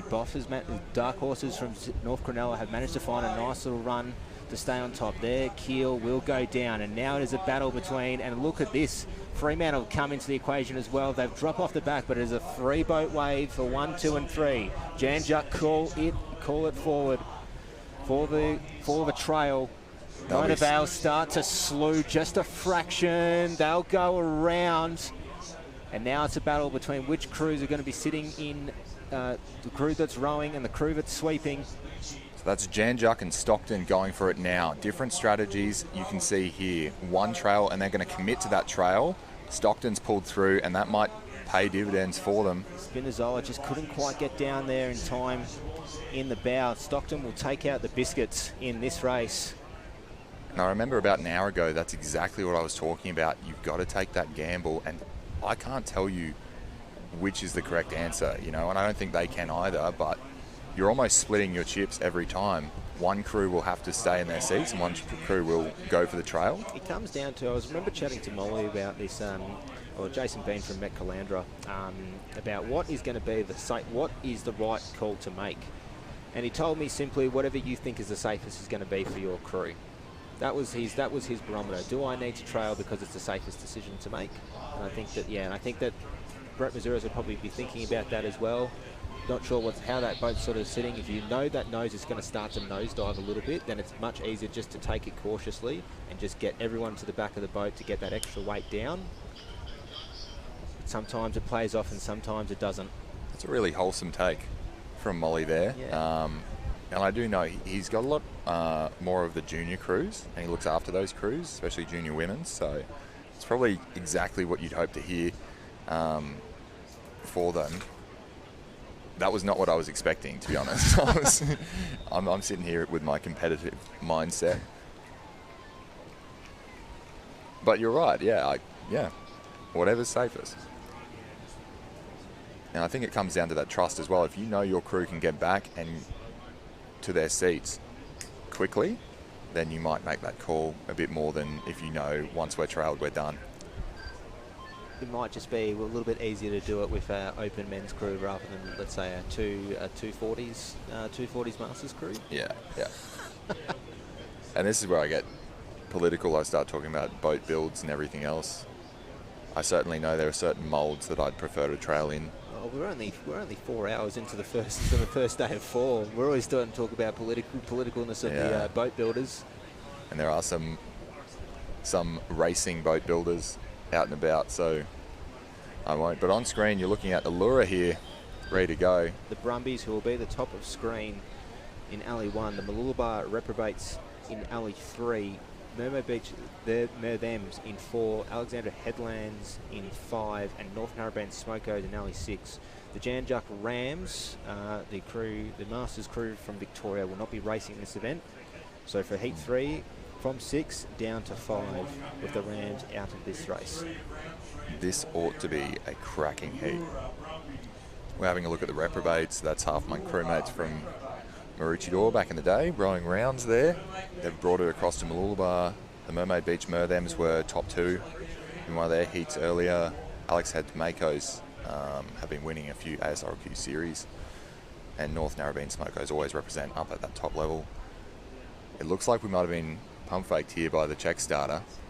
Yeah, the check starter's just making sure that the conditions are as even as they can be for all the crews starting in this race. So Off we nice go. bit of clean water. Mooloolaba on screen. The reprobates will be rowing in alley, rowing from the top of screen. Yeah, they'll be in alley 2, but we've lost our alley 1 racer, so they're the topmost. And the top crew, the one we get the drone at, will be Allura, who have just been on screen. But have a look at the reprobates and North Narrabeen, who've got the best runs out here. Now, if you have a look here at Mooloolaba, watch them go over that wave and see how they're going so smooth in comparison to other crews. We'll see that other crews will bounce and these guys will grab on the other side and pull. And if you have a look, there's half a length there. Watch this wave again. Grab on the other side. Maybe they got checked a bit more there. We'll see how that plans out. It actually looks like they've hit a full stop. Yeah, just a little bit of trouble for the crew from Mooloolaba. North Narrabeen, it is the Double end Smokos. Yeah, the Smokos from North Narrabeen doing really quite well. There's going to be one last little wave to push through. It'll be a green roller for the crews in front. Allura go up. The Brumbies going through that one. And again, we've got Grant Wilkinson in the back of that one, Prince of Piha. And he's doing well with them as well. So they'll be in second. North Narrabeen in first. And we've got Alex Heads and Makos making up third spot, getting tracked down by Mooloolaba. A little bit of effort to do for the crew sitting in alley 3, the Mermaid Beach and Merthems. North Narrabeen, Scott Morrison, calm and as cool as you like. One hand on the sweep oar, just putting in that little bit of extra effort. They're currently sitting a boat length ahead of second and third place in Alexandra Headlands and the Allura Brumbies, rather, who's sitting on the top of screen. So it may be down to the angle here, but it looks like Alex is making up headway. I think they row rounds as well, actually, if I'm not mistaken. I don't want to harp on about it. But they're coming into the cans here. Wide turn from North Narrabeen. Very good turn from North Narrabeen, starts to angle in. Wide turn, goes around. And second does Alexandra Headlands. They've come out wide as well. You can see they've held a bit of an angle there. They might be prepping to take that northern sweep. Yeah, I think that's what they've done. Yeah, starting to have a look here, trying to find little bits of runners coming through. There's one building out the front of the crew in alley 2. And Mooloolaba start their run. A very good lean back there from the stroke, from the bow rather. Allura now pushing through. How about that wave? Look at the timing on that too. That is phenomenal. North Narrabeen picking it up as well. North Narrabeen and Allura have called it easy here. A very nice wave from these crews. North Narrabeen trying to get down this wave there. Then it'll be a late trail for this crew. It'll be enough to go through as Allura jump off the back. I was holding my breath on that one. So the Brumbies have fallen off. I can't believe that. North Narrabeen have done so well there, and I think they're going through the middle of a rip, so it should actually be pretty calm. As we see as well behind North Narrabeen, a very late takeoff from Alexandra Headlands. Narrabeen have fallen off that. They might be in trouble now. This is what I'm talking about. You got to get back to your seat, and they're struggling. So the Alex Makos. Oh, very tight. There's a lot of extra push on these waves at the moment. Alexandra Headlands is coming down very, very hard right in front. They actually might be looking to pip first place here. You cannot believe it. Alexandra Headlands might have just taken that out with that last little push. So that's your top North Narrabeen three. having trouble. Goodness gracious. I don't know the angle of that finish line, so I can't pick it, but that was a really class finish. while we've got a bit of time here, Tom, I'm conscious of we're talking a lot about squares and roundbacks. Obviously, roundbacks are squares are the one that we typically see in surf boats, where they've actually got like a straight black, and it's easy just to sort of finish off that feather, or the button of the oar sits in place a lot better. What's the benefit of using rounds as compared to squares? I'm trying to think of an analogy, and I just can't pull it. But essentially, if you're imagining a square rollick, when I talk about it, it's not exactly square. The first half will be more of a 90-degree angle, and the second half is rounded, and that's how you get that perfect flick out, and that translates from still water rowing really well. So you can get some really good still water rowers to come straight in and almost be able to do exactly what they're doing. The round rollicks are a bit of an older style, and they're legitimately like almost spherical with that rollick there. Now, what that does for you is it means that you have a lot more mobility in the oar itself when you go to place it, and that increases the challenge, I suppose, in that you can mess it up really badly. You can't just throw it into a position and throw it in the water. If you mess up your placement, you're going to catch a crab much easier than you would with a square. But the benefit is you have so much more finesse and technique on your placement. And so when you come down the other side of that wave, I want you to watch all these boats kind of tank slapping on the other side, and that is a check for them. They stop. Now, if you're good at what you do with a round rollick, as you hit the other side, you're getting that catch, and you're actually pulling yourself down the other side of the wave, using that gravity to get you a bit more momentum. And so you don't have to be the strongest, fastest crew to be able to compete quite well, and you'll just pull up half a length on other crews that should be winning because they are strong and fast at what they're doing. It's just a little bit of a technique thing. Fantastically spoken. That made sense to me. As we now look to round 3, heat 4 of the reserve grade male here in the north area. From the top of screen, it will be North Cronulla's Purds Reserves, Lawn Team A in Alley 2, the Terrigal Trojans in Alley 3, Shugan Tunas in 4, the Emu Park Oars and Ales in 5, and the Allura Wilco in 6. Terrigal just having a bit of trouble off the start here. They've gone sideways on. Just probably just a little bit of a poor start from the boys from Terrigal. Taking their time to straighten up. But it's just not what I want to see. And goodness, have a look at Alley 5 there. They've been checked, and they're not getting out anytime soon. Unfortunately, that's the Emu Park crew of Davey Toomba. Just having a bit of trouble getting checked at the start there. He's probably one of the best sweeps in the country, David Toomba, a lot of pedigree, and he's having trouble getting out. So that speaks to the conditions here being very, very challenging. But Terrigal on screen, making sure they're just trying to come back out to shore and get out. They'll have to contend with this wave at the back, which they'll hit in about 5 strokes or so. But there's one as well building out. There is a set on the horizon. Goodness. North Cronulla and Lawn on the left of your screens. Looking very, very challenging, but a lot of white water coming through here now, Tom. Toomba's looking to time that one out, but I reckon they're going to be sitting around the back there. I'd be impressed if Purge Reserves have not got the lead, or potentially the Allura Wilco. Has Allura gone? Wilco's gone back to back with his crews there. The Brumbies were swept, were not swept by Wilco. They were swept by Michael McBain. Michael must have very similar attire at the moment. I need the funky pants back. We do need the funky pants back, but have a look at this. North Cronulla. Goodness gracious. Who's lost it just now? North Cronulla sitting in that boat at the moment. There's one lonesome bloke. Unfortunately, this is not a single sculling type of sport. No. A lot of trouble. He's just pushing back on the oar at the moment, trying to get that straight up again. My personal hero, look at him go. So he's trying to hold the boat straight solo. He's got enough oars to finish the race, but he's missing all his crewmates. I actually genuinely don't know where they've gone. Probably just got all straight out. He doesn't know. Come on, boys. Doing a lot of work trying to move the boat around itself, and now we see on screen at the moment the crew from Victoria, Lawn Team A. They're around, and they're going to have to watch out for this now. Absolutely, but it looks like it'll be the crew. Wilco sitting in front at the moment of the Lawn crew.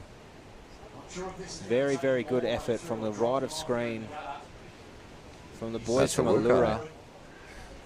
He picks them so well, and he's very humble with it, but he'd know all about it. Look at that. They've cracked that perfectly. I think that's a trail as well. Very good trail. Weight from up the Wilco, front. The Prince of Pihar.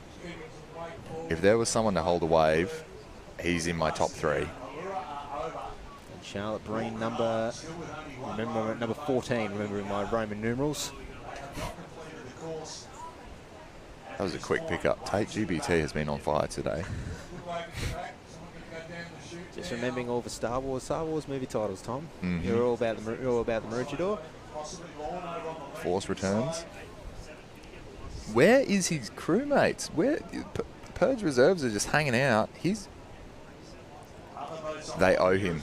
They owe him. There's some penalties on Sunday. I think that. How many slabs would you cop? Oh, well, I don't know, but it looks like he's about to cop a boat to the side if he's not careful. Terrigal just trying to avoid around. Lawn will come up in second. Jared McComb at the back of that boat. A fantastic effort from Lawn, and great to see Cheese back here. He'll have his under 23 girls as well later on in the weekend. Enki, Riley, Muggo and Zach. Tugan Tuna's finishing just in front of Terrigal Trojans. I think Emu Park is probably still hanging out in the back, and I wouldn't want a bar of it if I was in that Purge Reserves crew. It looks like it was the 3 seed who held it, so Ben Tanner, the MVP of North Cronulla for the time being. I think that's got to be a slab each from each of the rowers, surely. It's been like 2 minutes. They're starting Emu to get Park back in. getting back to their seats after a trail. They're going to go nice and easy, and they'll finish this out. If Purge Reserves aren't careful, they might not finish this, and that is a bit of a problem. It's all fun and games, sacrificing a race, but if you don't finish, your points get cut pretty heavily. The race started 4 minutes ago, or thereabouts. Be very interesting. Obviously, this is the last heat. They want to try and get as many points as they can. Nothing appears to be broken in the North Cronulla boat, as we see on screen now. Davey Tumba, the oars and ails of Emu Park. Here we go. They're back in. North Cronulla, and I think they're headed towards the Cairns. And here they go out. I wouldn't be taking it easy, fellas, especially in this surf. Imagine. Yeah, it One seems of them's lost his helmet. that is the case there. Obviously, you have to keep helmets on in these conditions. Someone might have to get the rule book out for me to see if they need to finish with a helmet on. Yeah. Going through the Murphy's, man.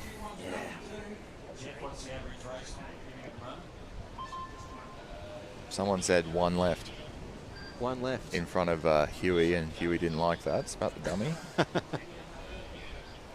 Threw a few Purge Reserves everywhere. Doubler for North Cronulla here.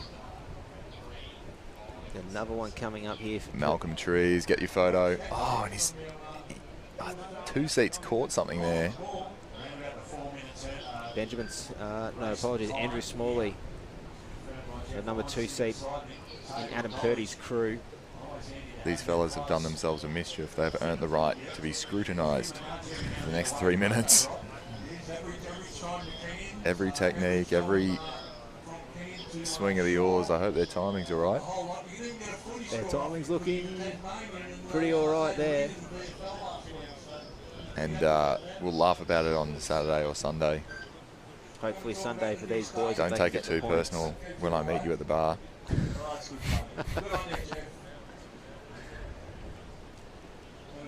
Don't hate the player, guys. It's just the commentator.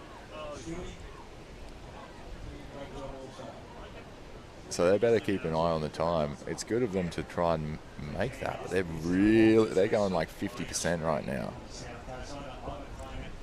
Obviously, not sure what the game plan is trying to get to the Cairns here as quickly as they can, and then try and catch the nicest wave coming back in to try and minimise the amount of time out. the second gun. The first gun hasn't gone off to signify there's a minute left of time, but it's likely to be coming up quite soon. They go around in about 3 strokes there.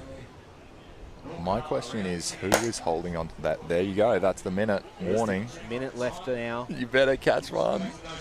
There's not much building behind. There's something building behind on the second wave here.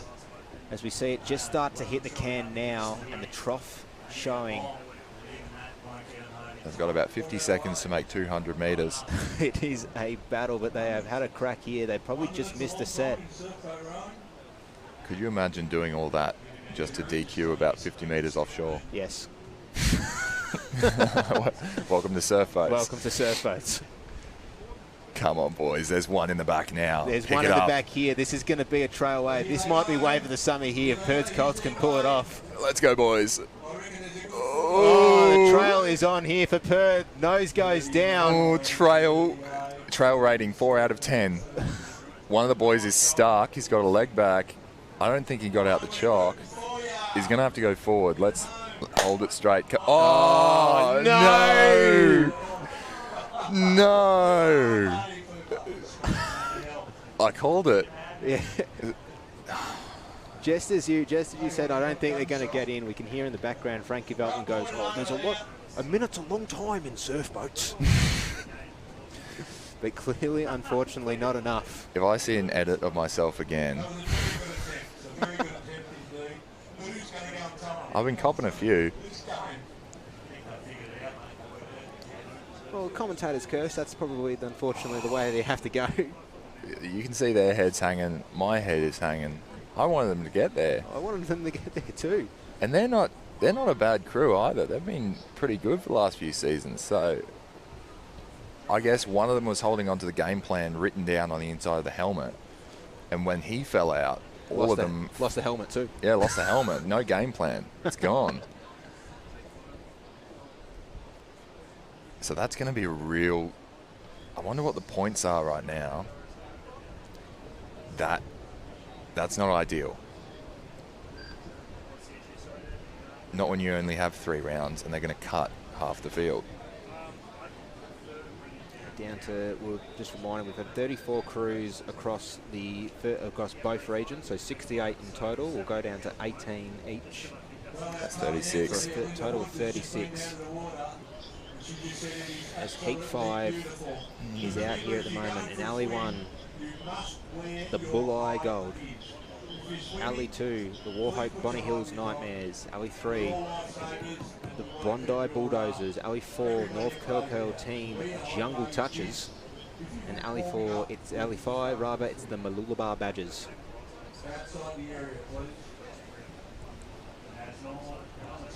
Bulleye on screen at the moment. Paul Jones as their sweep. So Purge Reserves, I don't know if the results have filtered through yet, but they're sitting around 9th out of 34 crews. So they might have the leeway to just hang in there. Maybe. Have to definitely wait and see for when the results come through. As the gun has gone off. Warhope Bonnie Hills in Alley 2 on screen at the moment with Steve Monahan. One hand on the sweep ball. Second hand goes on. Paul Jones on screen at the moment with his Bulleye Gold crew. And they did well in their first heat. Incredibly well. Just starting to fill up a little bit more as the swell starts to pick up and the set starts to roll through. One out the back. Warhope and Bulleye will hit it first. It's a bit more green down south. We'll have to see if that does anything for them. Certainly help the crew in Alley 4, the North Curl Jungle Touches, and Malulabar with a little bit of work to do as well. But one's building out the back here, starting to fill out a little bit on the south area, on the southern part of this, on the right of your screen. The Bulleye on screen at the moment, sitting on the northern end of the beach. Getting a sense of the lay of the land is Paul Jones. He's had 3 races already with his Bulleye crews. This will be 3rd race today with his Bulleye crew. Crews are now out in deep water.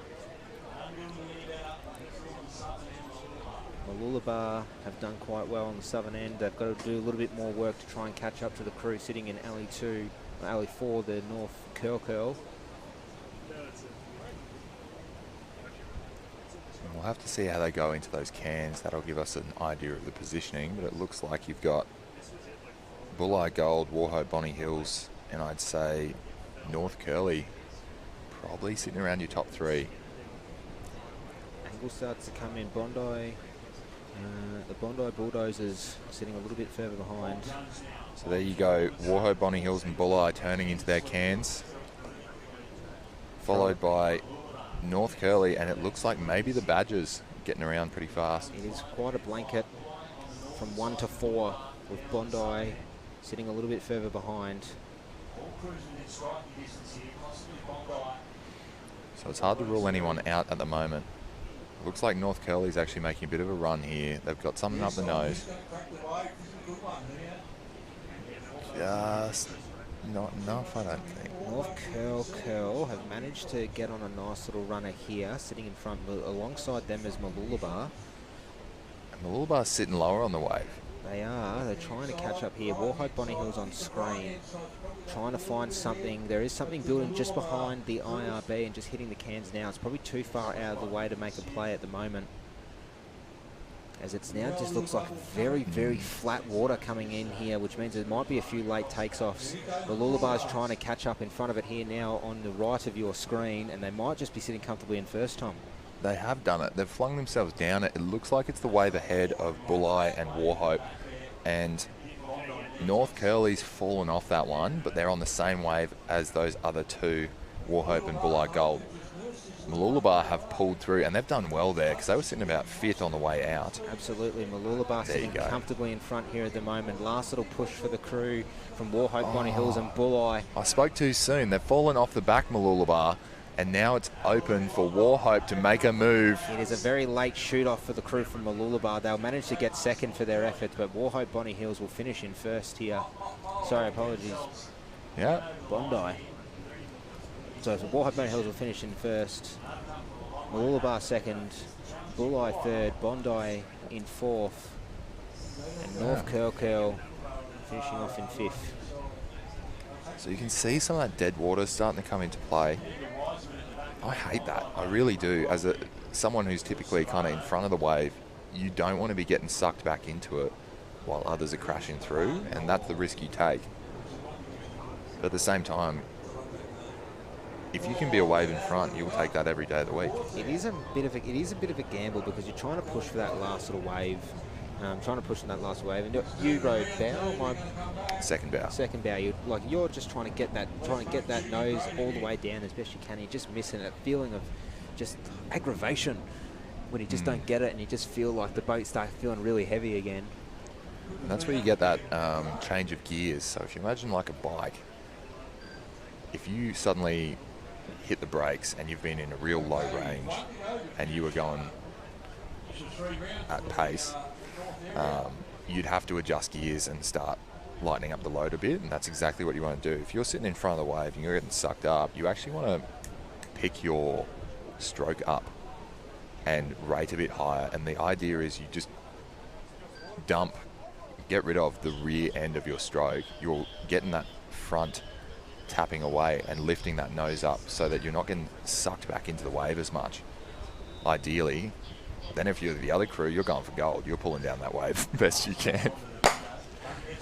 Off we go. And away. Round 3, Heat 6, the final one of the North area.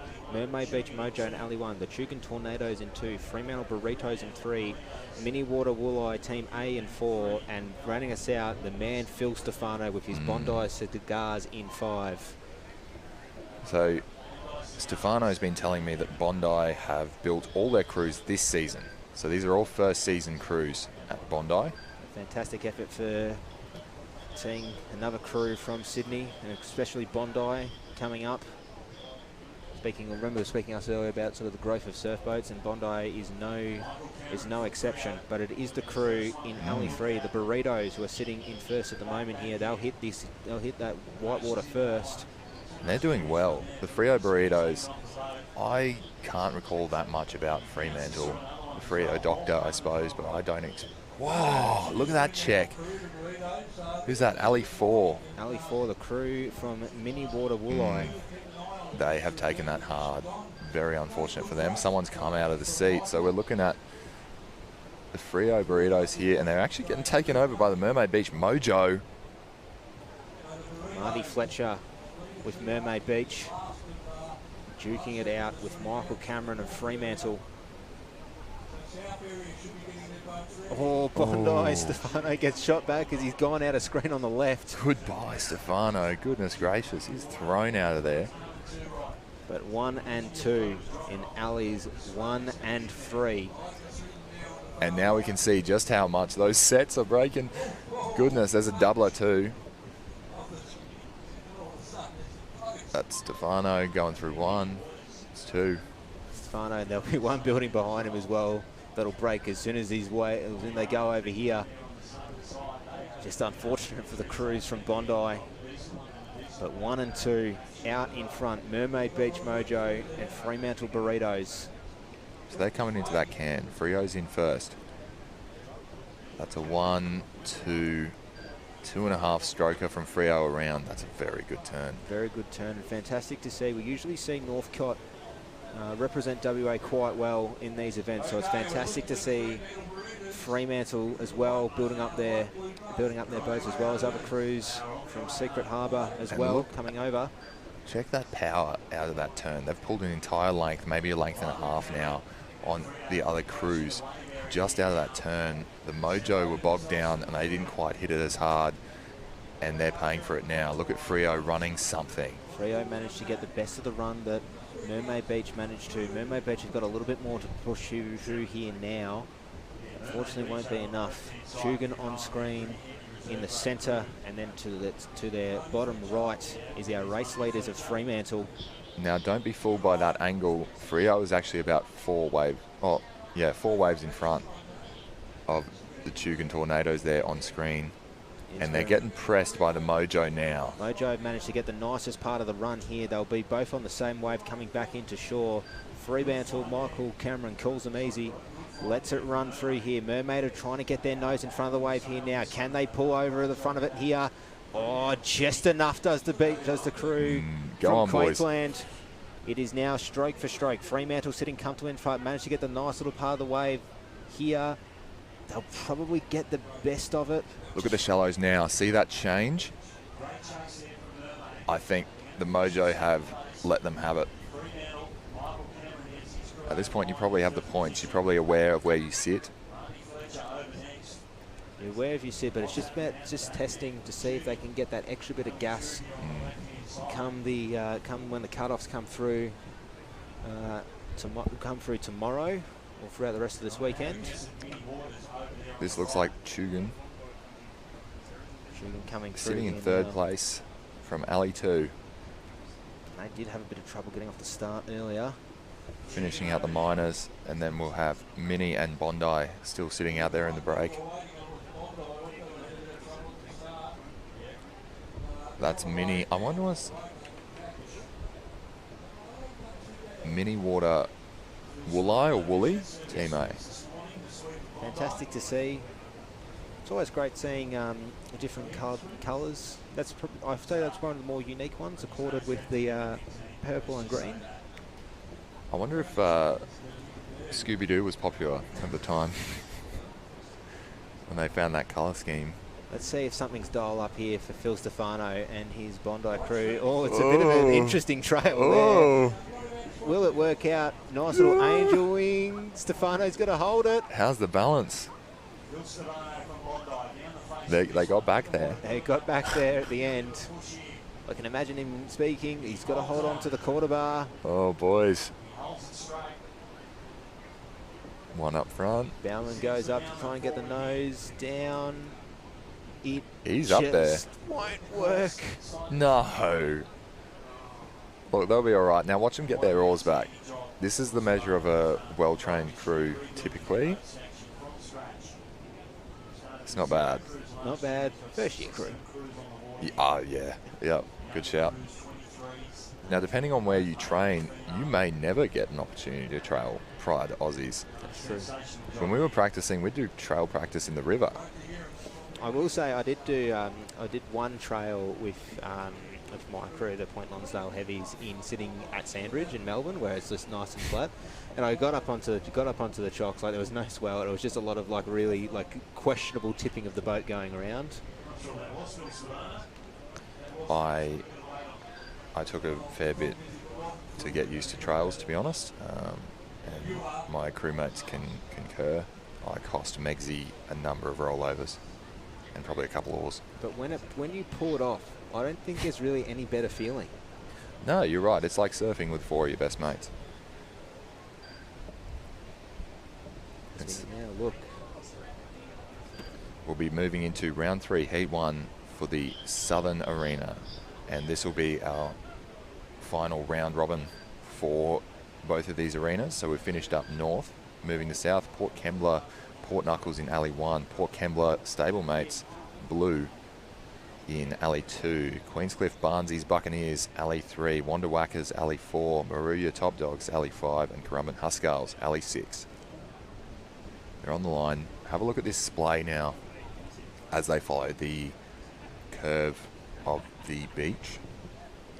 Now obviously we've got a straight line between those starter lines, but you're starting on that angle. The check starter is happy.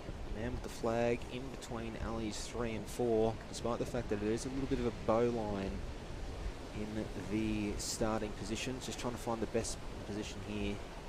Try and go out. And if you've got deep water, you can try and stay really shallow sometimes. Like if you know you're going to have a clean run, you can try and balk everyone else. If you set so far back that check starter has to move people onto sand, there's a bit of an art to it. Have a look at the Huskarls here. They're almost a full length ahead of the fella beside them.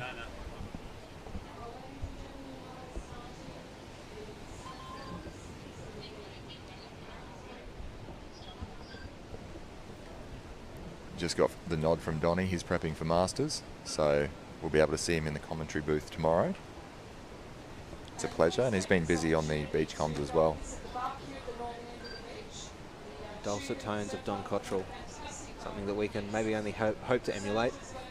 Oh, he's good at what he does. Give me 40 years. Give me 40 years, travel around Victoria, know all the clubs off by heart. And I'll tell him just how much he's from the Stone Age. Loves to dish it, loves to tell us we're old style rowers. But have a look, you've got Port Kembla in Alley 1, Port Knuckles. They've got about half a length on Port Kembla Blue. Huskarls are up front as well. And they're ready to go, guns up. Off we go. Good start from the Huskarls closest to screen. They'll get out the Maroya crew, the top dogs on screen at the moment. Jace Bean from Metcal sweeping those crews out. Port Kembla on screen at the moment. Ooh. All those front runners getting checked heavy, but they are front runners for a reason. Huskarls off to a great start, and they've just held that half-length lead they already had from the jump, and they've picked up another quarter. Matthew Wildman at the back there. As we've seen time and time again today, Alley 6 and the south and the southern alleys at the bottom of your screen tend to get the best of the runs. But then alleys 1, 2 and 3 tend to get the best of the surf coming back in. But the Huskarls will be wanting to have a crack here, trying to get to the cans first. And they just seem to be making the most through this break, and that is a key differentiator. Have a look at this break here. Get through, didn't really get checked. Have a look at the top two crews there, both Port Kembla crews. It's all muscle right now.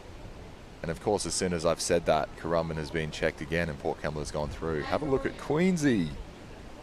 Unfortunately, Barnsies Buccaneers, Simon Barnes at their sweep gets checked back, but it is there's a tale of the two bookends of this course at the moment between the Port Kembla Knuckles and the Currumbin Huskarls. Both managed to find their line quite well. So they're our two front runners at the moment, with Port Kembla probably just sitting a little bit in front.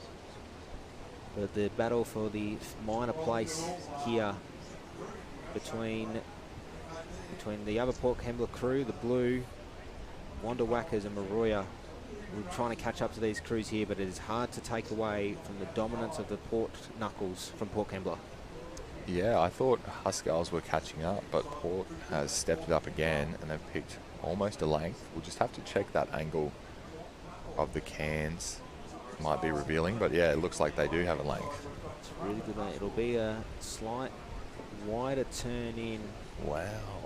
A very wide turn from Matt Wildman, but he's managed to get around nice and quickly.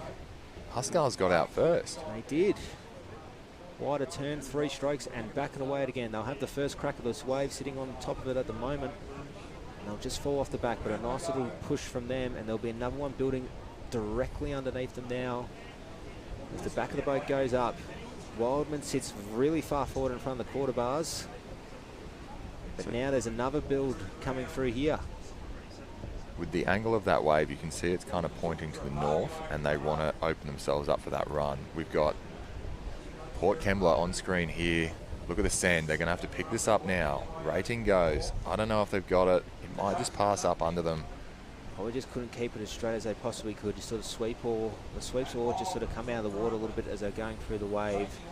Currumbin have got the best run here. I thought the Huskarls fell off, but they've found a little divot and they've run that very well. Oh, look at that. Look at this. What has happened here? Jace Bean with Maruya goes around, but he's managed to stay on top, and unfortunately they're going. Huskarls go and slew around. Chucky, everyone slewed, so we're back. Some people are facing backwards. Jace might have made the most of it, actually, with the Rio. He's going to have the most of it. He's managed to get down straight, and he'll have the first crack of this wave coming through. It will be a bit of a party wave, but alongside is the crew from Wanda. The Whackers. Here. Summer is right and on here at the Gold Coast. It is a 4-boat party wave to try and get to the top places here for 10 points. Never say die. Molly's been on the swan dive. Goodness gracious. Chucky getting down the wave. Look at the angle here, but it's going to be super shallow for him. I think that won't matter, though. Wow. Molly, where have you've picked that from the heavens. What a race. What a finish. As we've said, it is not over until it is over. Maruya top dogs. Oh, they were just off screen, so I didn't see what was going on, but they have had a dig. You love to see it. I love to see it. Certainly makes doing the commentary, I suppose, a little bit more exciting than still waters. When things like that happens, something coming from nowhere. I get nervous. I wish you guys could see the smile on my face when that happened. And he is. Jace just seems to pull these dinky waves from out the back sometimes, and he'll just gun it. And I know he talks about safety, but he's safe. He is safe. He's safe. He knows what he's doing. But if the wave's there and you go, I can take this, you just go for it. You're at the Aussie titles. Do or die racing. I wonder who he was subbed in for there. Maria's come to him and asked for a sub sweep, and you've done pretty well. I think he might be. He's listed here. So Jason Bean is listed as a sweep for the Maruya Top Dogs crew. So it would be likely that he's probably just filling. He's just been like this sweep, and they knew that this was coming up. That these conditions would be S3. But shows that, but shows the fact that we've got a good broad range of sweeps who want to help out some other clubs and other sweeps. And the fraternity. So we've got Heat 2 here on screen with Coffs Harbour Banana Benders. You'll have Freshy Pigs, Alley 1, Coffs Harbour aforementioned crew, Alley 2, Coogin Headland Team A, Alley 3, Port Elliot Return of Trent, Alley 4, Northcliffe Hurricanes, Alley 5, and Freshy Pen 15s, Alley 6. That's naughty. That's a very I can't believe they got me like that. It's a fantastic round of crews. 5 managed to get out, and the Freshwater Pen 15s sitting in front at the moment. I can't believe, and they're a good crew too to back. Ridiculous. They've just memified this whole thing. This might show a little bit of my lack of knowledge. Tom. No, don't worry about it. I can't tell you. Oh, this is a. But they're out front. Then we got Northcliffe Hurricanes in second. They're getting chewed down by the Freshy Pick. Oh, look at this check. Pen 15's back to pace. And another one. Feed the boys. Here we go. Clean take. And another one.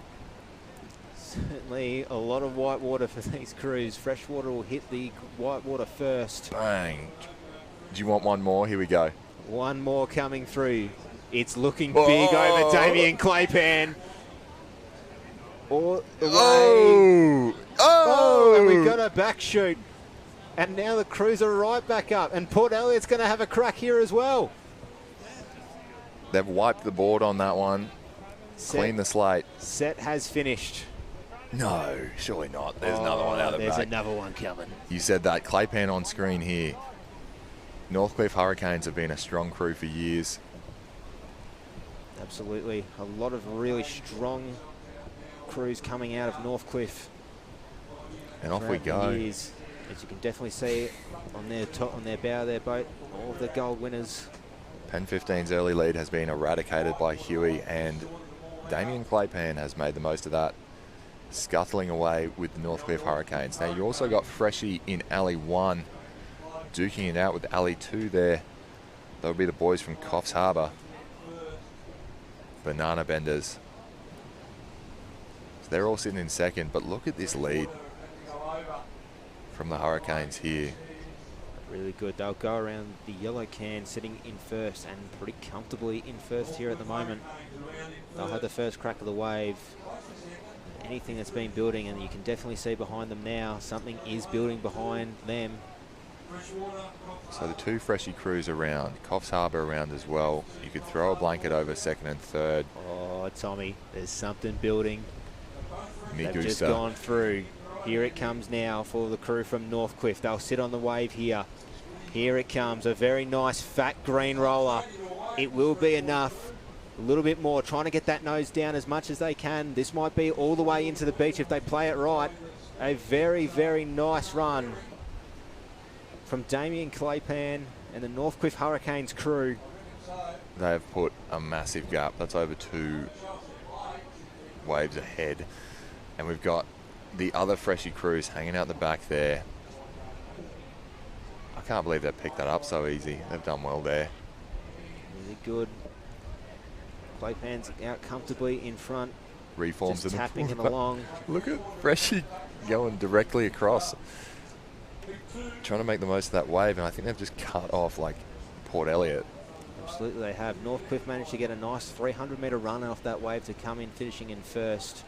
But currently on screen at the moment, the Freshwater Pen 15s sitting in third place alongside the Coffs Harbour Banana Benders, who are sitting in second.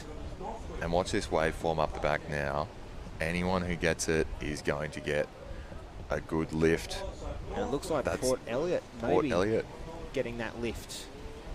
Can they do it? Trying to run through is the crew from South Australia. They got tired. A little bit more, but then up on the top of your screen, Claypan's telling his boys to go.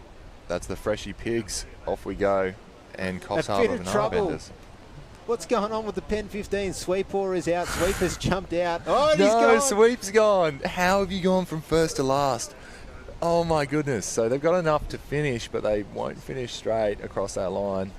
Might be just enough. I think that I don't want to speak into the mind of the sweep from the Pen 15s, but usually what you've sometimes see, and I think that there was a video that came out with, I can't remember what crew it was, but you lose your sweep, or the sweep's like, well, I've got to steer the boat somehow. So what he'll do, he'll jump out of the boat, hold on to the sweep rollick, and basically be the sweep oar, and basically yelling to the guys over the keel, guys, you need to row, straighten up. Oh, we're going for this one. Now that is an old sweeps trick. I love it. I think it's great, especially at the back. We've had one at Queenscliff for the national team trials. But this particular video, I'm impressed because he's sitting there, he's still calling orders. He's telling boys, come forward, come back, while he's hanging out in the water in the rear of that. So we'll move on to round 3, heat 3 of this Southern Arena. We've got Port Elliott Dauntless, Alley 1, Currumbin Sauce Monkeys, Alley 2, Point Lonsdale Lizards, Alley 3, South Curly Bog, Alley 4, Fairhaven Team A, Alley 5, and Talabudra Travellers, Alley 6. Provided they all show up, of course. On screen at the moment Lonsdale is Point Lonsdale. James, Jackson, Scott and Benjamin. A man who has a lot of pedigree himself at the back of their boat, Peter Grant, affectionately known as Grub. No way. The Grub. The Grub. It's returned back to his club of old. I think statistically he might be like the most, if this is the correct word, the most winningest surf boat participant of all time. Yeah, that would be the correct way. He has the most medals. Most medals, yeah. Of anyone. He's been, what, 5 clubs? Something like that. Returning back to the club where he started it all, down on the Bellarine near Geelong. Booted down south again. Maybe the climate didn't favour him up in Queensland, but he's been around for a long time. I think at one point he was even like an AFL club trainer. Yes. Like he's had plenty of different roles. That was his background before he came into surf boats. He was a football coach. I think he's currently over at Sorrento playing the Southern Football League in Victoria. As the gun goes off. Goodness gracious, have a look at that start. I think it might have been Lonsdale. They really... Oh, they look like a spider on that one. They were not in sync. Poor guys. Now we've got 2 crews converging, the Tally Travellers and Fairhaven, dangerously close. In fact, they might have had some overlap there. Just a bit of oar clashing around. You want to try and make sure you're not impeding on any other crews, especially going out, which makes it is pretty difficult to do so in these conditions. As we see a lot of white water starting to push through now, through the crews across the board. Fairhaven on screen. Davey with David Thompson, Pop, Jack, Cobber and Lockie. He's even got the nicknames, this guy. Well, it's all just, you got to love when you're a Victorian in the commentary booth, you've got to show a bit of love to the Victorians. Fair enough. We've got the Tally Travellers here on screen, and it actually looks like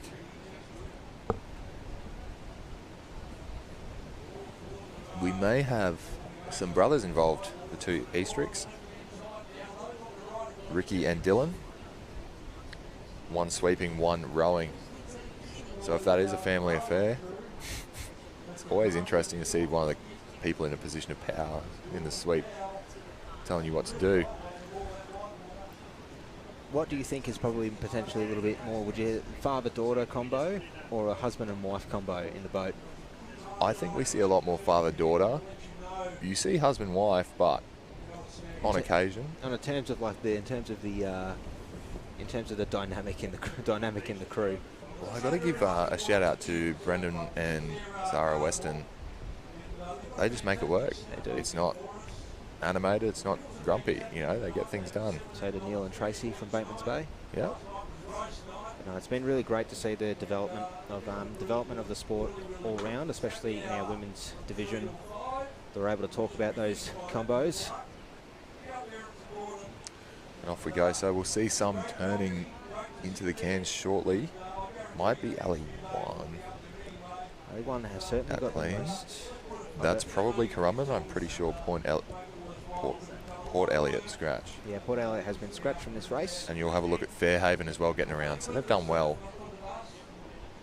Well, we'll be going around. Looks like it's going around in second there, maybe third. South Curly Bog as well sitting there. So that's probably our top 3. Lonsdale just getting around now. Lizards with a bit of work to do. A little bit of a wave building underneath the crew from Currumbin on the left of your screen. They won't build it out there, but it is 1 and 2 between South Curl and Fairhaven in the middle of your screens, battling it out oar for oar. The Bog have gone for it. Fairhaven's down it. Have a look at this. Tally Travellers are having a crack now. And I can't see if that's the same wave. I think they might be the one behind. They're just probably sitting on the one behind there, Tom. Fairhaven and South Curl sitting in front. Oh, they're really in strife now. They're down it, but that's pretty dinky. And holding on straight does the sweep from Talabudra, Ricky Estrich. What a recovery. A very good recovery. Have a look at that. That might be father-son, actually. It'll be very, very good. Looks like Fairhaven will finish on first here. Whoa! Have Tally just pulled straight through that? They might have just pulled straight through. Yeah, let's go. Fantastic. Wow. They've doubled that. They've gone straight through the wave in front, and they've overtaken Fairhaven And South for the win. Curly. Wow. Good surfing by all those crews. That's great. Fantastic effort. That might have been Currumbin up there as well, so Point Lonsdale probably in fourth. More likely fifth or Point Fifth, Lonsdale. yeah. They had to push that. Finishing out that race. Sweeps Masters meeting, so the Masters sweeps at 12:15. So we'll move into Heat 4, Gerringong Naps, Glenelg Team A, Northcott Chalmers, Queenscliff Mozzies, Point Lonsdale Laybacks. I want to see this layback style. You got me. I'm keen. We've got you invested now, Tom. Hook, line and sinker. Anything about that sit back, you know? Queenscliff on screen, the Mozzies. Sitting on 7. Drone's coming out great. I'm going to take drone as soon as I can. Just for Fantastic. As we sort of see a lot of the boats, we're getting ready as well. After the conclusion, so we've got 3 more races, including the one that is upcoming of reserve grade male. Then we'll go straight into the Masters division, and finishing off from yesterday. That should be finals for them. Sure will. We've got Heat 4. 5 boater. Gerringong, Glenelg, North Cottesloe, Queenscliff and Point Lonsdale. sorry about that earlier. Just having an issue. If I am not mistaken, have we got 5 or 4 states being represented in this race? Gerringong, SA, WA, New South Wales, Victoria. and then Gerringong's also from New South Wales. So 4 states being represented in this race across this 5. And it's good. I'm glad to see. Glenelg is a good club. Northcott's a good club. The Chalmers. I will say the boat on the bottom of your screen, the Point Lonsdale laybacks, that we built from, we bought a few months ago, and we sort of done a lot of work for it. So this is, I don't know if you've ever seen the inside of a surf boat before, but I certainly have, doing some wiring and putting the pumps back into this one. Just thank you. But it's been a fantastic effort for one of the 3 crews up from Point Lonsdale have come up for the Aussies this year. We'll have to see how they represent. You love to see, you know, if you're only going to send 3 crews, and I say only, that's a good effort from Point Lonsdale. But they'll often send people and they'll just get a result for each of them, and you'd be chuffed with that. Some crews or some clubs can afford to send 12 crews. Well, ladies and gentlemen, just a reminder. Off we go. Queensy getting a really nice run of this, and I was excited to see them race. Queensy do quite well for themselves typically. We've also got Gerringong and Glenelg pushing for the time being, and goodness gracious, Point Lonsdale laybacks. Big check. Just trying to find the time is Jackson McCaffrey's crew from Point Lonsdale. Bit of trouble getting out, and they've got now a bit of work to do to catch up to this, catch up to the other 4 crews in this race. But Queenscliff Mozzies have got the best of the runs here. They'll hit this white water first. No problem whatsoever as they're going out to sea now and starting to hit the next bank. So you want to see that rhythm as they come through this break, and that makes a bit of a difference. Now, Queensy are just hitting it right. Their rhythm doesn't seem interrupted. They've caught it on the back there, and see how they've pulled a quarter to a half length there on all the other crews just through that action. And again here, where others you'll be seeing a bit of a bow wave on the back. And so that just tacks on through the race, and they've already got a length, pushing to a length and a half now lead. Very calm and collected across the boats now. They've settled into their rhythms. Lonsdale with the work to do. Queenscliff sitting in front. Northcott Chalmers sitting alongside them. I say alongside, they're probably a length back, but they'll be sitting in second. You've got Gerringong Naps pushing them as well, and you can't take anything for granted for the time being. Especially we see the crew in Alley 2, Glenelg, who've done so well across their time in surf boats, especially across these national style events that we've seen this year. But it is currently Queenscliff's race to lose as they pull away ahead. I don't know if I like you saying that, Tate. We've seen there's a lot of turmoil for the time being. Queensy taking a flatter approach to this turn. That, I reckon, will cost them. Have a look. Might have just done it there, Tommy. That was about 4 or 5 strokes around. I tell a lie. Everyone else took 4 or 5 around as well, and they've got a now 2 to 3 length lead. Just to make sure that they can get through here. Alley 1 making a run, Gerringong, followed by Glenelg, followed by Northcott Chalmers. But you can see these waves are forming up and they're spaced out quite well, which means if you can make a run of it, you can catch right back up from your positioning for the time being, and Gerringong is starting to do that. They can, just trying to find something, anything. Queenscliff have got this nice little runner here that they're sitting on. It probably won't be enough to sort of fatten out. Or they might just be able to get it through here now. They've pulled through it, and that's forming up for them now, which is unfortunate. But have a look here in the middle. You've actually got Glenelg picking it up and pressuring the others. Northcott as well, so they're sitting alongside each other, and you've got Gerringong in front of them. But there is something building out the back here, and the crew from LA2 from Glenelg. We're going to hit this first. It's going to be a late trail for the crew from Glenelg.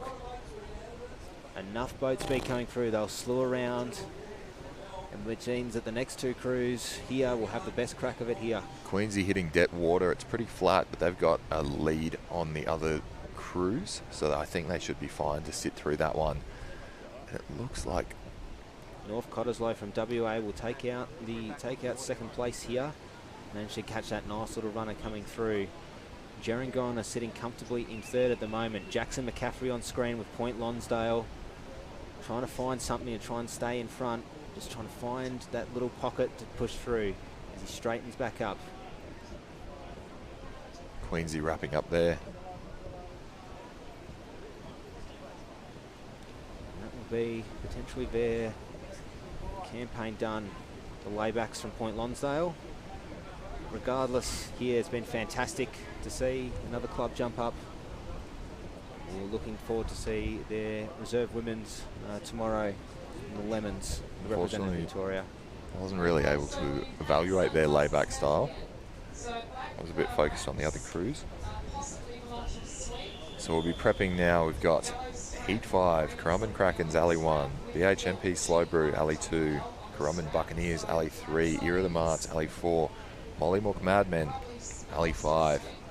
Speaking of clubs stepping up, it's good to see Mollymook represented. I think that when we ran the ASRL, it would have been, it was the year that we had to move to Long Beach for the Saturday, so that would have been 2021. It was 2020 the year before, but it got canned because of the fires. Yes. No, I don't think it did get canned because of the fires. I think they got a few days in, and then the fires were literally around. I don't know if they went ahead with racing or not. They may have. I remember, we went ahead with racing that year because when I went down to Long Beach and hopped in the water, because it was like going to be, it was standing up really quite big at Mollymook on the Saturday. I think it was like going to be about 10 or 12 foot, like it was nuts. So we moved to Long Beach, and there was a lot of, it was still quite black going around. But the point I'm making is that Mollymook started as a club that started doing surf boats, and we've seen so much success coming out from them on the south coast, or the far south coast rather, of New South Wales, having a combination of really good under-19s crews, reserve crews, and they're looking to just keep on building. It's very hard for country clubs, but they are at the front of the pack for developing really good programs. I have a really soft spot in my heart for Mollymook. I suspect it might be because it was my first ever ASRL. And you're right, we did go to Long Beach, where I saw one of the biggest shoreys I've ever seen for such a shallow beach. Yeah. If we had cameras on and we had social media going like we do now, I'm sure you would have seen a video. Someone hit a massive candlestick directly in front of us as under-19 boys, and then they said, all right, off you go. On screen, Currumbin, Burleigh, Currumbin, Era and Mollymook from top to bottom. Check starter is happy.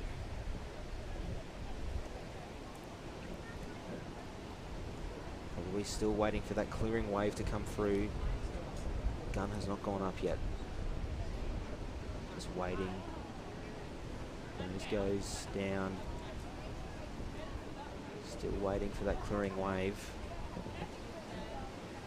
There'll be a bit of a set coming through here, and this is where, God, I don't know if I'm allowed to give away all my secrets, but this is exactly where people would be saying, all right, creep a little forward, or try to move to this channel a bit more. Nothing wrong with a sense of gamemanship in surfboats, Tom.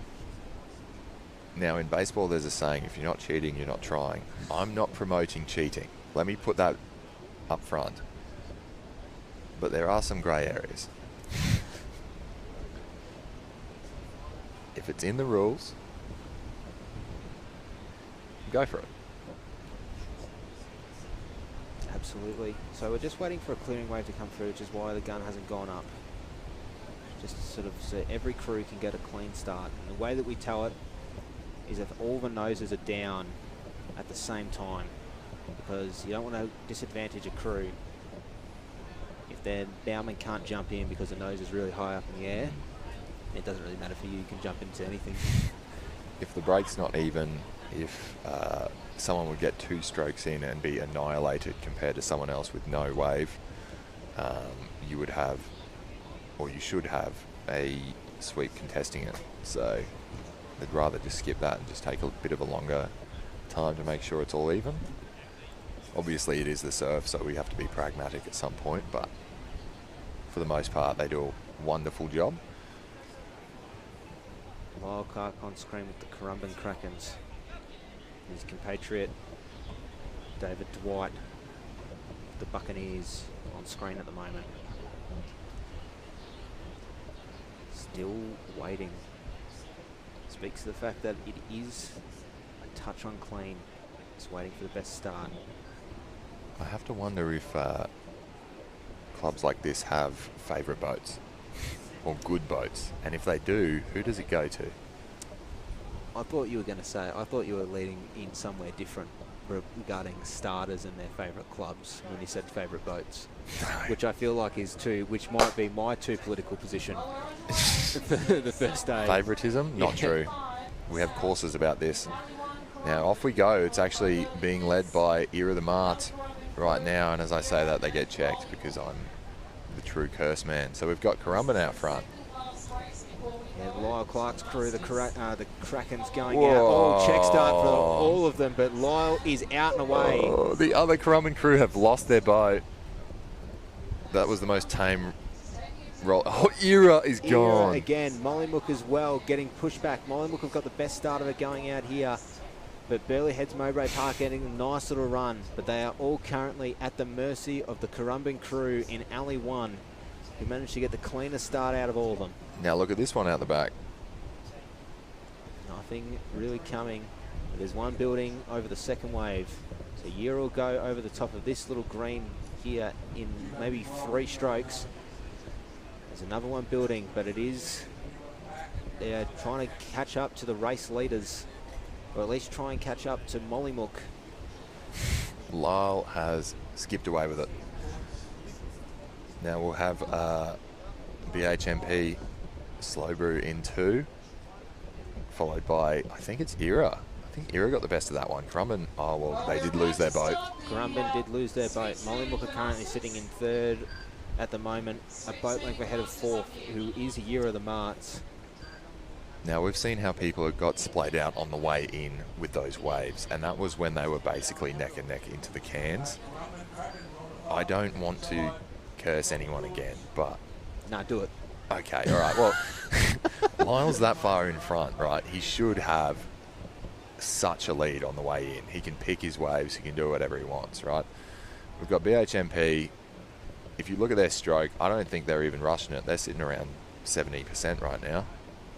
They know that they've managed to build up a sizable lead over the crew that is most likely going to be sitting in 3rd, which is the Mollymook Madmen. You reckon?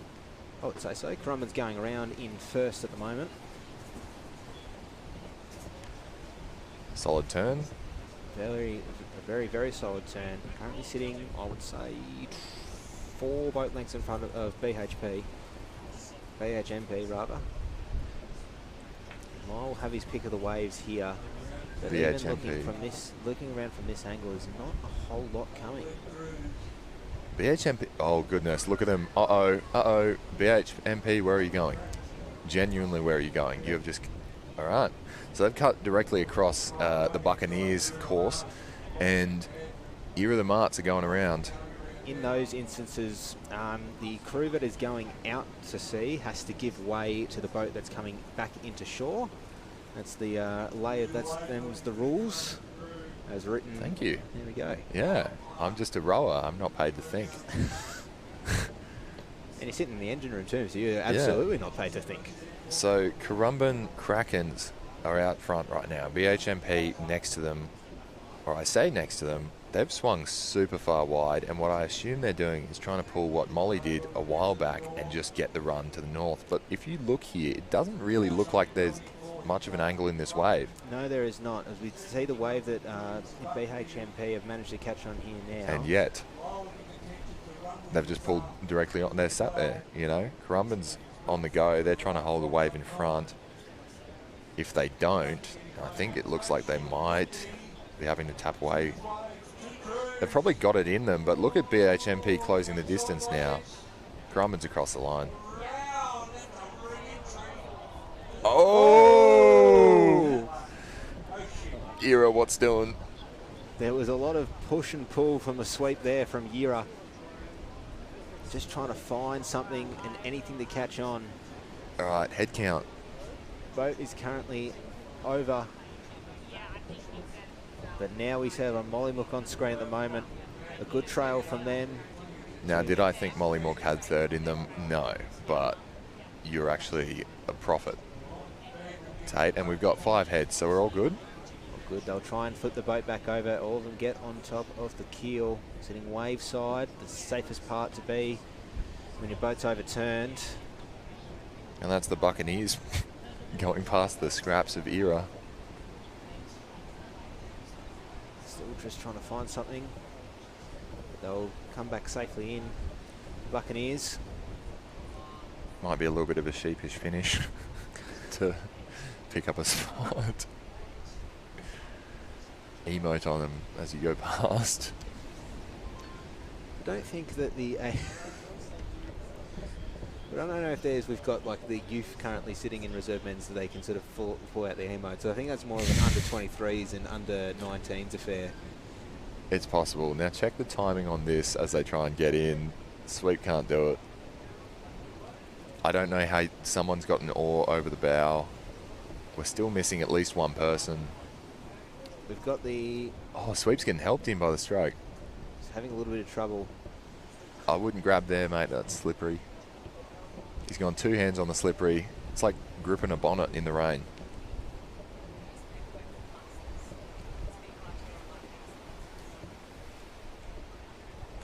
I hope he's okay. 1, 2, 3, 4. Oh no, they've got okay. They've got their required. Not to say they should let the sweep. Oh, they've got him. Come on, go on. How are we going for time? Oh, we've definitely got plenty of time. You got him. You got him. You got him. As I was saying that, I was just waiting for the gun to go off in the background. But no, they've definitely got a lot. These conditions here today. I don't know the exact amount of time we've got in between the sort of required race time finish. It wouldn't be anything more than 10 minutes, I would say, based on the race where it did come down to that. But they've definitely got enough time. It will be a bit of a sheepish finish for Era, but they just tried to catch that last little. Tried to catch that last little runner. Unfortunately, just slewed off a little bit.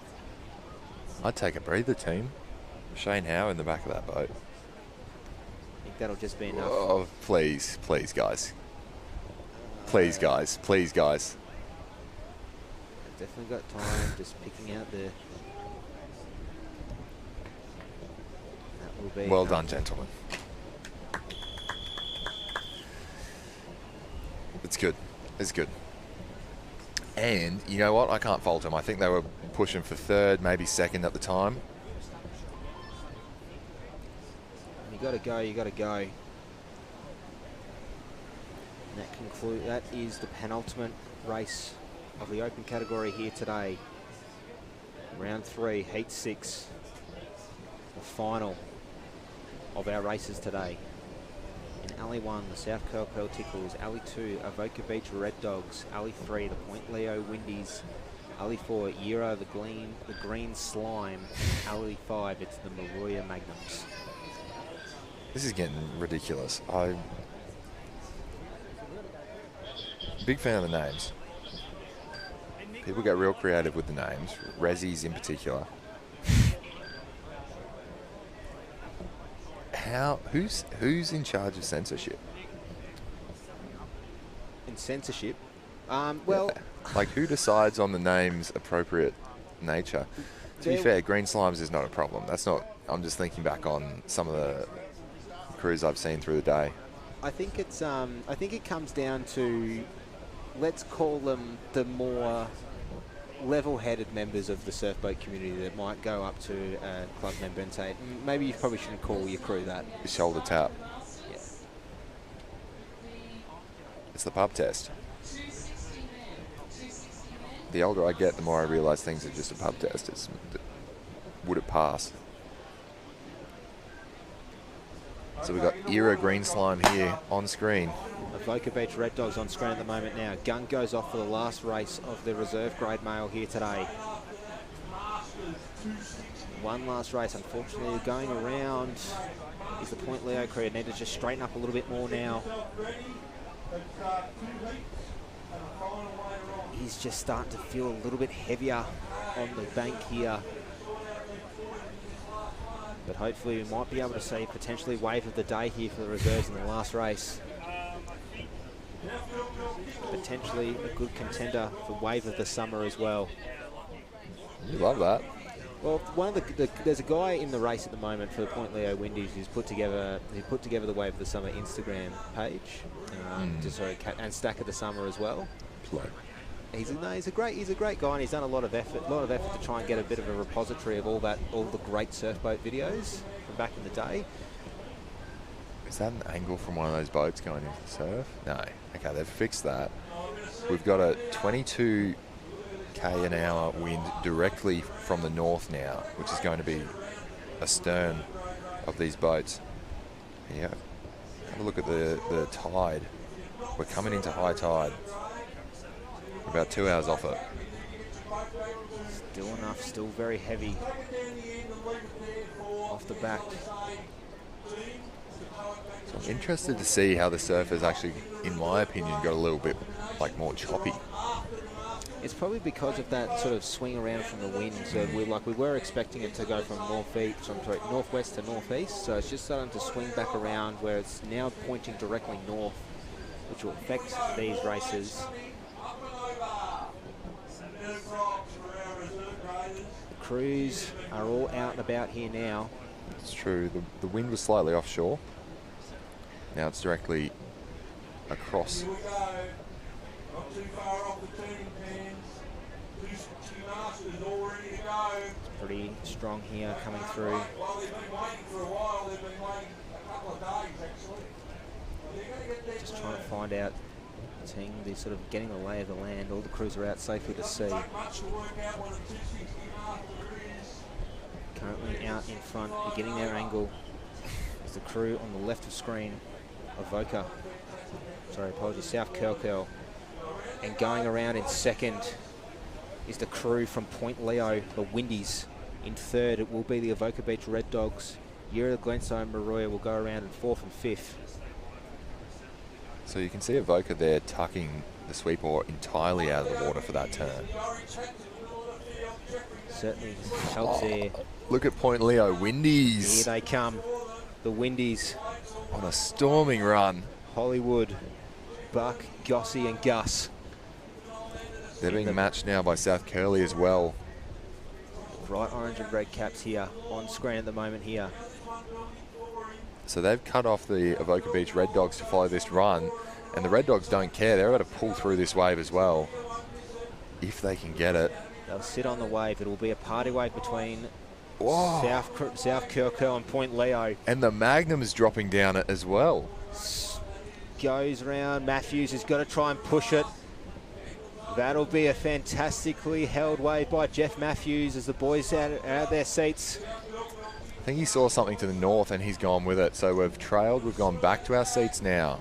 Picking up our oars. You're going to need them, boys, because you're about to hit the shallows. One last little push here for the point. Leo Windy's trying to get through to the top 18 crews in their division. Oh! Tickles have to hold the trail and they've been left behind, I believe. We'll have to see how that compares with the Maruya Magnums.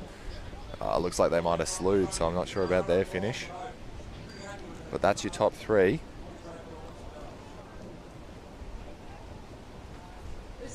You've got Avoca Beach Red Dogs coming for 4 and Era the Green Slime right out the back there, catching one in.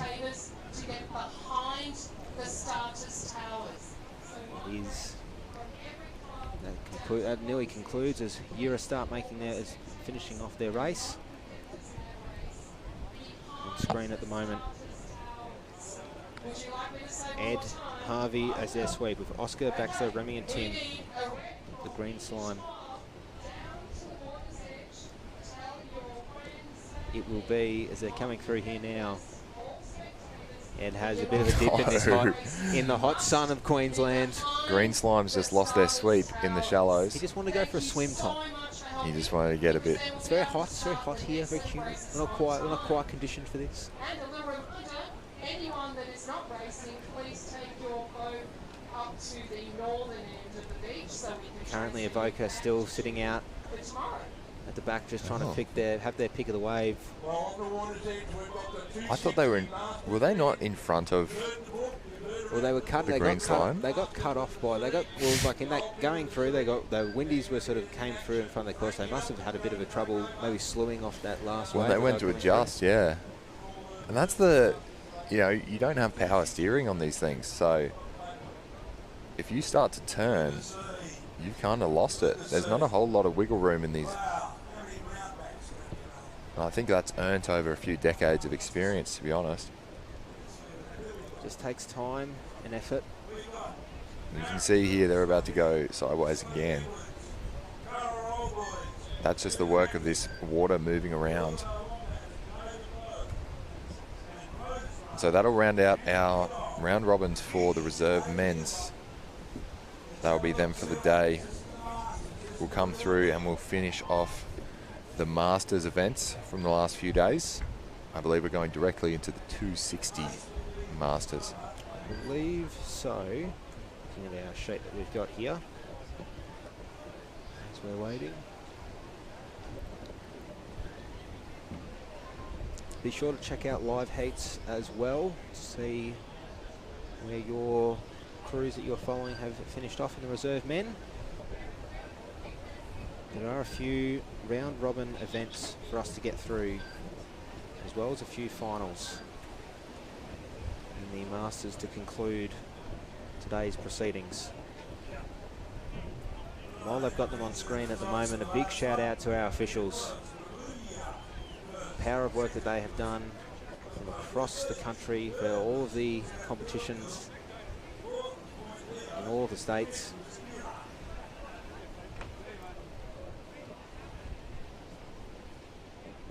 Unfortunately as well there, so Point Leo managed to come fourth in that race. It's very, very tight as the crews start to make their way around. Get ready for the first race.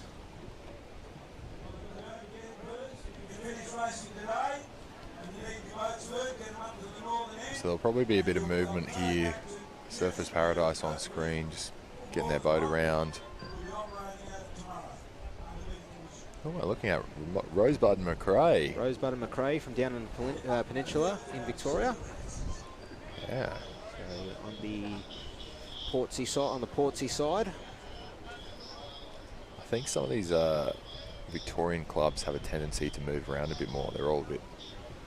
I don't know where you could have possibly gotten that idea, Tom. I don't know if that's particularly true or not. Okay, well, I'm just saying I've witnessed a crew who I will not name at about 4 or 5 different clubs in the entire time I've been rowing, which was about 4 or 5 seasons. But it's good, you know, you get to because I already know them, I get to see them in different colours and I get to know different clubs. I'm basically playing locational bingo. That's the way. That's a good way to be. I think that we're doing our part. Obviously, like cruises that have moved around by as opportunities come through. I think it's a bit more difficult in Victoria, where there is a lot, comparatively, a lot less of us compared to states like Queensland and New South Wales. But the sort of backdrop to that is that, well, we're going to more places and sort of bringing surf boats to different areas. It's been very heavily dominated by clubs from the surf coast, or from Lawn to Torquay, and now we're starting to get a little bit more. Rosebud has sort of been has sort of been part of a group in Peninsula. It started at Point Leo. We've got more crews rowing out of Point Lonsdale, so the other side of Geelong, and then a few more clubs coming out of, say, a few more crews coming out of Warrnambool, Warrnambool and Port Fairy on the western side. So we also recently ran a program out towards Gippsland, so towards Sea Spray, to sort of bring a few more people from that side of Victoria into surf boats. So trying to get more clubs in, trying to get more people rowing, seeing how awesome our sport is, and we're very lucky to be able to send this off to the masses and provide it to everyone. Yeah, well, I think it's pretty popular to watch internationally. I don't know about the live streams, but you just get these clips that just seem to take off online, and people go, why on earth would you do this sport? And well, because it's fun. Yeah, genuinely. Fun, safe, good for you. Safer than people might imagine, I suspect. Especially once you're trained past that initial level. And I think, having that mobility around Victoria just goes to show how it's picking up that social aspect, the fraternity of it. Don't get me wrong, Queensland moves around a lot as well. You have plenty of mobility, but if I move from the sunny coast to the Gold Coast right now, I'm sure I could find half a dozen clubs I could go join.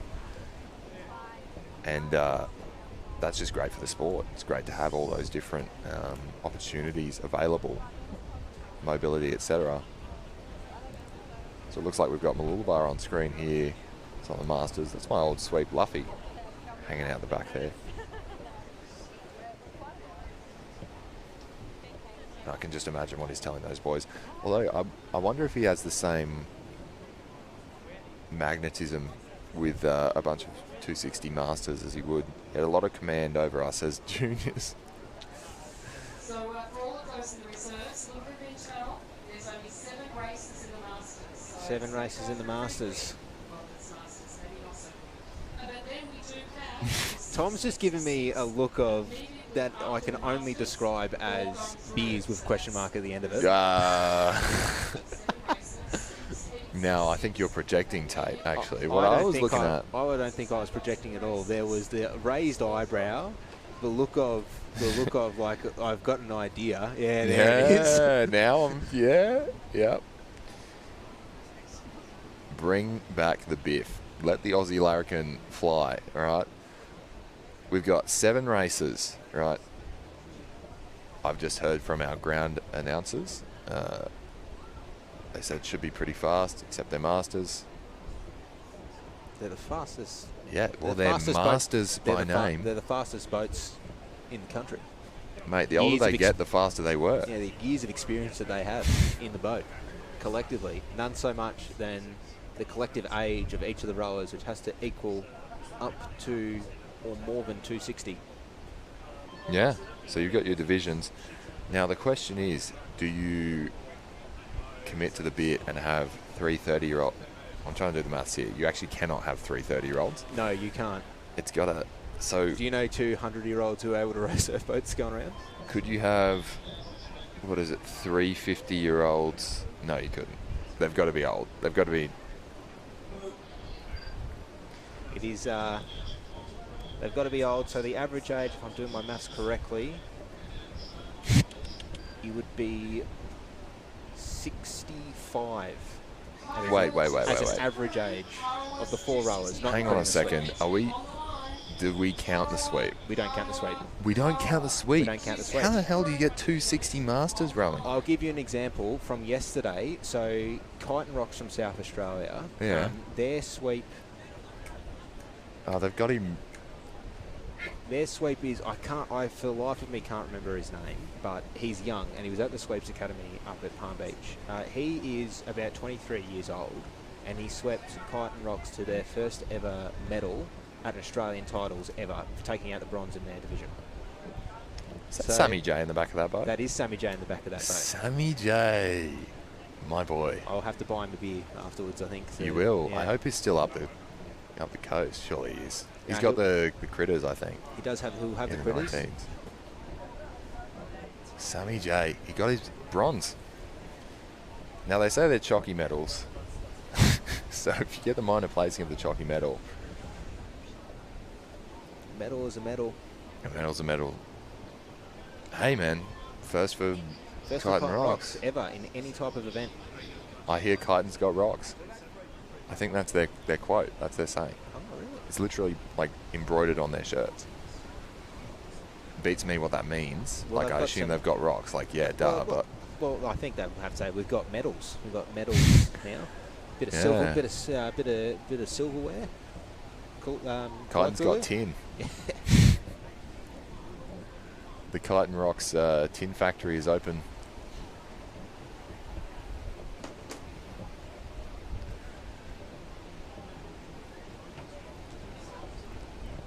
Woolgoolga on screen at the moment. I can't wait to take advice from Sammy J around how to get Aussie medals.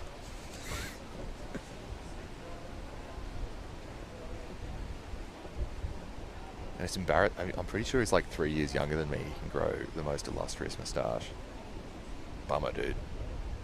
I wouldn't wish it on anyone, but you know, I'm going to be glimpsing at his hairline to try and justify myself. I think he's safe for now. No, I'd say so. Speaking of hairlines, 240 Masters on the line. You like that? I like that. I don't know how other people are going to feel about it. Notice they're all wearing hats. Interesting. We've got to talk about someone who is wearing a hat there as well. Will be sitting in second stroke. Second stroke of that crew is Don Cottrell in that Talabudra boat. Wow. The Don. The Don. Have a look at this. This is Woolgoolga. Go on, boys. I really hope everyone is safe and has fun. You can see there's plenty of prep, plenty of warm-up. Across from then, Freshwater Spring Chickens. That's a good name. It is a good name. And an accurate, would you say an accurate moniker? When you're getting up to 260s? Yeah, well, we'll be starting with the 240s here. We've got Warhope Bonnie Hills Team A, 240. Oh, from the bottom. I tell a lie. So we've got it is the 260s. Woolgoolga Long Strokers. Freshie Spring Chickens. Bulleye Gold.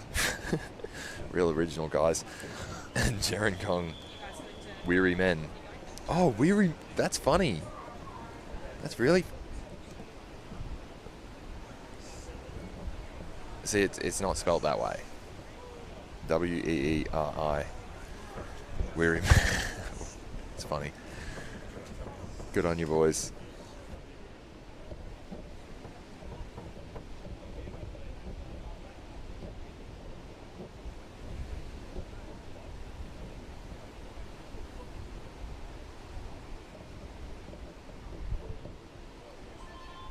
Gun's gone up.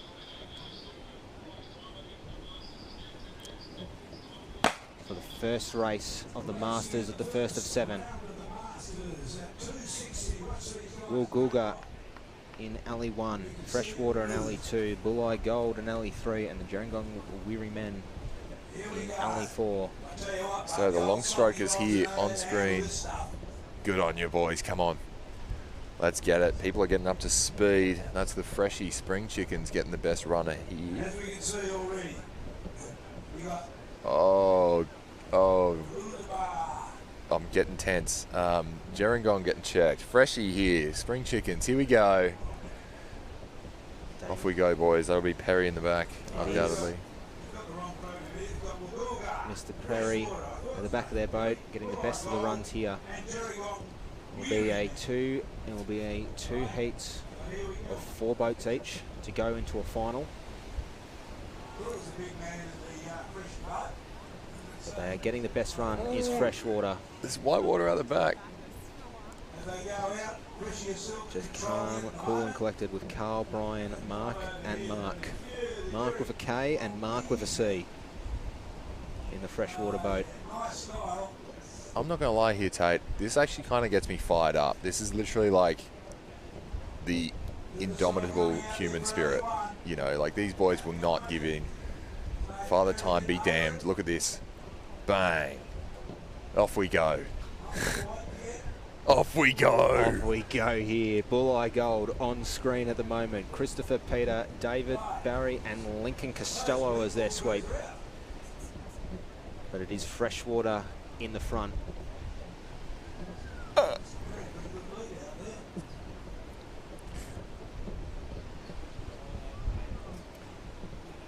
Anyway, Tom's just saying something. I don't know how to describe it. it's not worth describing. So I'm just going to be talking about. Don't I'm just worry talking about about it. the Freshwater cruise. I'm trying to hold it in.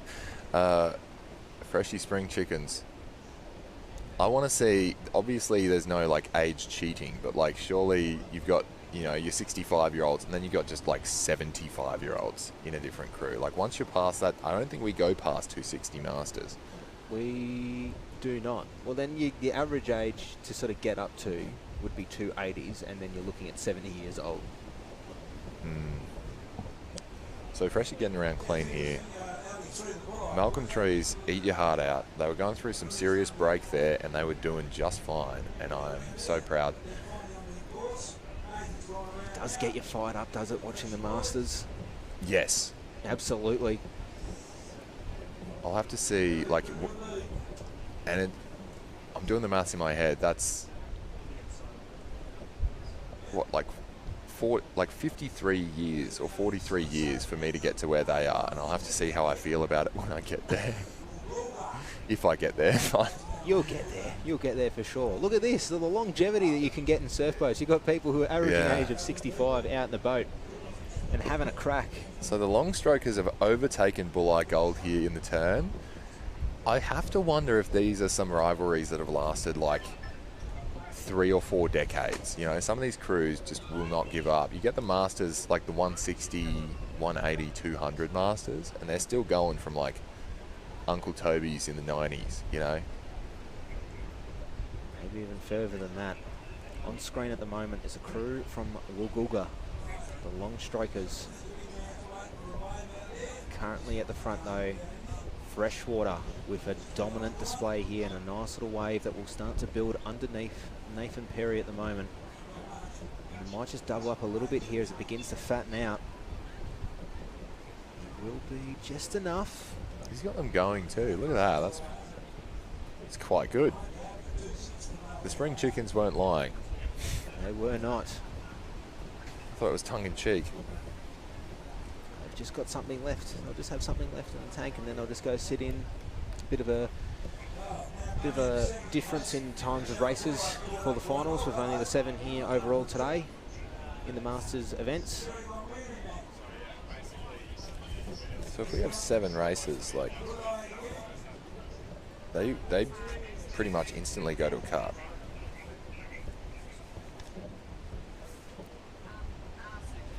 So so they'll take top 2 and they go to a 4-boat final. Yes.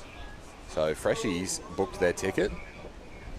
And it might just be a battle for this all-important second place here between Bulleye and Woolgoolga. I don't have the... Look at that. Bulleye's got down it. Woolgoolga's down it. And now it's a race for the finish. Woolgoolga's got the wave shape if the angle's favourable. A double up here for Bulleye. They'll go around, unfortunately. Does Lincoln Costello. They might have just crossed the line just before Woolgoolga. Now they get... Oh, you're tempting fate, guys. I think they'll comfortably across the finish line. Oh, I more mean just hopping out perfectly horizontal to the wave. And finally, the Gerringong Weary Men. Bruce, Stewart, Stephen and Mark, and Malcolm Dunwoody at the back of the boat. See it out, boys. Well done. Fantastic effort. And we saw the carnage that we were getting from the rest of our crews. Like the Resi men were not having an easy day of it. So I'm glad these gentlemen are getting through it just fine. Again, Masters. What was I worried about, you know? Absolutely. Jangong will wrap that race as the whistle goes for the next race. So I have to assume we'll keep the theme going with the 260 males. That is correct. And I think they flipped that. Maybe one of the boats wasn't ready or something, so they've just sent the second heat first. We've got Maxville Scott's Head Rusty Tools. I've never heard of this club in my life. You would be potentially very upsetting one of our co-commentators, Mr. Scotty Edwards, who was sweeping that boat. What? So this is the problem when you're on live stream here. You can't say things. Shouldn't have said anything. Shouldn't have said anything. Oh, God forbid I be honest. Kurrawa Old Boys in Alley 2, Mooloolaba Wombats Alley 3, and Rosebud McRae Angry Dogs Alley 4. They got that dog in them. They most certainly do. David Higginbottom coming back from a knee injury to sweep the Rosebud McRae crews. Great. The Angry Dogs and then the Angry Otters, who will be rowing in the Opens throughout this weekend. A fair stretch out of the course here, and it doesn't appear that the Kurrawa Old Boys will be racing in this race. So I've dropped one. Maxville Scott's Head right on screen. Scotty Edwards with a big old smile on his face. Wow, extra powder in that gun. As long as you get in the boat, doesn't matter how it looks. Of their second stroke, Stephen Russo starting in the boat, most likely due to an injury, but we are now in a 3-boat race between Maxville, Scott's Head, Mooloolaba Wombats, and Rosebud and McRae Angry Otters. Luffy said sit there because Rosebud got flung. They will just... High side, high side. Oh, they're gone. They're gone now. Oh, count heads. Some are under the boat.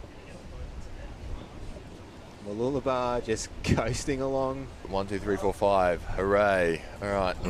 Back to the program. Maxville Scott's Head, Rusty Tools, getting out nice and clean. You've definitely heard of that club before, haven't you, Tom? I have.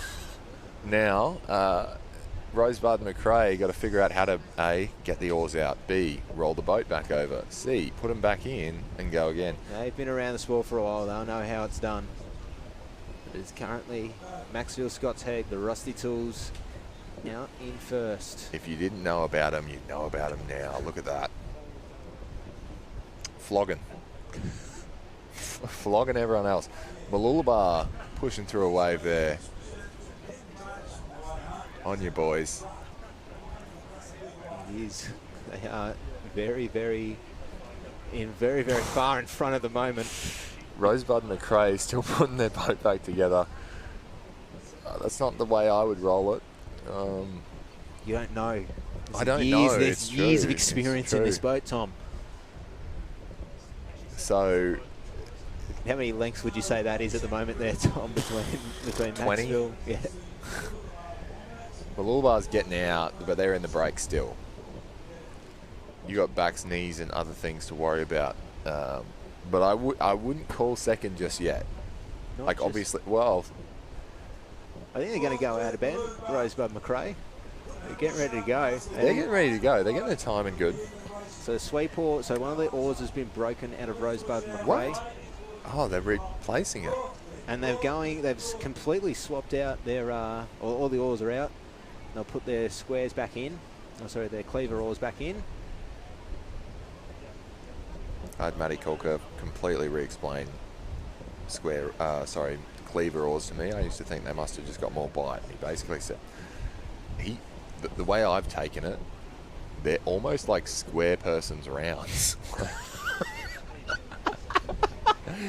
Everything is round in my world. Anyway, speaking of that, what's this?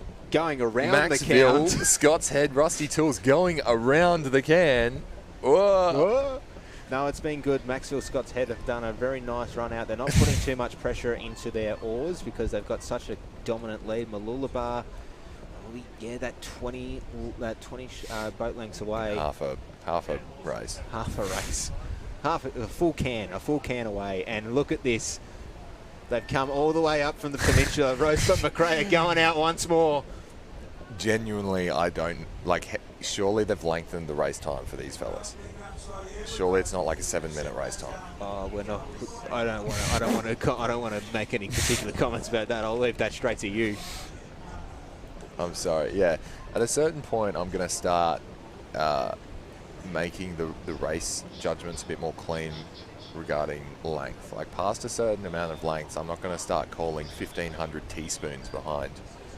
Yeah. Oh my goodness! Nah, Scotty's smart here. He's going to say, like, guys, we're sitting in front. We're just going to pick our wave. Yeah. We're going to pick this wave that's coming back behind us now. Boys, give me not everything you got, but like a fair whack of it. Just get me home, says Scotty Edwards from Maxwell Scott's Head. And you got to catch this one. A trail. A trail. This is unprecedented for the 260 males. Boys. Here they come. Okay, so one of them sitting backwards in their seat on the other side. They didn't even leave. They're like in the foot shocks, I think. They'll go past Rosebud. A bit of a, how are you going, guys? That's got to be like illegal. Like, that clearly has had practice behind it, and I refuse to believe 260s train. Look at that. A beautiful trail from Maxwell Scott's Head. It's not conventional, but it worked, and it worked actually quite well. Nah, they're fine. Frankie Veltman's just trying to jinx us out here. Spit out Scotty. There we go, Scotty. Scotty does know this time. Malulabar taking in a nice cruisy wave in, and I want to see the angle on this Rosebud and McRae. Angry dogs. They'll enjoy their glasses of wine and beer later on this evening, for sure. So the sure. Wombats are cruising. Luffy's still giving feedback by the looks. And that'll get them to the final. They'll get into the final with that, for sure. It's Unless they bread flip. and butter. Oh, dude, for real. Bread and butter here. A solid row. I've heard in Olympic programs, sometimes you're not really prepping for your best race. You're just prepping for better than everyone else's race. Yeah. Malulabar come through in second place. They will go through to the final. And Bradbury wasn't lucky. I mean, he was lucky, but he planned on it. You know, it's part of the strap. So, following this one, we'll be moving into 240 Masters. I believe so. And I assume we're just going down the divisions after that. 220 for 2, and then a 180, and then a 160. We've combined 160 and 200 females. Rosebud McRae go around there, the good old white count of the south area. You've got time, so if you want a cup of tea for the next race. So, okay, you've thrown out a cup of tea for the next. You've thrown a cup of tea for the next race. You've thrown out a reference to Eurotrip, which was completely out of the blue. Well, how old are you, Tom? Where are all these references? Yeah. Half the time I haven't even watched the movie I'm referencing, you know. Give a shout out to these boys. Rosebud McRae, originally pulled together by Matt Silker down at St Kilda. Kenneth, Paul, Peter and Francis rode at Fairhaven last year and now rowing at Rosebud McRae. David Higginbottom taking them on. That reminds me. So, You're Cleaver oars, yeah, I'm back to the technicals. Yeah, cool.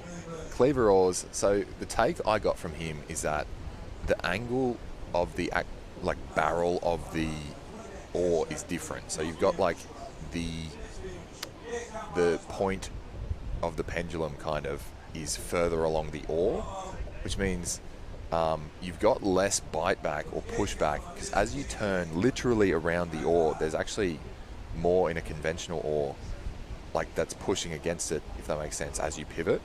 And so by changing the angle of the barrel, which is very technical, of that oar, you have less resistance. Now on top of that, these oars are a bit skinnier, so you can see supposedly Howard Croker estimates you're losing about something technical like 18% or 20% of your power in the flexion of the oar.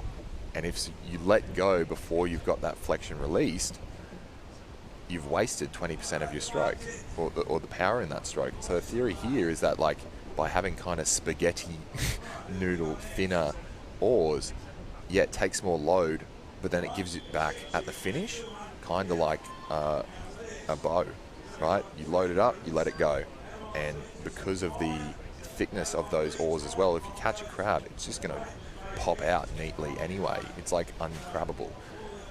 So I like that concept. I like the idea. It makes sense to me that you would be able to go at good pace and have it neat.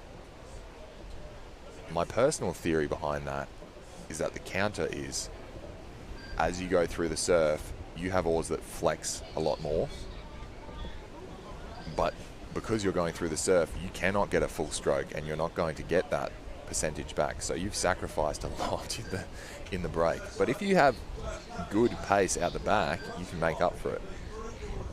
But that's my takeaway. I think there's horses for courses, and there have been plenty of cleaver oar crews that do well. Yeah, the way that, like, in a very sort of layman's terms, the way that the cleaver oars suit conditions that are reasonably flat, because they've sort of got that less weight and sort of more extra flex. You can really pick up the rate, but you are losing that power. And that's the takeaway. You have those cleaver oars; they're more likely to break going through really heavy surf, but you get your straight grade up.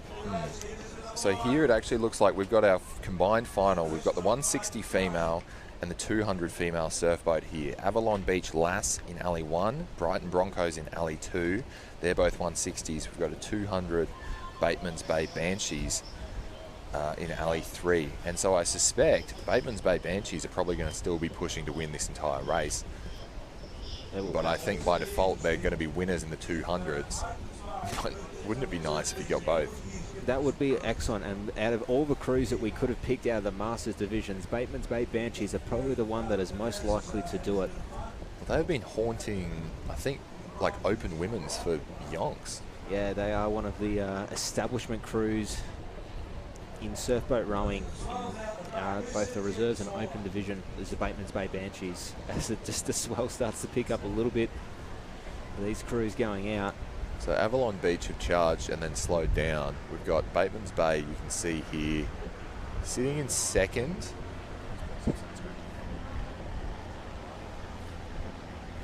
Maybe. So we're sitting here looking at Avalon Beach go through that break. You've got Brighton and Bateman's Bay. Bateman's Bay are probably in front of Brighton, but it's racing with stop signs right now because everyone's posted up. Look at that. That is not where you want to be if you are Avalon Beach right now, although it broke early, so that was the gamble and they took it and it panned. But this one just getting over. It won't break on them. They've done well. A bit of pride there, sitting there staring it down and thinking, yeah, you'll break, don't worry about it. Hold fast, girls, we got this.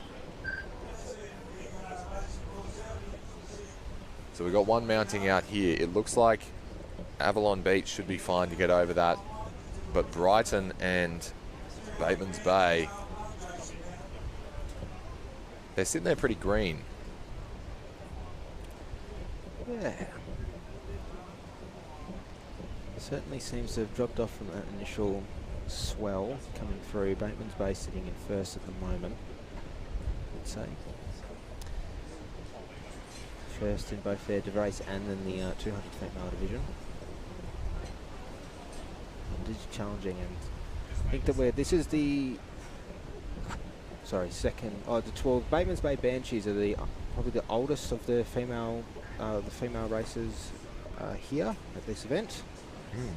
And I think that we're starting to get up for first what Aussies with females was 1994. So I feel like we might be getting up to maybe the 220s if the timings work out. If I'm doing my math correctly. Well, yeah, they would have had to be, what, 18 plus to compete? Yep. So if that was, what, 30 years ago? Yep. They'd be 50. They'd be hitting 50. So 220s. 1990. 1990, 2020. It's 1994 to 2026 is 32 oh, years. 50 years old. Yeah. Cool. Sweet. I was going to say, the 90s were not 50 years ago. We're hanging out. Bateman's has walked with it. They really have here, the Banshees, and the nicest man in surf boats, Mr. Neil Innes. Big call. It's the correct call, Tom. Wow. And Avalon is crashing down something. They've let it go, though. Or have they? Look at this. Another two. Now they let it go. Brighton have caught up on that wave. Avalon are trying to hold the wave in front. I wonder if they get 2 medals. Nah, just the one. So Brighton and Avalon duking it out. For the all-important places, Neil's having a bit of a look around, just seeing for the best position for Donna, Allison, Megan and Tracy to find these positions here. How good is that? Guaranteed medal. Guaranteed medal it will be. Pick your colour. Decide your fate. Looks like Brighton here. Bateman's Bay sitting in front. Got the sequel on the top of their boat, the red trim and the white body. Yeah, good call. Angle got me. It's just the sun looking out. And a little bit more. It might be actually for the chocolates here for the 160 women's. Trail goes for Brighton. They're going to sit over the top. They will just get over the finish here. Damn. And the Broncos are up and about. SA Silver. A fantastic effort. They'll take out the gold in the 160 female. Avalon Beach Lass will take out the silver. Oh, it looks like we've got Tash down there. How good. It was our final. It was. Tash will say a few words. Hopefully we can get some insight on this one. I'm interested. This is Brighton, SA. I wonder if it's their first. Their first. Oh goodness, no. Well, because Brighton had a reserve. Brighton had a reserve, or like a really good open men's crew for a very, very long time, and it was sort of always up and about, not in Masters and just straight open. So they might. Was have it the Brighton Rams? Maybe. Going back a handful of years. I'm just a big fan of their club colours. Sometimes you look at these kits and go, damn, dude. Have you got a club cap that you're sort of thinking is the best one? Oh, would you ever not back your own? That's true. Yeah.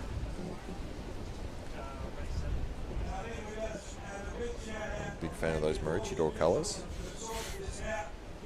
For some unexplained, non-biased reason. So then we've finished out our 160 and 200 women's, and we're throwing to Tash down there with the Brighton. Okay, down here on the beach is day 2 for our Masters. We are with the gold medalists from Brighton, South Australia. I'm very pleased to say, second medal for SA. Faz, what's the conditions like out there? Yeah, it's pretty tricky. We were hanging on by a wing and a prayer. We got hit by a fair bit of stuff on the way out, but I've got to say, we dedicated this race to my mum, Rosie, who passed away wherever the boat is. That's a brand new boat. It's the first race, 100% that boat. one from one. Excellent, good stuff. Girls, what was it out there? It was challenging conditions, very rough, but I loved it. So much fun, except for when Faz says hold oars and I trailed. Okay. All right, girls, we're going to see you back in the open competition, reserve competition, so you've got a bit more racing to do, so go and rest the legs. Nice little practice for you. Well done. Congratulations. Well done.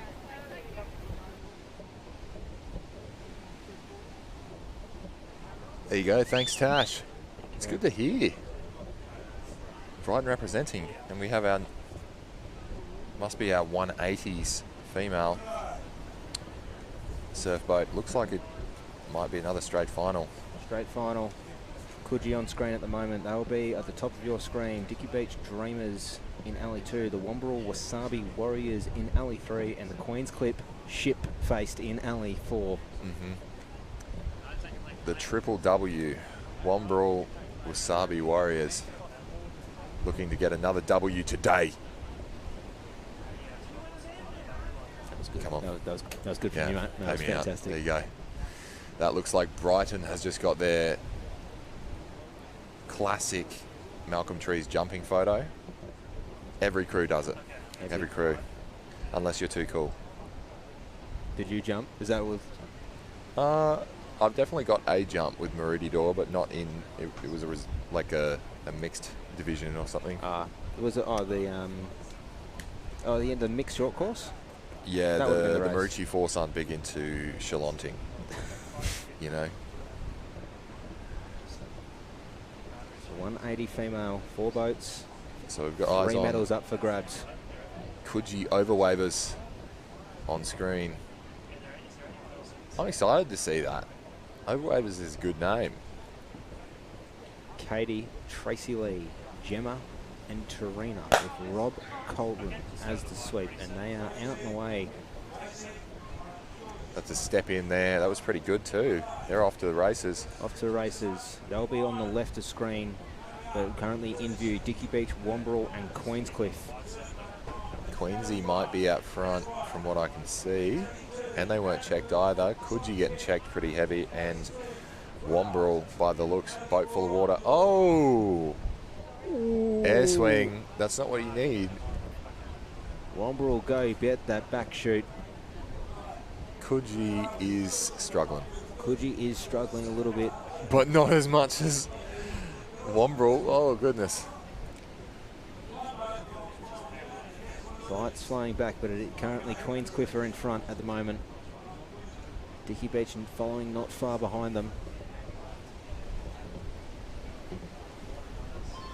So the Wasabi Warriors getting their boat back in shape, and off they go. Queensy sitting out front. Sophie, Nikki, Alexander, and the 2 Alexandras with Matthew Sheridan. They took out the reserve grade at the ASRL Open in February. The ship-face crew. So Coogee here, ducking through a wave. Bang! Womberall on screen. They've got the same wave probably from a little bit further back. Coogee will jump this one. Nice and green, still perfect. Out of there now is the Coogee over wavers. So look to go over this wave in about 2 strokes time. There it is. Morntrum.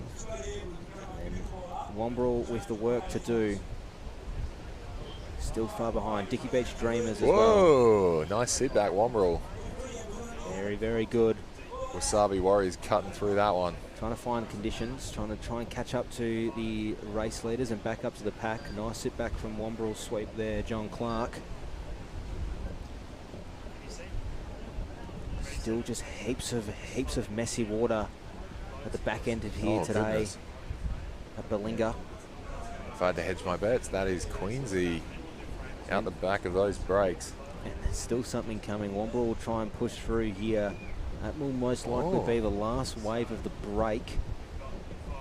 So 2 got through actually, and I think it might even be the DB Dreamers. Yeah, Dicky Beach Dreamers sitting in second, trying to chase on the keel of Queenscliff. In that Dreamers boat, Benjamin Thompson is their sweep with Jamie Lee, Louisa, Susan, and Lauren. I think that might actually be in front here. Have a look at this turn. So you got Womberall in the back. They're still dealing with the break. Queensy are getting ready to turn. Dicky Beach look like they might be a little bit up, but that might just be my eye. Haven't started the turn yet. Has Queenscliff on the right of your screen. Sheridan starts to angle in now. Dicky Beach, Beach angle in now. So it's 1 and 2, and like you said, you're right, Tom. Yeah, Dicky Beach has managed to sitting in front, which means it'll be a battle for the gold medal coming back home. Old sailor's trick. The Dreamers, here we go. Dare to dream. Put a wave out the back. Give us something good. Get down it. Call something. Huey will be on call for Queenscliff and Dicky Beach, but who's going to pick up the phone? As I say that, I think someone just missed their stroke. Here we go. And have a look as well. There's a little bit of a wave building for the crew from Coogee. They will just fall off the back of it, but it is now a battle between first and second. Dickie's sitting a little bit lower in that wave, but you want it. Nose is down, calls easy. Sweet. How's that wind doing? He's running that. Oh, he's just trying to hold on to it a little bit, trying to find that little spot there, does David Thompson. Ball's sitting pretty high for that. It's Benjamin Thompson, rather, as the sweep. The wind is up, so you're looking at 26 k per hour. And Dicky Beach is sitting comfortably in front, a wave in front of Queenscliff here at the moment. That'll be enough for them. I can see on the big old smile of Benjamin Thompson, he's got a big old smile on his face, knows he is currently sitting in front. I wonder what he's saying. Oh, little bit of a nice nose drop. Dive, but an easy drop to contend with. Way. Big smiles and big hands up in the air for Dicky Beach. Queensy sitting in second. Be a silver medal for their efforts as they look to compete in the reserve grade women's later this weekend. Wow. Dicky Beach up and about. A fantastic effort for the Dreamers. You'd be chuffed. You would be very chuffed. The dream is alive. Could you come in as well? Up and about are these girls. It's fantastic to see from Dicky Beach. Jamie Lee Smith, Louisa McIlride, Susan Estridge, Lauren Abraham, and their sweet Benjamin Thompson. They'll have some fantastic words to say. Womberall on screen at the moment. Unfortunately, just had a bit of trouble getting out. Does the Wasabi Warriors, but they'll look to try and finish this race. Just probably trying to find maybe the wave of the day is something to remember them by.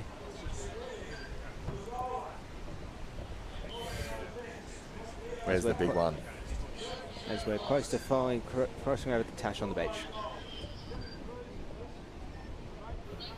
Okay, it's a dream come true down here on the beach for the Dicky Beach Dreamers.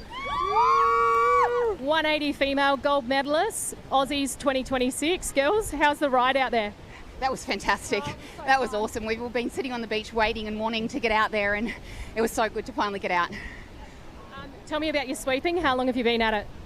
I've been at it a couple of years, but really sort of concentrating a bit more this year, and been lucky to have these girls that just take me out and back every time and got full confidence in them, which is great. So yeah, really proud of them. Good stuff, guys. We're going to get back to the next race, but congratulations. Oh, we got something here. That one was for you, Fifi. Yeah. Well done, girls. Good job. So having looked at it, that's actually a full family involved in surfboat rowing. I was talking about Ricky Eastridge and Dylan Eastridge before. That's father-son, and this is actually the mum. This Susan. Susan, yeah. Susan Eastridge. Wow. There we go. What a culture, you know. Who says you don't know statistics, no little bits of trivia? Me.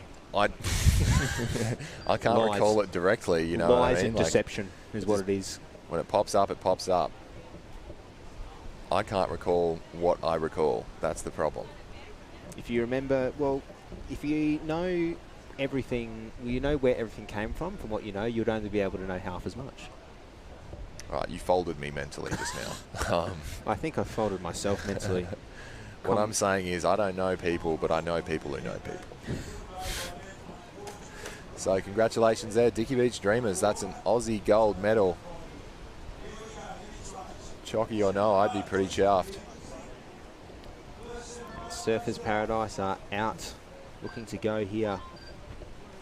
We get our paperwork sorted. We've gone old school. Just like these fellas here, we've gone back to the paper. And I believe we're staring down our 220 years men.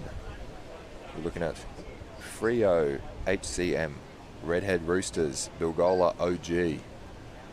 Stands for Original Growers, probably. North Cronulla Vets, Point Leo Platos, Philosophers here. Surfers Paradise Sea Dogs and Bulleye Gold. Bulleye Gold. In 220. Does make it difficult when they don't have the name, but you know, as a moniker, Bulleye Gold has such a lure in surf boats. Well, it's so that you can just sub people seamlessly. You have no idea how old these fellas are. So we've got a combination here. Just making sure that we've got it.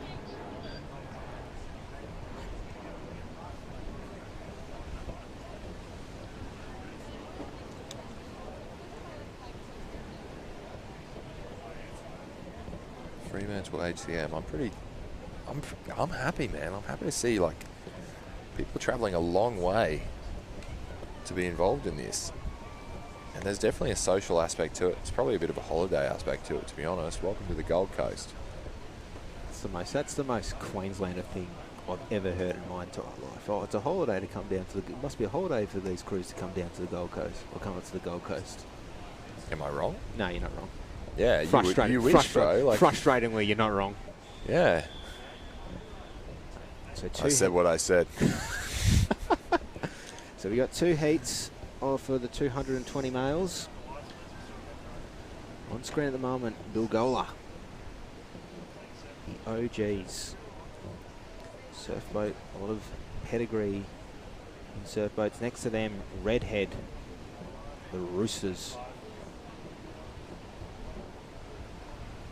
Now, like you said, it has been fantastic to see, obviously, crews from across the land coming over. We have Fremantle in this race, other crews from WA. We've got Secret Harbour, who's just a little bit south of Perth as well. We'll be rowing in the under 23 males. Redhead, especially on screen at the moment. Fantastic to see their old boys come up and have a row. But also we've got a few crews from across the ditch who are competing in the open categories as well. Tatahi Bay, Paikakariki, New Brighton. That's phenomenal pronunciation. How long did you practice? I practiced that. I practiced that a few times. Who did you ask? This came from when I looked at the sheet on at the ASRL and I saw Paikakariki and I shouted to Graham. I said, like, listen, Graham, I'm going to be quite honest. I don't want to get this wrong, so I'm going to hear you say it first. And he said Paikakariki. I was like, beautiful. And these guys off and away. 7 boats in this race. Fremantle, Redhead, Bilgola, North Cronulla, Point Leo, Surfers Paradise and Bulleye. From the top of the screen down. And Redhead messed up. Looks like they threw an anchor out the back. They hit sand by the looks. Whoa! And speaking of crews that have hit sand, it looks like Bulleye Gold as well have hit a bit of sand, got hit with a double bit of a wave here. And just trying to find their time again, but it is the crew from Surfers Paradise, the Sea Dogs, sitting out in front at the moment. And we'll have the first cracker trying to get through past this break. Jeffrey Case their sweep with David, Mark, Warren and Derek. Check that out. They've done well. They're out clean. So we've got anyone's guess around second place right now. Probably just the Northern Alley, Fremantle HCM. Followed by Redhead. Followed by probably Bulleye. And then North Cronulla.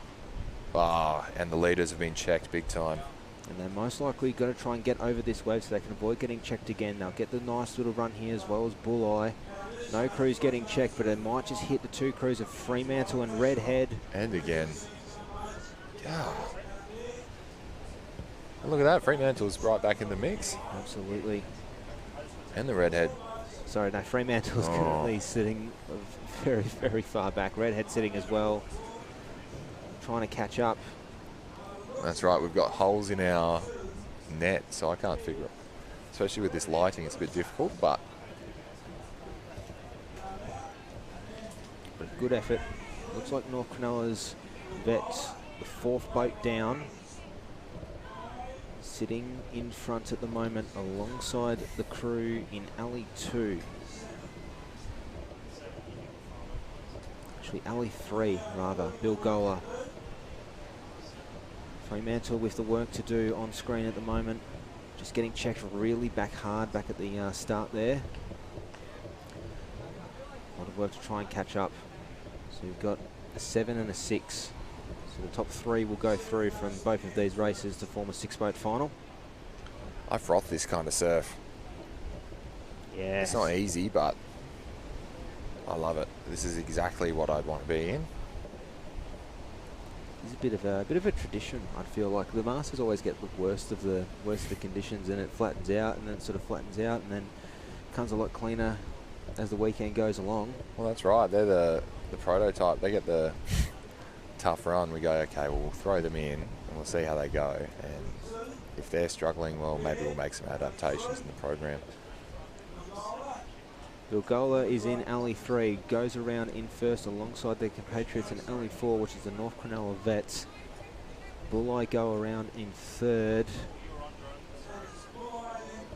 In fourth it will be the Platos, and fifth Surfers Paradise Sea Dogs. Work to do, but Bilgola has taken the lead in this race here. Huey is not helping many people out. There is not, especially with this wind that's picked up. It sort of appears to have flattened out a little bit, but making a bit of a play here is North Cronulla's Vets. Currently in front, and our race leaders here at the moment, or provisional race leaders, is Bilgola. Falls off the back and now have to take a few extra heavy strokes to get the boat moving back up again. Currently at the mercy of North Cronulla's Vets, but they'll fall off the back. And Bilgola will look to extend their lead now. Yeah, looks like they're having a bit of a run. There's a little dribble. Oh, wave of the day. Here we go. Look at the bow wave on that. Will they hold it straight? No. Oh, there's a collision. 3 boats collided with one another. Leo go over. Goodbye. 4. No. Okay, Bulli hold on to it just. Bulli swing around and are now facing the next wave that's coming up behind them. Just got kicked in the boot. Bilgola might not even be sure, like, oh, something's going on at the back of the course. They'll just coast this one all the way back in. Nose will drop down now. Beautifully held. As far as they're aware, someone just dropped a bomb out the back. Neil Jones their sweep with Garrett, Grant, Mark and Norman. Bilgola OG taking out the 220 Masters. I have to say, we're at the back end of this season, watching that last little bit in the middle of the course, potentially stack of the summer, 3 boats colliding with one another. We're in shambles. This is a graveyard. Like, this is Surfers shipwreck. Paradise is trying to get their nose back over. Leo's trying to get their boat Who's over that? as well. Is that Redhead Roosters? No. So on that, or is that Freo? So we've got Redhead Roosters. So you got Point Leo over. Point Leo's over. Bulli's finding themselves. That's Surfers Paradise also rolled over. So Surfers Paradise has cut in, unfortunately slewed on the wave, hit Leo, who then slews on the same, because they're sitting on the same wave, and then pushes in. So we haven't actually got second place yet. I believe it's, looking at this, looks like North Cronulla might have managed just to avoid the carnage. Well, they might have ducked through by whiskers to yeah. us. There's a real... Oh, go boys. Here they come, Fremantle. Go boys. HCM.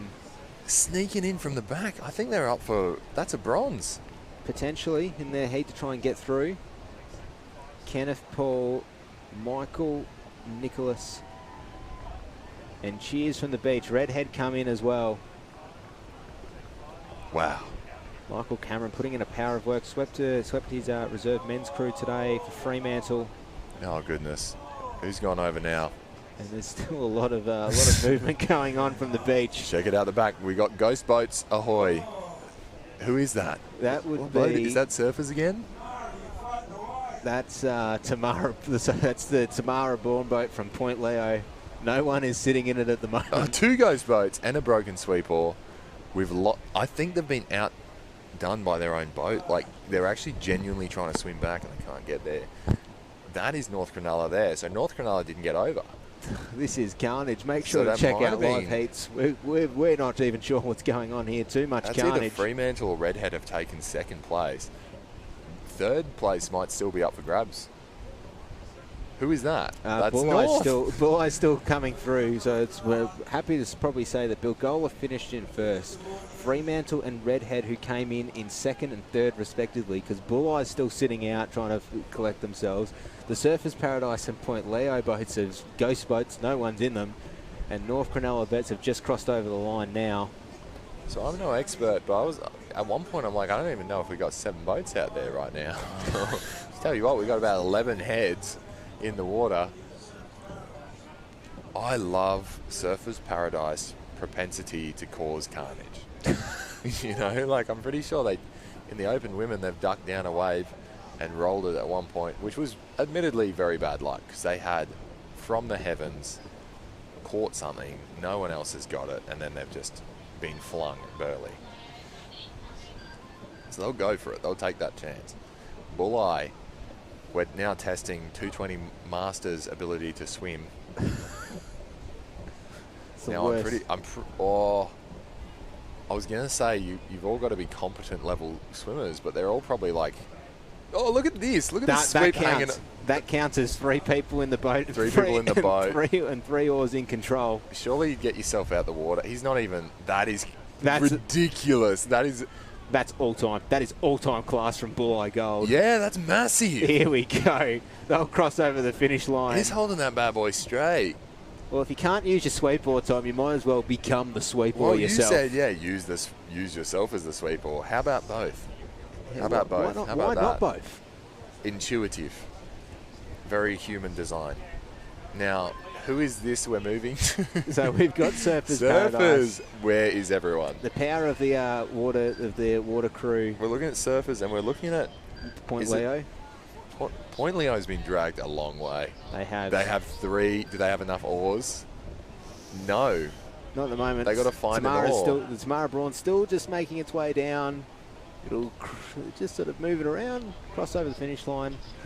People are on the shoreline. Look at this. The best action you've seen so far. We got a body. Look at this body surfing. Surfers Paradise. I will say, so for those of you, yeah. I don't want to contest the ability of the swimmers throughout this course, but it is probably most likely that they have been picked up by the IRBs and the jet ski team just to take themselves a little bit closer to the beach. And thrown in the towel? Not necessarily, just get a bit close, just better get a bit closer. Actually, have you ever had to swim back in from the cans after being flung out from the boat? I have once, yeah. Yeah, it's the worst feeling. It's the worst feeling. I actually did it twice. We got back in the boat and rolled again. That was Kira 2022. Blew my shins out. I called my mum and I said, can you please come to Amart All Sport back when it existed and get me some like soccer shin pads, the biggest you can get. I split my shins open and we've raced under 23s and they said, right, we're throwing you in the opens tomorrow. And I'm like, well, I literally like have gaps in my skin, you know, sorry to, anyway, yeah, everyone's bagging me out for shin pads the next day, but we rolled twice. Guess who was glad he had shin pads? You. Me. It was me. Anyway, I think because they'll only take top 3 anyway, these boys have realised, all right, you know, we'll go back to the trailer.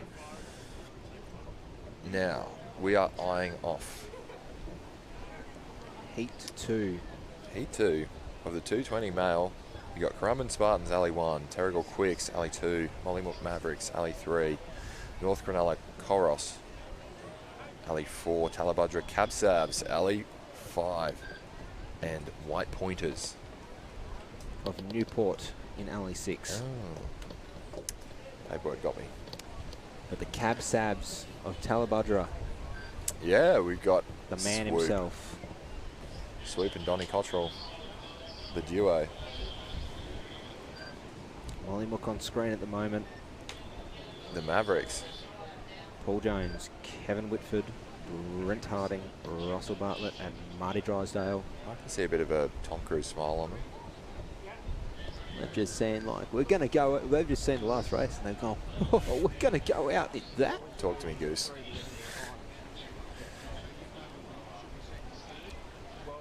Six boats to enter, 3 boats to go through to the final.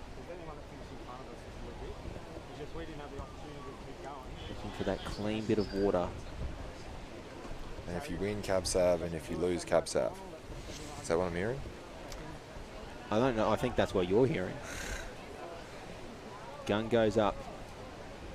Gun goes off. Off we go. Neat step in here.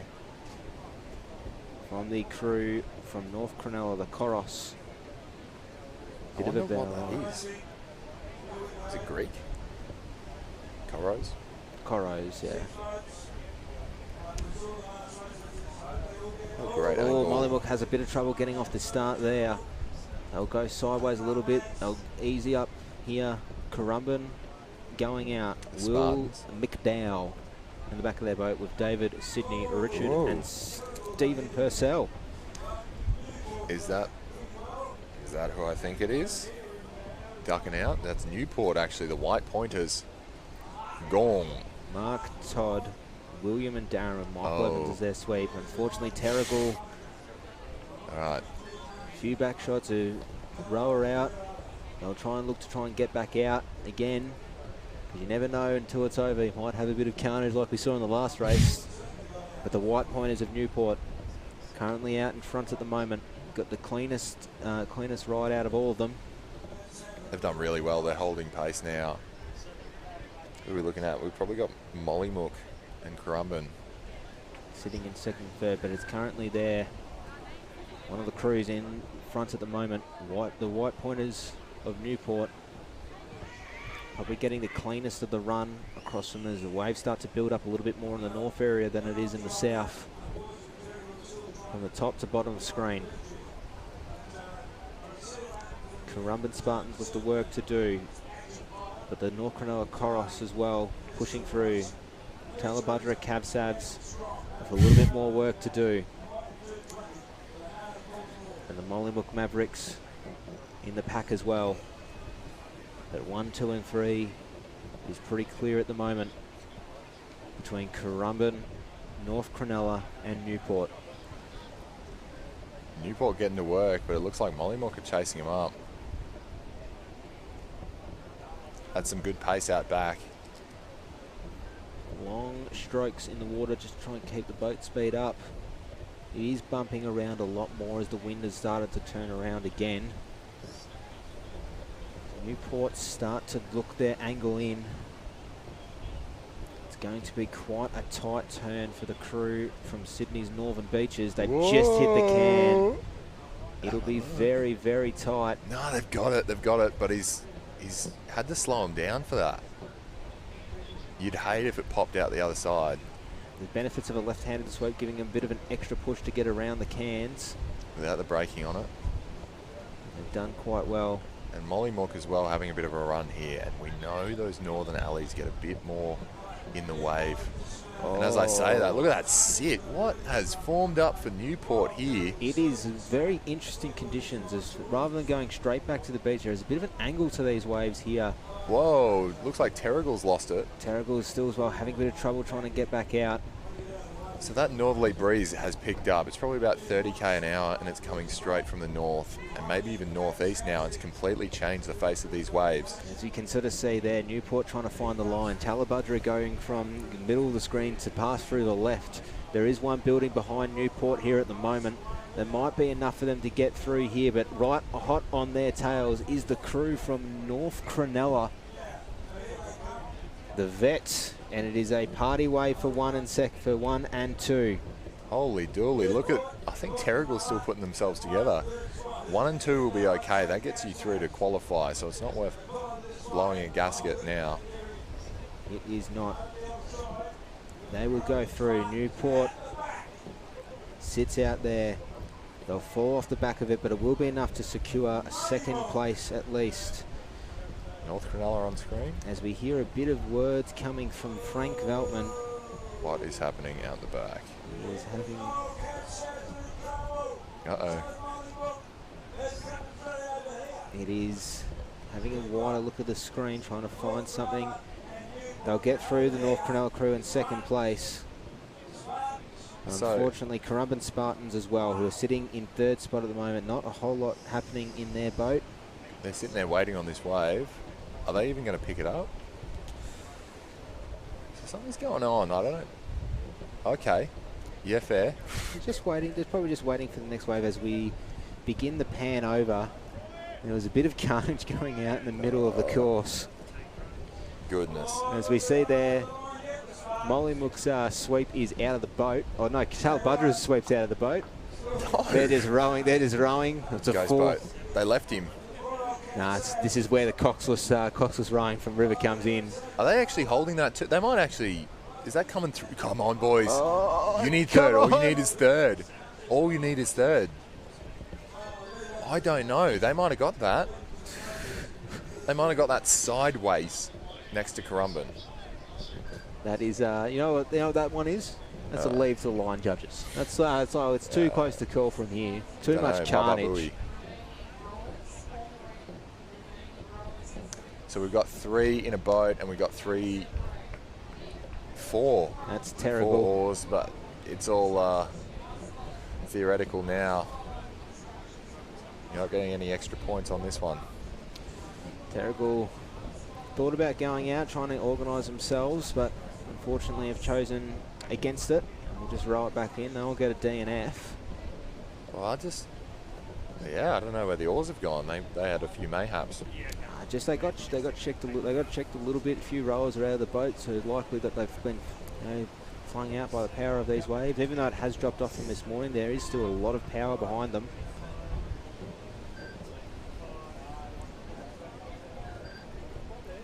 Certainly a lot of carnage as we now look at the crew from Wilgulga. We get ready for the likely penultimate race of today.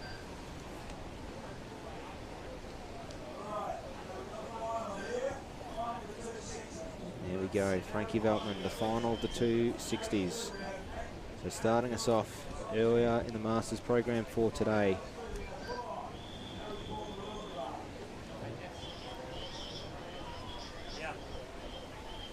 So Maxville Scott's Head with Scotty Edwards.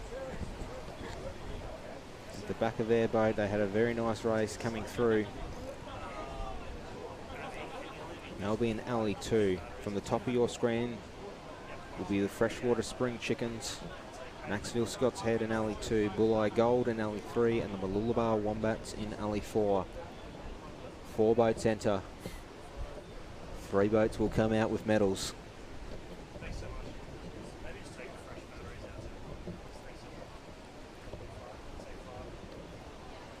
You're the semi-local here, Tom, as we sort of these crews start to head out to shore. What are you expecting for tomorrow in terms of conditions? I haven't looked at the conditions. I can suss it out. If we have predictions, let's have a look at the swell over the next 3 days. Oh, well, that's not what I wanted to see at all.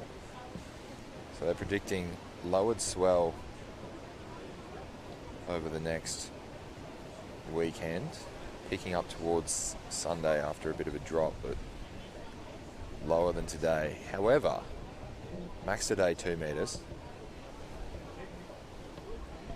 and I have a suspicion if the swell lowers, they might go back to Tugun if it's looking good. That has been probably sort of the inkling that we've heard, or at least I've heard across the grapevine. If the conditions are suited at Tugun, then we'll move back up there.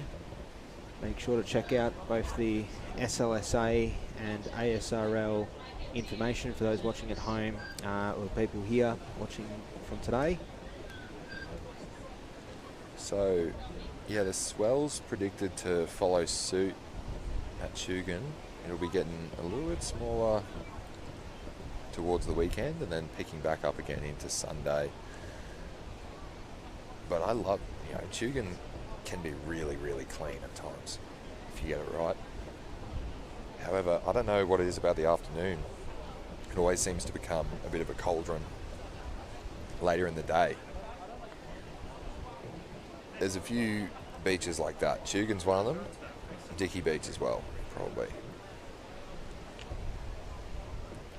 when it's storming, it's the pits. Gun goes off for the 260 male surfboat final, and Alley 1 will be the Freshwater Spring Chickens. Alley 2, the Maxfield Scott's Head Rusty Tools.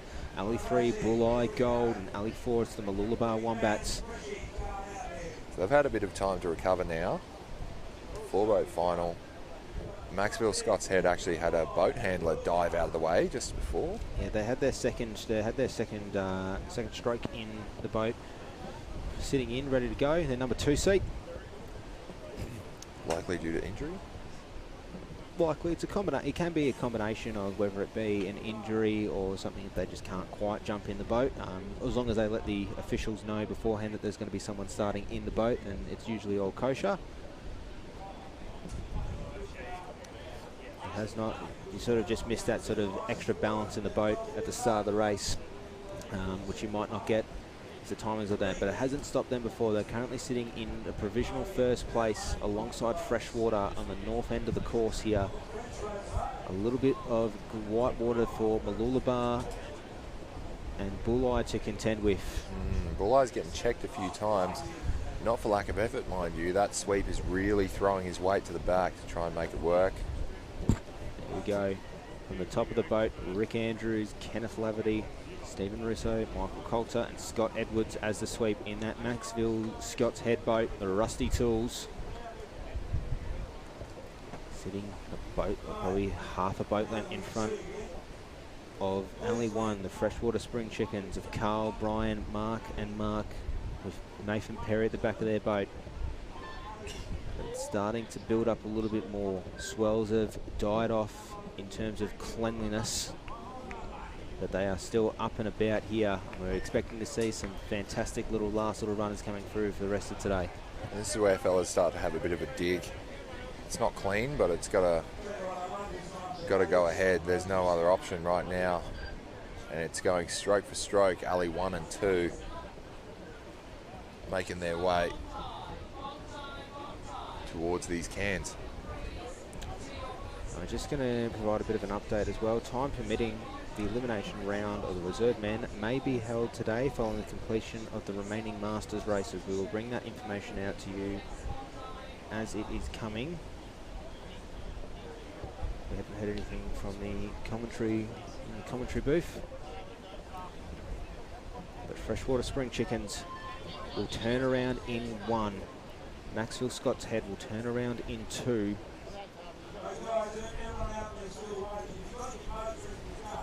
Freshie did their race really well before. Look at them go. They're pacing up, and there's something in the back there for them too.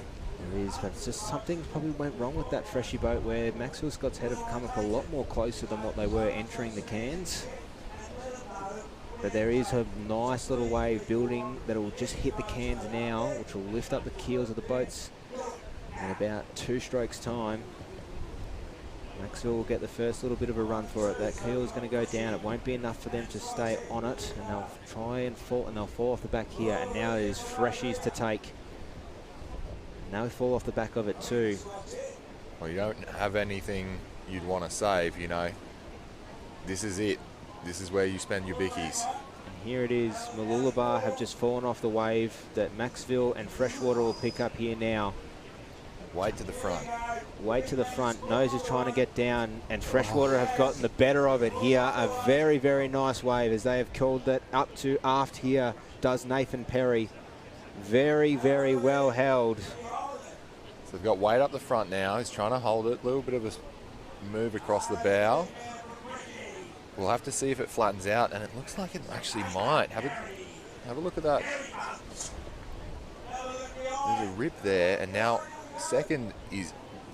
That nose will stay down a little bit. Maxville have lost their position in second place alongside Mooloolaba. Mooloolaba are having a dig. It doesn't look like they'll get on this wave. So Perry might be safe here. He's got one more wave behind him that the others don't. So it'll be potentially a battle for second place here. Maxfield Scott's Head starts to pick it up alongside Mooloolaba. This is for the chocolates, the last race of the weekend here. Mooloolaba slew. Scott Edwards holds it. Sweet falls out from Mooloolaba. Crash boats. Boat rolls over. Luffy's fallen out. Luffy's fallen out. 2, 3, 4, 5. They're all good, Maxville. I can't call it. Neither can I. I wouldn't roll that, mate. Not with the Aussie. He's done all right.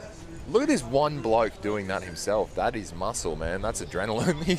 He's walked up and flipped the whole boat himself. The wrong way, mind you. Bulleyes having a bit of trouble with their sweep, or they've had to swing it back around. Does their sweep, looks like. Won't be shame Jalovan, that's for sure. That wasn't the same. Lincoln Costello. He wasn't holding that backwards, was he? He was time? holding. No. Yes, he was. Yeah. Well, the guy was dragging behind the wave. No, that was a different Bulleye Gold crew. This is the problem. This is the problem, Bulleye. Got me. Got me. He got me too. Might as well be the Open men's Bulleye Gold or the 23 men's Bulleye Gold. I won't say this particular person's name, but one of the best Bulleye names I've ever heard is the Bulleye Dreamin'. As in, you're dreaming to name another crew other than Bulleye Gold. So they're going to round this one out, I believe. Nice and easy. What a late send. What a dive for the line from Malulabar. Might have just worked out in their favour. They might have been able to pull out the chocolates there for second place. And rulebook extraordinaire. What happens if you cause someone else to roll? If you're after the line, are you fine? So, after the line, yes, because you've crossed the finish line and the boat is effectively in its safe position. So what happens is that what it comes to, so the officials will be looking at these two boats. It will see which boat has slewed first to then cause the other boat to sort of go off. Because without that original slew from that boat, the other boat realistically would have continued going straight. Right on. Okay, well, it looks like we're throwing down to N.R. Perry down there with Tash, our gold medalists for this division. Okay, down here on the beach, we've got the 260 males, gold medalists, is the freshwater spring chickens. How was that roll out there? It's really heavy out there. It's got a lot worse in the last half hour or so. There's a lot of waves to go over. We were watching from the beach, and I think in that last half hour, 45 minutes, that consistency has come up. Like, it's just constant now. There's not the lulls in the sets. What's it like? Who's bow? How's the bow? It's pretty exciting. Yeah, you find yourself way up and way down, and yeah, it was all over the place, really. No consistency, it was just random. How long have you guys been rowing for? Well, this 5, we've been together for, this is our 6th season pretty much. Yeah, and we've got a medal every year for the last 6 years, except for, this is only our 2nd gold, so we're pretty happy about that. Impressive. Okay, congratulations, guys. Well done. Beating the Giants out there today, so it's massive. Congratulations. Go and enjoy, and we'll see you back sweeping again. In about 10 minutes, yeah. Who have you got? The Freshy Pigs, in the B grade, yeah. All right, well done, guys. Congratulations. Gun goes off. So we're now looking at the 240 final. 240 final. 6-boater. Warhope Bonny Hills on the top of your screen. The Coogin Headland Buccaneers in Alley 2. North Narrabeen Fogs in Alley 3. The Noosaheads Condors in 4. South Curl Whitebread in 5. And the North Cottesloe Maulers in 6. A double up of 2 Whitecaps from North Narrabeen and North Cottesloe. But currently at the moment it is the crew that is sitting in Alley 5, the Whitebreds of South Curl. We've got the best of the run, but followed closely by Warhope Bonny Hills.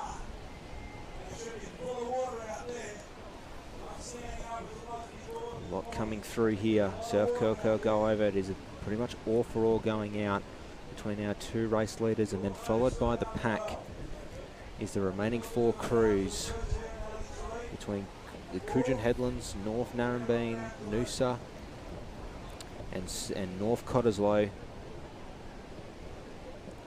Crew in Alley 2 from Coogin just falling a little bit behind the pack here as they start going past the break.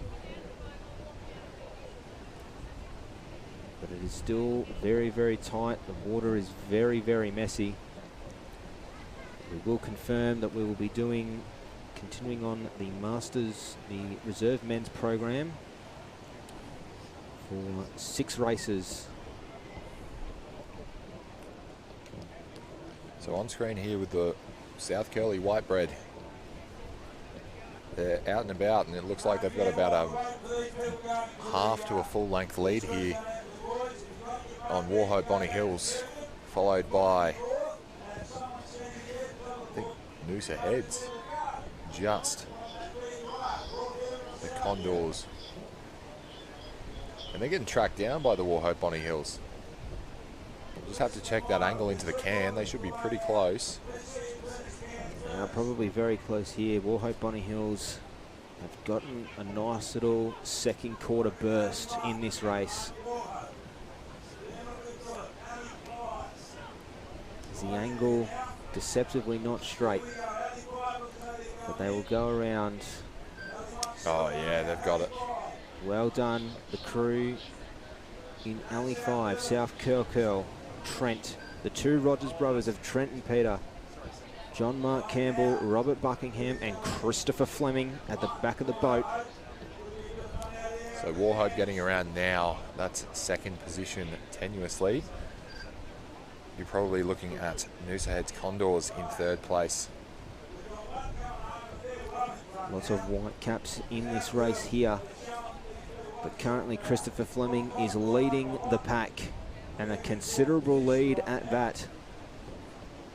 A fantastic effort from these boys here, the Whitebread, to be sitting on this race as long as they have.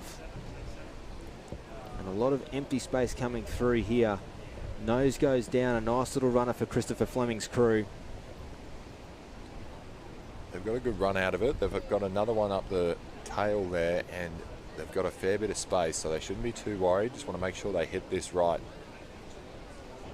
They are making sure to hit this right here, as you said, Tom. Still just heaps of heavy water moving on the back. They'll catch this nice little runner. They'll finish off their Masters racing here. Well out in front. First place has effectively been locked up with the crew from South Curl. Second place might just be on here. The two boats fall off the back. The Warhope Bonnie Hills will pick up this little runner that's coming through. It's a nice little wave. North Narrabeen calls easy. A lot of extra power can. Northcott there, the Maulers, they were pushing. They pulled their way through a wave to contend with Warhope, but they've slewed and gone right back off it again. So Warhope probably sitting comfortably in second, followed by Noosa Condors. South Curly, home and hosed. Fantastic effort from South Curly. We'll definitely be seeing their crews coming up in finals throughout the rest of this weekend to start off to their medal pedigree. But it currently looks like coming in second place will be Warhope Bonnie Hills with a light little takeoff, a bit of a slew. It will be enough, but it might be a little bit push up for third place here. So that's Northcott and Noosa. Northcott pulling ahead. A late trail. Noosa's lost it on a... They've just hit a crab and let it go. There's a late trail from Noosa to go back up. Fortunately, North Narrabeen as well managed to try and find a wave out of nowhere. Did Brendan Reddy, but just couldn't find it.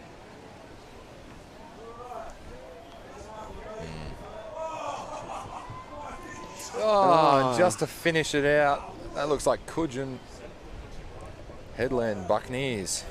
Fortunately, the Buccaneers getting that little bit of trouble out there. Yikes. So they've lost their sweep and turned around.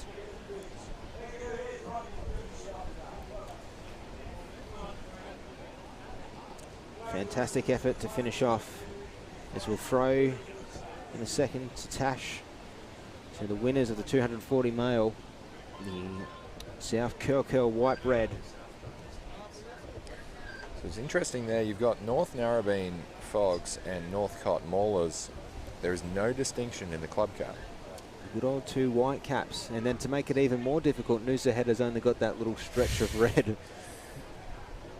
Great. Real good stuff. Thank God the boats are a bit different, but... Hate to be.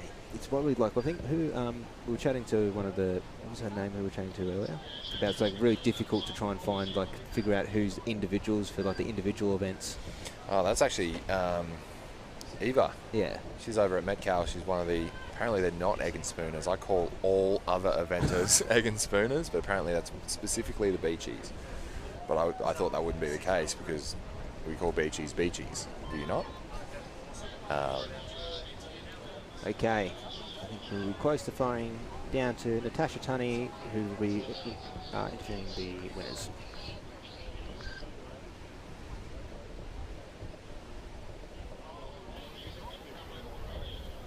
Okay, we've got another gold medalist here. It's our 240 males. Trent, how's the conditions? Yeah, it's a proper surf challenge out there today. Great to do it with these guys. We had a really good run out actually, turned the tin quite well and got a wave home. It was a bit of a dream run for you guys. It was a bit of a dream run, fairly clean out, nice turn, clean run home. Not like a few of the other races we've had. What's on the dance card for the rest of the weekend? Oh, I've just got some 23 girls. So these guys are finished, but they're like a good bottle of red, these guys. They just keep getting better and better. Let you guys go pack the boat up and celebrate. And you're back in Resis or Opens. You're done. You're done. Jeez, Trent, what are you going to do with your time? This is the big one. Yeah, excellent. Okay, well done, guys. Congratulations. Go and get your photo with Malcolm, who's eagerly waiting. For those, I'm just going to update you with what's happening with the program. So we have a couple of appeals going on with those heats previously where we saw those collisions. So while they're happening, we're going to continue with that reserve grade racing. So we'll pick up with reserve grade, and then once those appeals have been sorted, we'll come back to the beach to finish off that finals. Back to you. Well, there you go, Baba Booey. That's the end of our program for the day. Oh no, we've got a little bit more.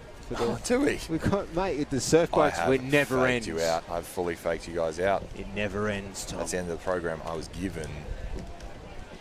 We'll get back to it. Tate GPT, run me by it. Who have we got? We're looking now the north area for round 4, heat 1. So we're now down to 18. We're now down to 18 crews. So 6 boats. So 3 rounds of 6 boats each. I think it would be likely potentially cutting down to 12. So 4 boats going through from each. There you go. But I will just probably wish to confirm that.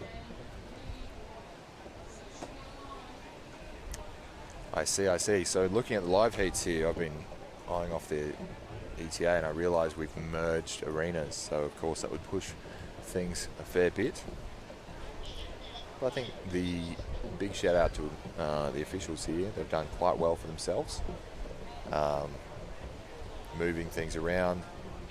Our volunteer teams, different surf clubs coming together, and of course our media teams making it so we can sit here right on the beach rather than hanging out in a donga in Chugan. I think it's a lot of power, a lot of effort goes into these events that you guys from home probably don't see, and you know, from time to time, probably we're not even as competitors fully aware of. So it's a massive shout out to the amount of time and effort that our officials and the work parties have put together to sort of move us around, and a lot of the competitors being very open to moving stuff around here. So we're now into round 4, heat 1. Alley 1, Mermaid Beach Mojo. Alley 2, Allura Wilco. Alley 3, the Coogee Suns. Alley 4, the Mooloolaba Badgers. Alley 5, the Janjuk Fennel Hellmen. And then Alley 6, it's the Mini Water Woolly Team A. Off we go, and the racing should be getting better and better as we go on. With these cuts, we're down to some pretty solid standard crews. Mermaid Beach Mojo doing quite well. Allura Wilco is topping the leaderboard. Coogee Suns are great. Mooloolaba Badgers make finals. And you can see that, have a look. Almost all of them at the same pace. Bang, straight through that first, unfazed. 4 boats to go through from this 6-boater through to the rest of the weekend. It's likely going to be back at Chugan tomorrow is the call from the beach. keep everyone updated on our socials. Clean start from all the crews. Throw a blanket going through the break. Another one coming. Mini Water might have a little bit of work to do. They'll go over the top. Holds the back. Does the Mini Water Walleye crew. But still, that middle of the pack there from Ali's 2 of Allura, Wilco, Coogee, Mooloolaba and Janjuk. Throw a blanket over them. One of the great races here to start off. 4 boats to go through. Mermaid Beach and Mini Water are the ones currently out of it at the moment. They've got a little bit of work to do to put on. Wilco, the Coogee Sons, with Paul Beale, Jack Beale, Lachlan, Joe Beale and Harrison in the stroke. A Beale affair for this family. There you go. So we've got Wilco on screen here. There's not too much of a lead. 260 final.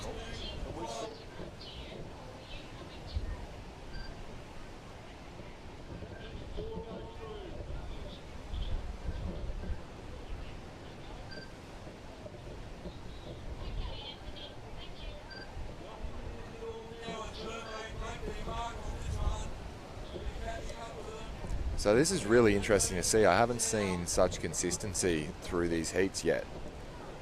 That's what you get when we're cutting down, when we've sort of cut down to the top 18 crews in each area. Sort of the field evens out a little bit more. So we've probably got the bookends. That would be Mermaid Beach Mojo and Mini Water just hanging back. Looks like the Wilco are getting around. Only 4 to go through, and throw a blanket over Allura, Coogee, Mooloolaba and Janjuk. Looks like Allura managed to get the best run out of it here. Janjuk, Fennel, Hellman as well, pushing through here now. Mooloolaba, Badgers sitting in front. So it's about now, they're all sitting around the same place. Who's able to catch these runners better than the other crews? Mooloolaba pick up their rate a little bit to try and stay on. Janjuk are trying to find something here. Mooloolaba on screen here at the moment. And here come Janjuk, a nice wave by Brett Mazuris and his crew of Mulder, Spinner, Polly and Finney. Very, very good from Janjuk on screen. A little bit of extra push to try and get through. In line with Mooloolaba, sitting in alley 4. Allura jumps off the back. It will be enough for these 3 crews, or these 2 crews rather, to cement their positions. Provided they hold that one. Can't believe Wilco's fallen off that, but... Not Wilco in that... Is it Wilco? Yeah, sorry, it is Wilco in that boat. You'd hope so. Yes. Named after his sake. So, we've got 2 safe there, Coogee and Mooloolaba. Not Coogee, I tell a lie. Janjuk and Mooloolaba are through. Allura Wilco sitting in 3rd. They should be okay, but they're under a little bit of pressure here from Coogee Sons coming down it, and it's do or die now. You've got Mermaid Beach Mojo as well. Middle of the pack is the crew from Mooloolaba. Or crew from Coogee getting through. That'll be the 4 to go through. There's a bit of action happening out the back as well. But Mermaid Beach, that will be their event done. The Mojo, fortunately not being able to get through. A bit of action, unfortunately, for the Mini Water Walleye team. So the Mojo's getting that race finished. I don't think they'll make it through. Mini Water's lost their sweep, so they're trying to hold that straight on this wave. It's a pretty steep wave. I wouldn't have gone for it.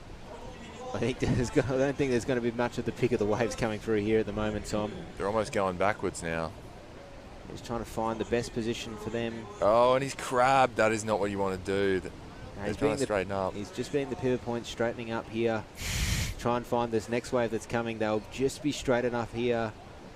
So Rowan's given up and gone Strokes being the superstar there. Yeah. Yeah. Does he know what he's doing? It doesn't matter as long as we get him in safely. Oh, that's... Oh. Not exactly, but, you know. Nah, give him his S1. He knows what he's doing. He knows he's keeping it all straight, doing his best that he can. Well, he just went, can't be worse than what I'm doing now. No, nice. Fantastic effort from Mini Water Wooleye. I'm the captain now. It's got to be up there, you know. Big man making a break. Strokes stepping up. It's the way you got to do it. So 4 boats go through from that race. Results yet to come in as we now look to round 4 of Heat 2. Warhope Bonnie Hills in Alley 1, the Chugan Tornadoes in Alley 2, the Stockton Spare Tyres in Alley 3, Bulleye Gold in Alley 4, Lawn Team A from Alley 5, and in Alley 6, rounding us out, is the Fremantle Burritos. 6 boats to enter, 4 boats to go through to the next day. It is a very strong contention here.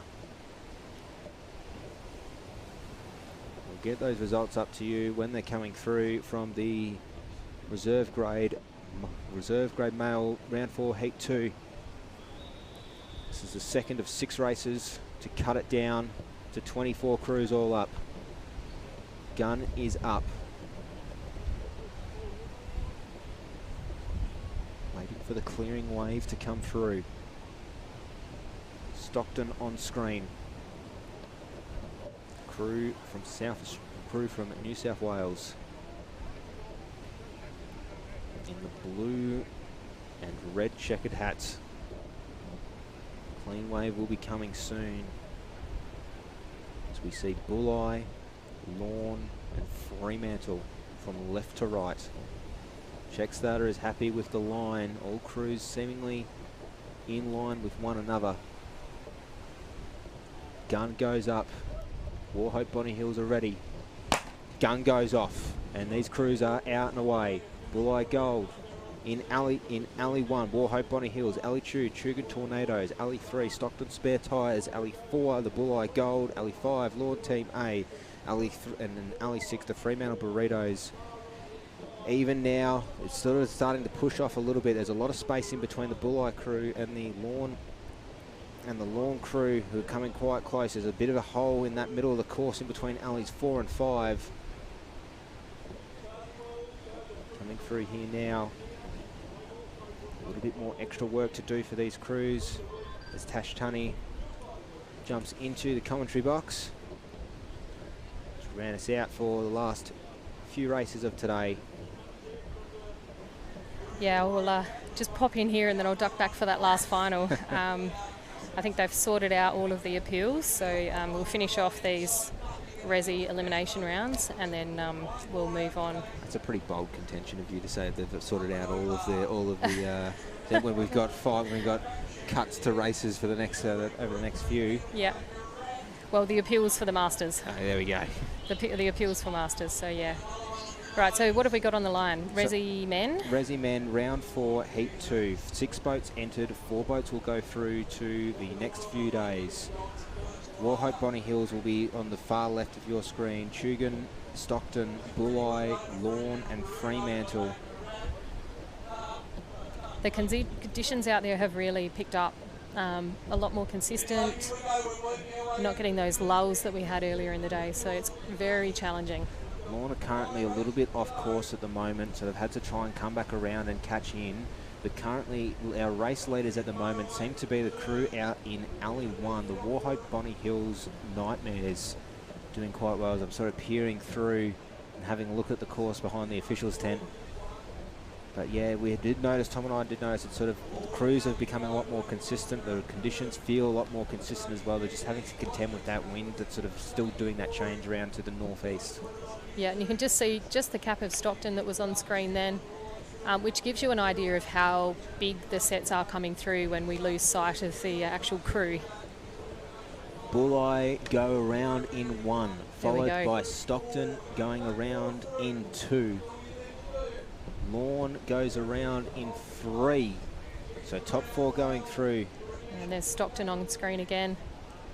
So we've got that wind that's pushing the back of the boat around, so the sweeps have got to work hard. It had sort of swung more onshore, not as like northeast as it was earlier. Still building up, even though it's flattened off from earlier today and definitely from yesterday. The waves are still putting a lot of power behind them. They Now just trying to find something. Stockton currently leading the pack at the moment. Sorry, Bulleye rather leading the pack at the moment. Oh, they might get down this one here if they just trying to get down it. It's probably their They're gonna keels run. up. Oh, no. It won't fall down. And on screen at the moment, the crew from Lorne with Cheese McComb gets up on the chocks, kills them easy. We saw this at Janjuk earlier with Cheese, catching waves from out the wazoo. And it'll be enough to keep him in contention here to go through. We've got a party wave behind, just someone, alley 2, slipping off of that wave, but they're going to catch Lorne here. This wave is going to catch them all up, so we could have a... Oh, Lorne have slipped off. So Bulleye getting caught up here. Bulleye and Stockton are 1 and 2 at the moment. Close, rowing oar for oar here to try and get through the line and take the extra points. Late trail from Bulleye. With the big drop there. That's your 1 and 2. And a lot more pushing here from the crew. Oh, coming through hot here in the middle. From Fremantle. Look at that for a finish. And that will be enough. Oh, see them into 3rd place there. Lorne in 4th. Fantastic racing. Here's the call from Rod Costa. A solid effort.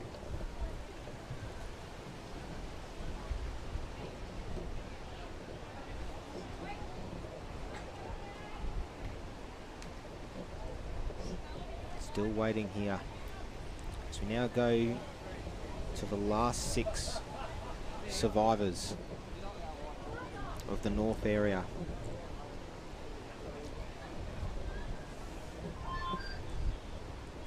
So heat 3 is going to go on the line? Yes. Yep. So we've got Mooloolaba Reprobates in alley 1, Palm Beach Pelicans in alley 2, Alexandra Headland Makos in alley 3, North Quinellas Boss Reserves in alley 4, North Narrabeen Smokos in alley 5, and the Tugun Tugboats in alley 6. It is potentially the last races for these boys for today. Yes, yep. So we'll finish out the elimination. So we've got another 3 races after this for the South area. Yep. Then we'll head back to that Masters final, the last one for the day, and then that is it. And we've actually, run really well today. I think we were anticipating that it might be a 4:30 finish, but it's 2:15. Another hour and we'll be off the beach. So an early mark. So you can see we're in the starters' hands here. We've got the flag up. Gun has not been raised yet. There's our starters there. So we work in pairs with our starters, particularly in conditions like this. They need to be able to have eyes on both ends of the course and watching all the crews. And what they're looking for is that bow of the boat to see that it will lift when a wave comes under it. They're waiting for that bow to drop down and for that surge of water to pass under the boat. And that needs to be for all boats, so it's fair for the every crew. You've got 2 of the fairest starters on there at the moment with Shane Maslin and Scott Tannehill. Yep. I recognise the back of their heads from Yep. anywhere on the beach. So we've got the Alex Headland crew on screen here at the moment. The Makos. We've got, I can see Darren Clunes with his filthy moustache in the 2 seat. I think he's worked former Glenelg grower, so I can say that. He's worked very hard on that. I mean, Tash. it's got like thickness. It's weighty. So still we're seeing on this course just a bit of a quote unquote uneven start, but it's whatever the crew sits best, and these crews are underway. Yeah. So Palm Beach getting off cleanly there. Pelicans with Matty Giblin, the doctor, on the back there. Tugun down the bottom, and they're sort of almost home turf, getting out cleanly, and they're probably very used to these conditions here. Yeah, they'll surely dyeing up a bit of that local knowledge going out, but unfortunately going out, the reprobates from the Mooloolaba just get chucked back. That's not what they want to see when only 4 boats are going through, and it's going to be tight racing between these 5. So you can see there that northern end of the course has really hit those crews a lot heavier. So the southern end is, this race anyway at least, is letting those crews get away a little bit cleaner. Absolutely, Tash.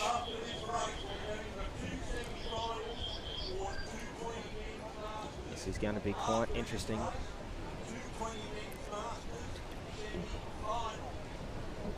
Goes up, does the Chugan, and now we're just seeing a nice check from all the boats, nothing pushing back. Mooloolaba with work to do. There's a bit of whitewater contending. Oof. Very well held, and it looks like it's the North Narrabeen crew who's managed to get the best of it there with the minimal check. Out to sea now. Again, another whitewater pushing Huge through sets here. rolling through here, and look, it might open up the door for Mooloolaba at the top of screen. They've been hit and hit, but if they keep getting checked and held up, it might open the door for them. Big send from the bow of Sean Connor in Chugan tugboats, getting up all the way just to keep that boat straight and not back shooting back to here, back to shore rather. North Narrabeen currently in front, getting the best of the runs. North Cronulla's Boss Reserve as well in Alley 3, trying to catch up. They're about a boat length behind the provisional race leaders in the Smokos. But don't count out another fantastic crew and club in Alexandra Headland Mako sitting in Alley 3. Behind them, the Doctor will try and find anything from Palm Beach. He will. When he did last race, he was on, he was off, he was on, and came home with the goods. So anything can happen, particularly in these conditions. I think being first to the can today doesn't necessarily mean you're first home. No. It is probably the best position that you want to try and get in, but these conditions are just so erratic and challenging. Right, round the tins. Here they go. Narrabeen on screen. North Narrabeen goes around in one. Oh, look close to Chugan there, aren't they? It's all right. Chugan have got to give them right of way as per the rule book. And here they come. Currently, here they are, the Narrabeen's crew. John, Brendan, David and Billy, Scott Morrison. You can see those sets building behind them here, so they're going to get that heavy stroke when they sit in the valley, and then they're going to up and go. An extra lean back Always as well. Hold them up so he can see something behind. Look at. And it's going to be building right behind Palm Beach there now. As we see Palm Beach start to lift up the rate to try and catch this wave here. It'll be a push got a party through. Wave. Party wave galore. Who is this? Chugan. Just a little bit, probably just behind God, the pack at the moment. And Doctor's out of the boat. Boats are turning over everywhere. Chugan continue rowing through. Oh, Chugan continues and the boat rolls over again. Pandemonium here at Belinga. Alexandra Headlands are the safest amongst the bunch. The only ones to survive it so far. So we saw just there, Chugan had the first crack of that wave there, and everything was going right until then they caught up to the entirety of the pack. We've got, I feel like 4 or 5 boats have tipped over in the break. But Mooloolaba's coming in the back as well. Oh, see, I told you. From nowhere. Not out until the fat lady sings. Absolutely. Look at that, just cruising home. Nice little wave for today's standards. So all part of the game plan, was it, for Mooloolaba? Just going to avoid the little double up edge here. So they're just going to sit on the back of that one and just nice and slowly bring it into the finish line. So well done there. So we pan back out. Wow. So Chugan's there, flipping the boat back over. Palm Beach is up. Palm Beach is back up. We've got North Cronulla. North Cronulla's boat is currently empty. Where's North Narrabeen? And North Narrabeen is somewhere. There's Doctor. Palm Beach is on. Doc's going to try and dodge everything here. He's past one. He's going to get past the next one. So Doc may take the third place here. And then we've got one other crew in and rowing. It will be, looks like the North Narrabeen crew, based on the white keel of their boat. Tricky little wave there. It's almost a triple up. Beautiful. Rod Costas just said it looks like a parking lot out there. Oh, that was a bit exciting. It was very exciting. It's going through. I've sort of, been doing some commentary for a while in this sun. Not quite used to it. So I thought my brain was sort of starting to feel a little bit fuzzy. And then the Huey's dialed up. Huey said, "I've got you, Tate. And we'll give you a bit of action so you can commentate through." North Narrabeen will go through in 4th. Without their sweep. And Chugan out of the heavens trying to find something. Far out. There's not much. So is that everyone? No, North Cronulla, have they come across the line yet? North Cronulla They're have still not bobbing around out come there. across the line yet. Their boat's still Trying to now collect oars and upright. boats. Yeah. Sean Smith, I'm sure in that vision we just saw talking to his boys from Tuga, there'd be hopefully something like, oh, well, there was nothing else that we could have done there, guys. Oh. Oh, it's still upside down. Have we got 5 heads? We have got 1, 2, 3. I can see 3. Got to get them all on the... so tipping a boat over, you can see what they're trying to do is stand on the side, grab the keel and flip it back. There we go. And then you've got to pick all the oars up and throw them in and climb in. I reckon they might be getting close enough to shore to just be able to walk it back and swim it back. Yeah, they've currently got their sweep oars still in the boat. They need 2 more to be able to finish the race. They've got, I think it would be their second, and their 3-seat oars still there. So they just need 1 more to put back in the boat. And they'll be A-OK. Don't see a boatie swimming very often, do you? Well, I don't appreciate this slander of boaties not being able to swim. We do our assessment. Well, the swim's got shorter this year for the assessment, so it's really, is it a measure of... I'll rephrase. We used to do the big swim. The big swim. The 200 metres. Well, you know, it might be longer. It might be if you're doing it at Port Campbell. It's just flat. It's just flat as all the time. Flat, yeah. It's an actual swim that you have to do. All right, here we go. We've got 2 more oars coming in. Rightio, so I believe now we're going to cross over, before we get into this south area, we're going to go to the semi-final for the 220s.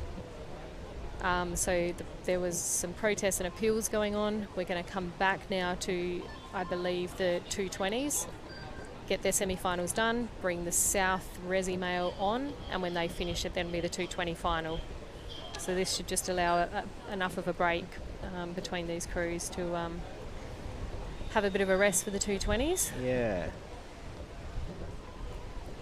Sort of just waiting to see at the moment. I'm sort of moving around of crews. Doesn't look like it, considering that Queenscliff are the ones going out. So who have we got? So they're just sort of moving They boats look like around. Glenelg don't have any masters left. They'll be the last of this Resi North area, I think. They might be the last heat. It looks like, I think it must be South, Queenscliff and... I think Glenelg's North.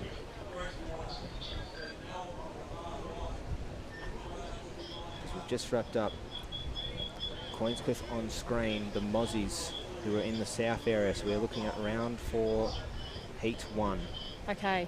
6 boats in, 4 boats out of this race. So the top 12 in the north area has been concluded and has been set. Check starter is happy with the line at the moment. Queenscliff on screen at the moment. And the Nugent gun goes off. Port Kembla on screen at the moment. From the top, you've got the Wanda Whackers, Maria Magnums, Port Kembla, Port Knuckles, Queenscliff Mozzies, Freshwater Pigs, and Glenelg Team A going out to sea at the moment.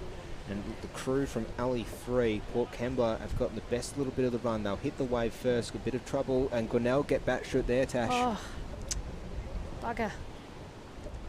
They're going to get hit again too. There's a significant bit of swell rolling through. They're going to double up on them right there. They'll have to deal with probably another double up coming up as well as they go out of screen at the mercy of the ocean. But the crew in Alley 3. Port Kembla getting the best run. The Port Knuckles doing really, really well. The Freshwater Pigs with Mr. Perry at the back. A little bit more extra work to do. God, sets still coming, aren't they? Yeah, the sets, the brake has gone out, a fairway out. Still going through, but now it starts to lengthen out here. Port Kembla are out. 5 of the 6 boats are out here. Bit more green water to contend with. Port Kembla have looked particularly strong today in this division. They've been really consistently strong. Beautiful long stroke. Yeah, especially we've seen the club itself has done really quite well across a variety of both state and national level events. Rightio, so let's see if Glenelg keep their heads up and stay in this. We saw with Mooloolaba last race, anything can happen. Absolutely. So just get it together and get out there and dial one up from the back. Bit of work to do as well. Trying to keep in touch is the Queenscliff Mozzies. They're sitting in 5th, but they only need to just take a head over Wanda Whackers. So got Maruya as well sitting in 3rd place. Correct. Wanda Whackers probably just in 4th. Coming up on 5th is the Queenscliff Mozzies? The Queenscliff Mozzies. Yep. And Glenelg be making up that last place just out of screen at the moment. Absolutely. Going through around in number 1 Port is Kembla on Port screen. Kembla. Fantastic effort from the boys, Corey, Reese, Simon and Mitchell, with Mr. Nathan Bascaro at the back of the boat. Freshwater as well, trying to dial up something. The rate goes up. They've found a nice little runner here. Keel goes down. Mr. Perry's trying to find a nice little run. Fortune just slews off a little bit, but not enough to stop them from racing here. Port Kembla have got a nice run, and Glenelg have got a bit of work to do. They might just be able to catch up here, Tash. You never know, they might all roll over and crash into each other. So. Yeah, you never know. We've seen it happen today. But one thing is for sure, Port Kembla is in front here at the moment. Wanda have fallen off the back. They're currently sitting in 5th place. Maruya sitting in 3rd. Queenscliff sitting in 4th. But 1 and 2 have been sorted here.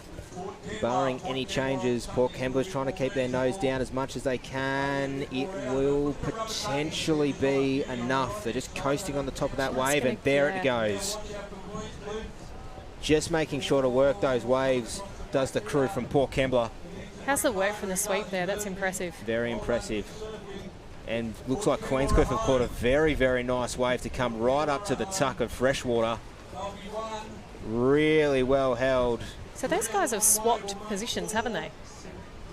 Yes, yeah. But there's no gate cans. There's no gate cans, but they have switched.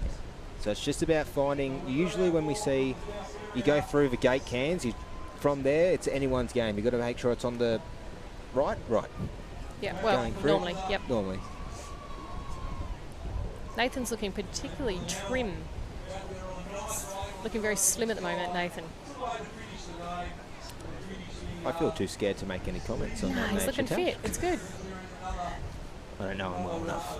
So top of screen there is Wanda coming across the line, and Glenelg get to finish this race, just getting absolutely hammered off the start there in the shore break. And I think that will be the end. There they are, nice little trail, just trying to get as much weight on the bow as they can. See Pedro's like, get the boys recovered and try and pick this one up. Let's try and finish it off here. Is it all Glenelg rowers you've got in that boat, noting that there's a different helmet? It is all Glenelg. However, Ewan is from Bulli, so previously rode with Bulli, which is why on live heats there's a little Bulli cap, yes, which is a little deceiving, but he's 100% Glenelg now. Well, we've got him anyway. Yes. Oh, that's better with that up. It is better. There we go. So they'll be disappointed, the boys, packing up and for them. Still got the 23 boys and girls to go for Glenelg, but yeah, their campaign is over. Unfortunately, that is sometimes the way it goes in surf boats. So we're moving on to Heat 2 of round 4 for the south area.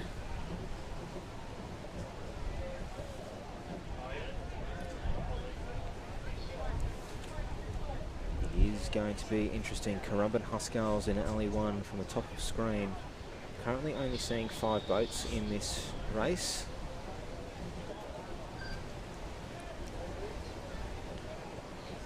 It will be Currumbin, Coffs Harbour, Avoca, a different Currumbin crew. Alley 1 will be the Huskarls, Alley 4 will be the Buccaneers, Burley Heads and Mowbray Park Slow Brew in Alley 5.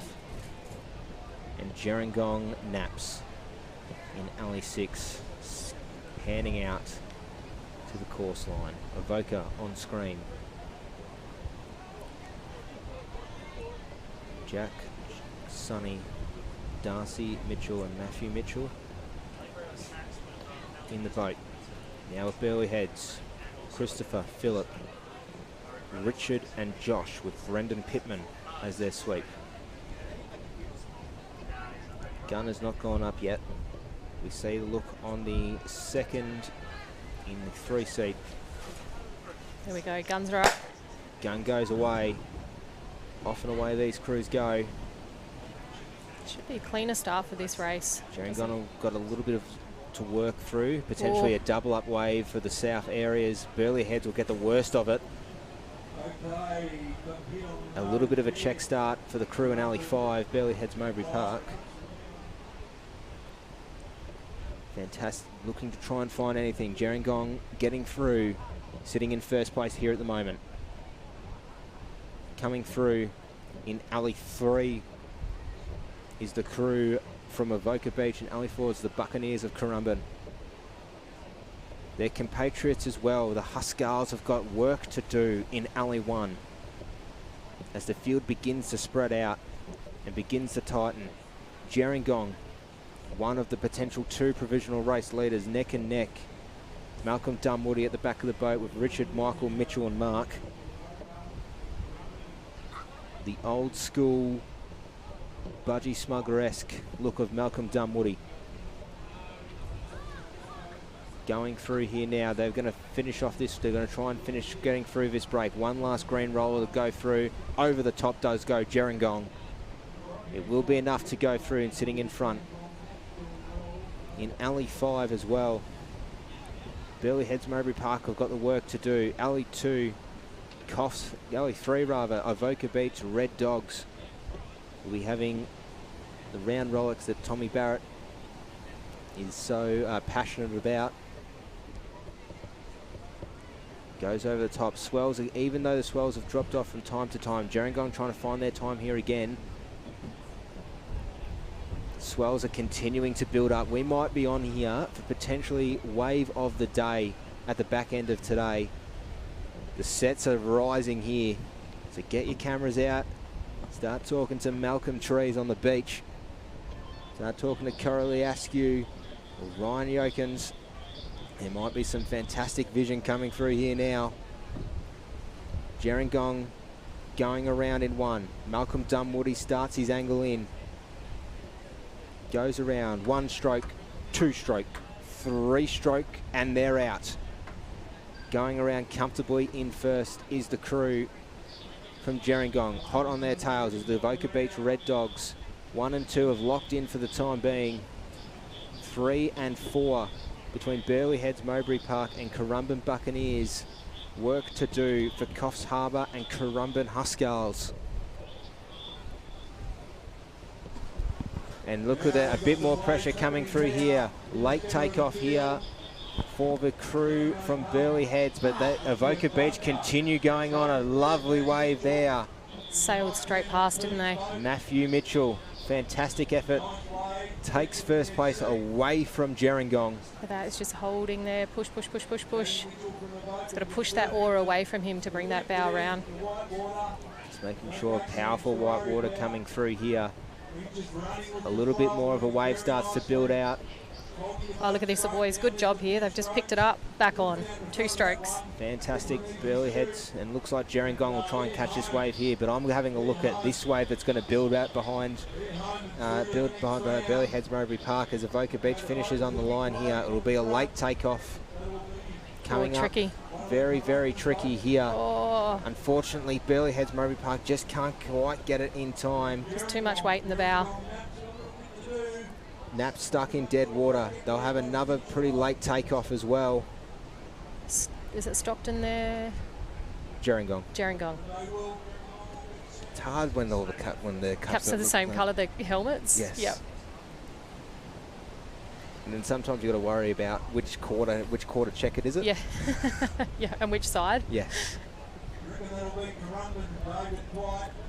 Fortunately, there we go. So we've got one boat left on the course to come through and finish. It is the Huskars in Alley 1. They're just going to sit and wait. Just pick the wave. Is that Chook sweeping them, Matty Wildman? It is Matty Wildman. Just takes it in safely and calmly. There is a bit of a double up wave coming behind them. A lot of powerful white water that will double up behind Matty Wildman.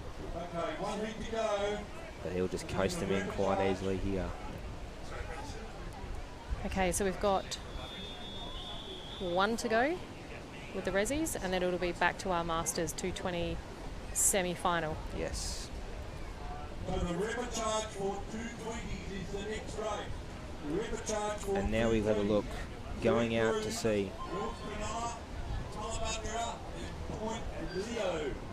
A Repacharge. So now we're on to the 220. This is confusing, isn't it? They don't make it easy. So Masters 220. So they've gone from a semi to a Repacharge. No, that doesn't make sense. 9 boats. Usually we only have 8. We have a maximum of 8 lanes. Oh, it was 7. 7, okay. Yeah. We do actually have a 9 can string, but we don't race with 9 boats, particularly not in these conditions. So who is on the water? I can see we've got North Cronulla. Talabudra is also on the Tally, water. Point Leo. It's likely will be Bill Goa as well following this, and probably rounding us out for a 9-boat race would be 5 and 4, so Newport. So this will be the mighty Cab Sabs here. It will be the mighty Cab Sabs. Don Cottrell will go around for one more race, looking to try and get a second one up. Gun goes off. We'll get a better sense which crews are out. North Cronulla on screen there, just trying to navigate through this tricky shore break. Lots of double ups here. See Point Leo on the right of screen. So these are the 3 crews in the 220 that Repacharge. had in the Repacharge that had the rollover earlier going out. So we've probably likely only got these 3 crews. And making the best of it at the moment is the middle of the field, which Cab Sabs is the Cab Sabs from Talabudra. Donnie Cottrell will be happy with that. He'll be very happy.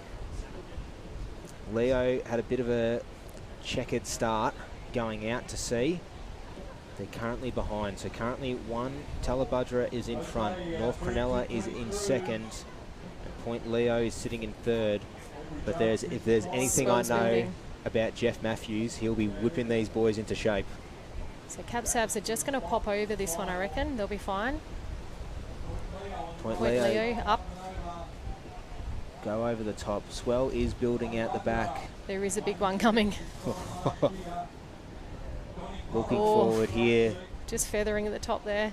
To watching what's going to happen here. There's going to be a few large ones rolling through. Leo will cop the worst of it, and they'll cop the worst of the next one coming through as well. Cab Sabs are over. They're all over. Leo go Leo, up they go. Fantastic from Jeff Matthews. So I'd say Tally are probably out at this stage pretty clean. North Cronulla second, they're out. Point Leo just getting caught here on the edge. Still trying to get through this back bank. They might get a run now. Is incredibly challenging, but there'll be a lot of work to do for the crew from the peninsula down in Victoria. The Talabudra are our provisional race leaders at the moment. Hot on their tails will be the crew from North Cronulla. You can see the crews are starting that race back to the can with that sweep. It's just taking them down north of the field, and so then they've got to row back a bit to get back to that alley. Tough conditions, especially with the wind that has picked up and has moved around all day here at Balinga. Cab Sabs begin their angle in here now, going around the blue and white can.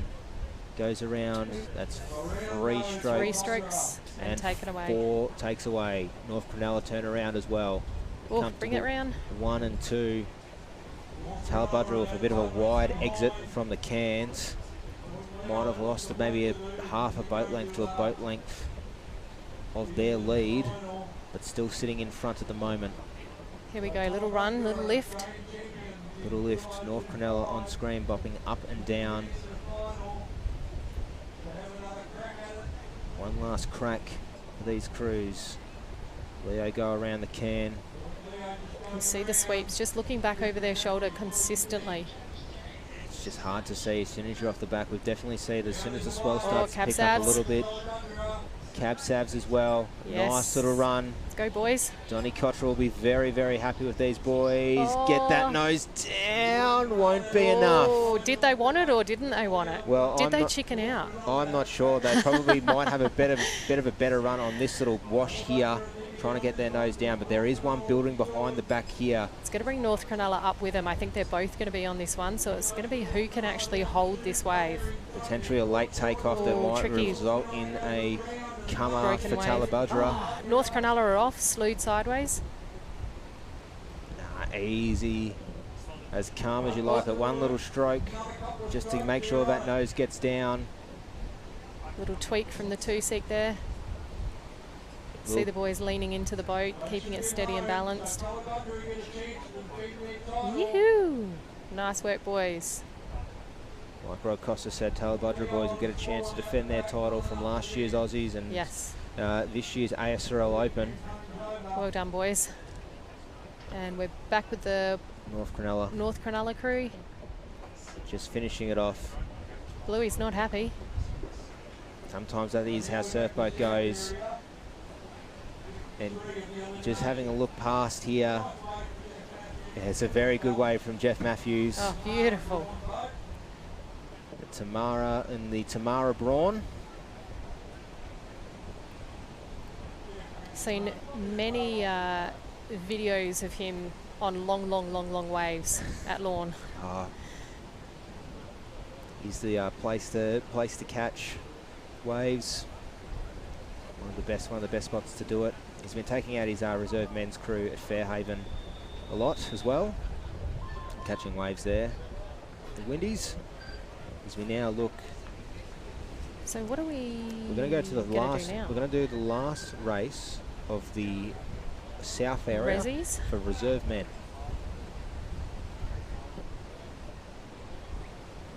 As we're just getting our screen up here in the commentary booth. So heat 3.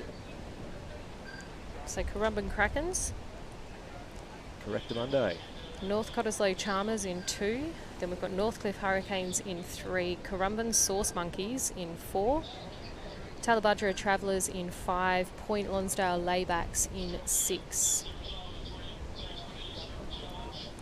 So let's see how we go. Talabudra on screen now. Now Point Lonsdale on screen. Trying to figure out where the appropriate line is. Northcott as well. We've got Elton there, check starting, just getting the crews lined up and sorted out. So Queensland, WA and Victoria being represented in this race. How deep that is there. It's a very, very deep start. But we have seen that. Lucky Will's got lots of spring in his step, hey? Absolutely he does. If he's got the spring, he can do it. And they're probably very conscious of the crew in Alley 3, Northcliffe Hurricanes, who are sitting a little bit further ahead on the line. Let's see the check starter walking out to them, so just seeing if they're pulling them back a bit. No. Just if the depth is appropriate.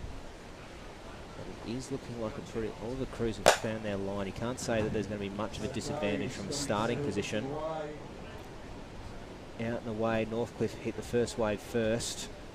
And now there's going to be a triple up in alleys 4 and 5. Goes over the top.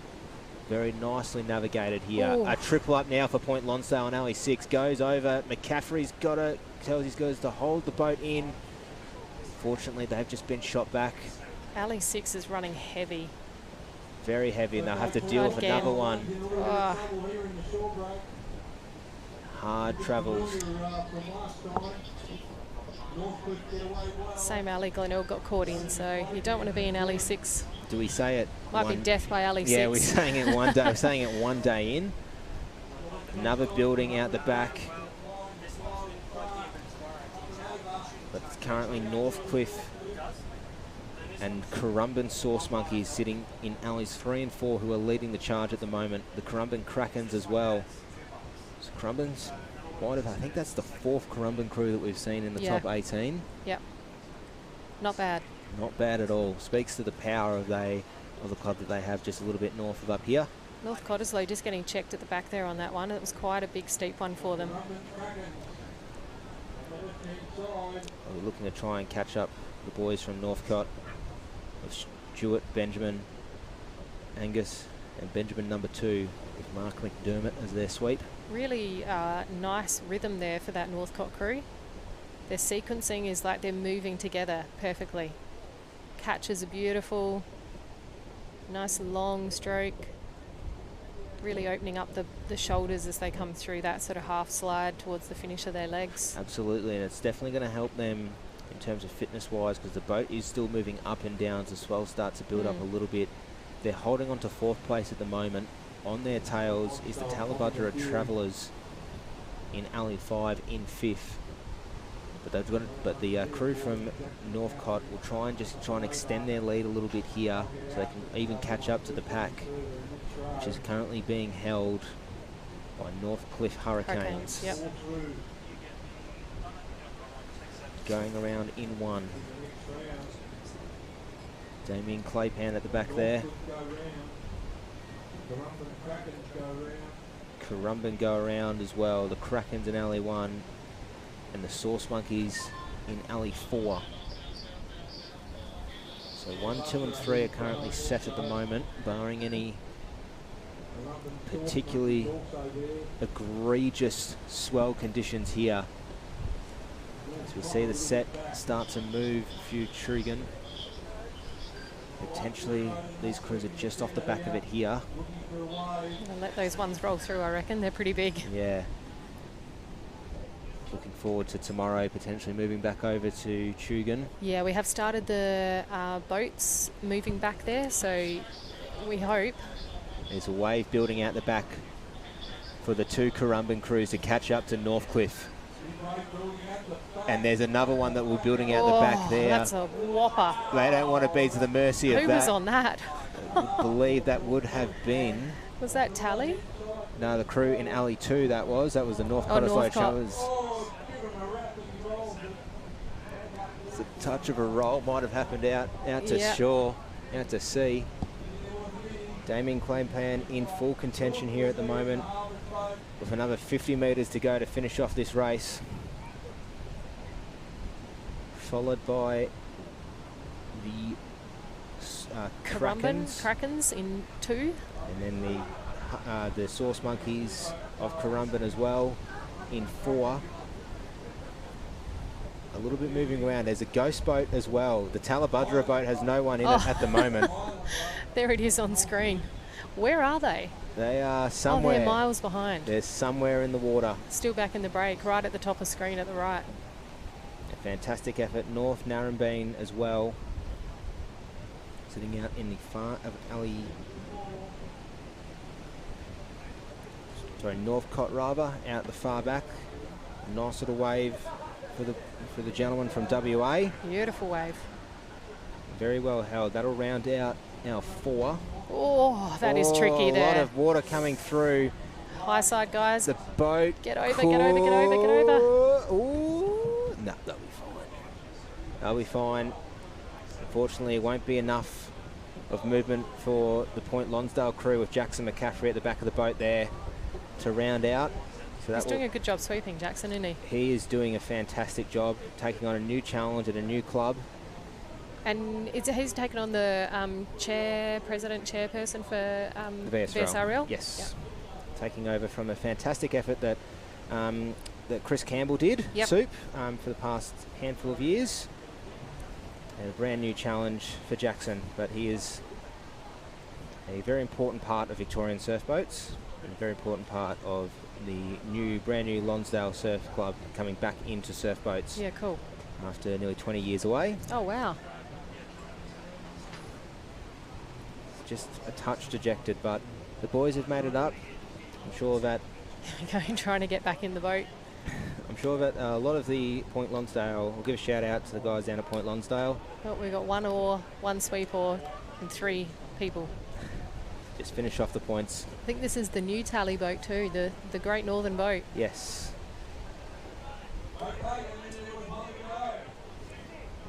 Point Lonsdale have done a great job in building up surf boats back there.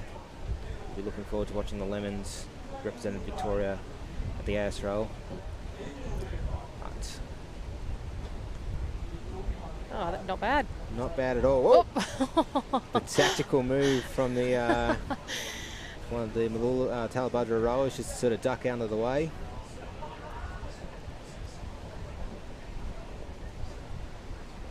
Yeah, there's plenty of shiny new boats out on the beach. Yes.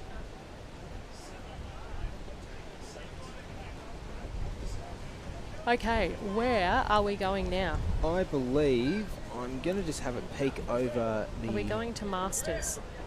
I believe that we should be. I can see North Cronulla moving their boat around. Okay, we're going to a 7-boat final for the 220 males.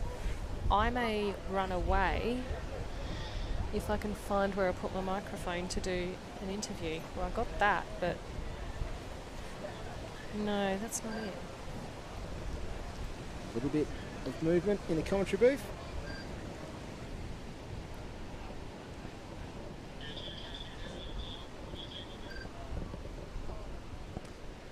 Having a look around.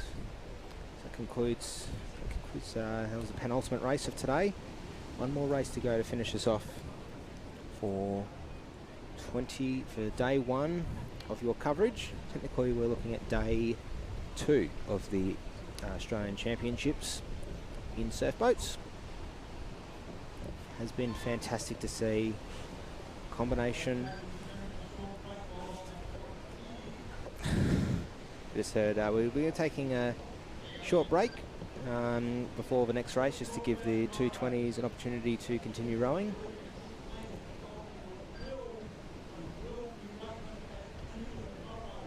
And we have been confirmed, as per the call by Mr. Rod Costa on the beach, live on the beach comms, that we will be moving to Chugan for tomorrow's events.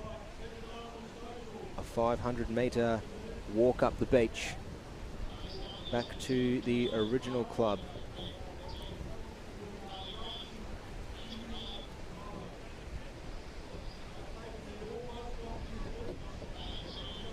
So certainly looking forward to watching another 3 days of racing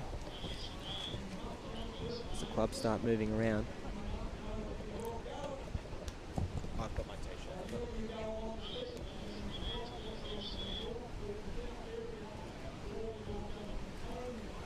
It's been a fantastic first day, providing you commentary.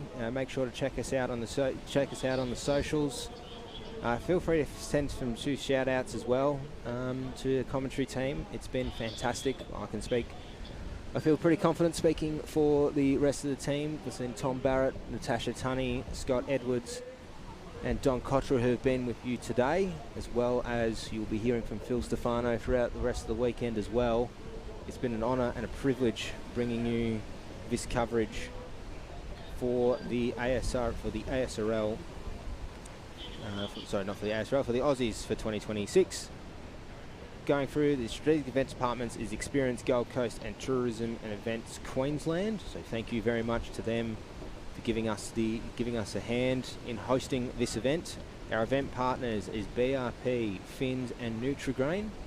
So fantastic for them to jump on board and do these and help us with these events, not only across surf boats but across boards, skis and the beach, boards, skis, swims and the beach events. The Triple Gold 92.5 here on the Gold Coast, Triple M Gold 92.5 here on the Gold Coast, providing you with some fantastic music for the locals here during our time up here, and the major partners to Surf Life Saving Australia: DHL, Isuzu Ute, Qantas and Westpac. As the crews start getting ready to go, we'll be having a 7-boat final. It will be our last of today.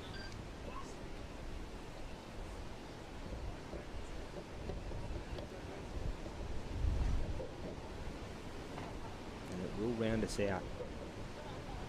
Be sure as well to check out, for those watching from home, check out some merchandise from our event partners. Fins, the Engine. We've got a pop-up store open in Coolangatta. So we're sort of waiting for these 7 boats to get ready and start to go.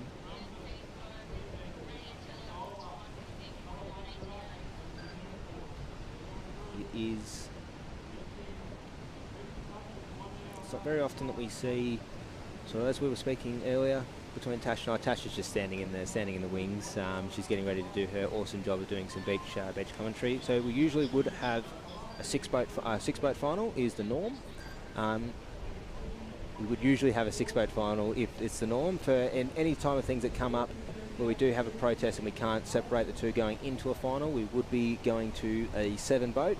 So we do have, it's a 9-string.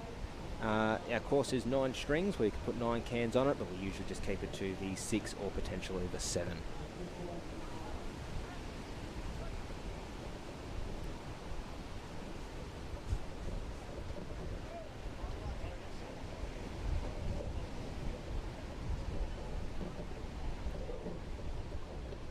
Crews get ready for the starter's whistle. They can't go out until the check starter, the man with the flag, blows his whistle and walks out. As these crews are waiting, you can definitely see the swell has just dropped off a fraction, but there's still the sets that are rolling through at the moment.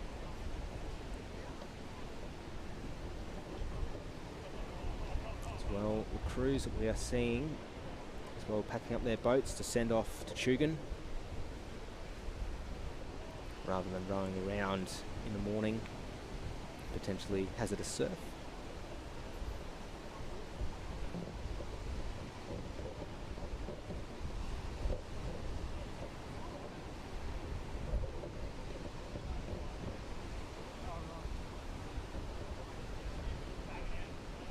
Still waiting for the last call, the last whistle of the day.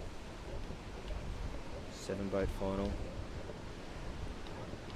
Going from the 3-boat Repacharge that was done was between North Cronulla, Talabudra and Point Leo after a bit of a mishap coming back into shore. The boats were rolling over. Havoc was being had for the Platos, the Vets and the Cab-Savs. Talabudra and North Cronulla got through.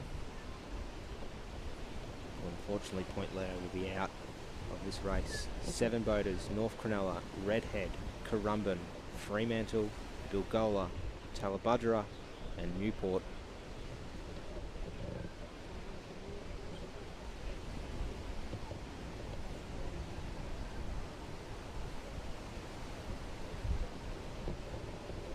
Strong New South Wales, so we have 3 crews from New South Wales in North Cronulla, Redhead and Newport.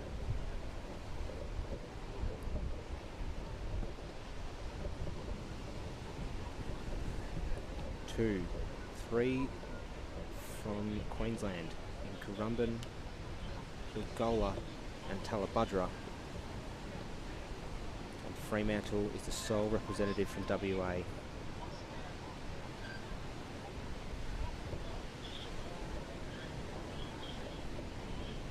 Apologies, Bilgola is in New South Wales. So 5 boats from New South Wales, 4 boats from New South Wales, no, 5 boats from New South Wales, 2 from Queensland and 1 from Western Australia. But the story of the day is that the Talabudra Cab-Savs, who managed to finish off managed to go through the Repacharge and finish the Repacharge off strongly, finishing in first, will have a chance to defend their Australian titles in the 220s last year.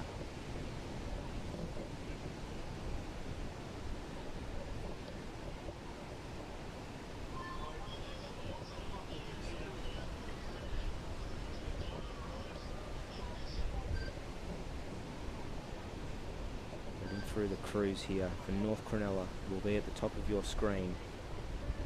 It's Barry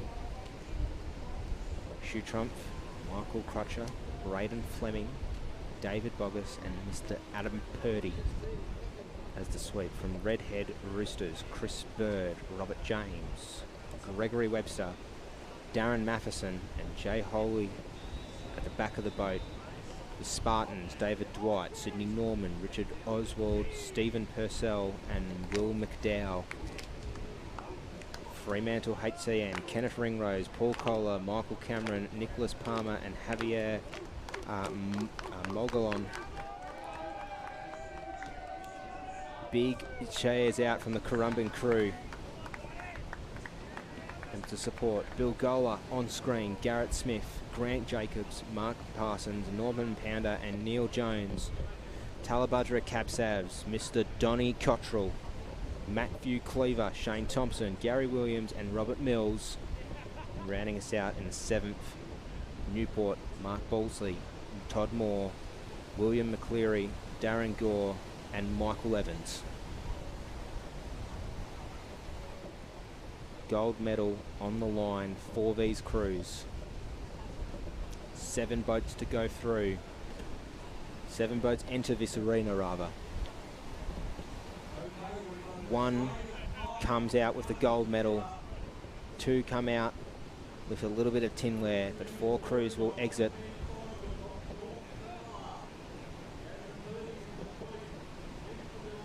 Leave with nothing. Wooden sweep off for Talabudra, old school as you like.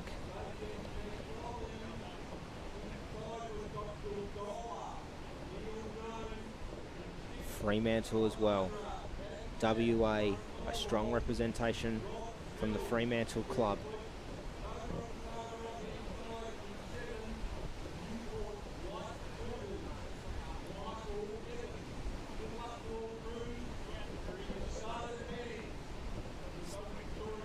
Starters hands with Scott Tannehill and Shane Maslin starting us off. Gun goes down. Waiting for the next clearing wave to come. Still not a whole lot happening looking out to shore at the moment. Scott's waiting for looking on the north end of the beach saying just a little bit unclean. Bit of movement as well. Trying to figure out what's going on. Find the cleanest spot. In alley 1.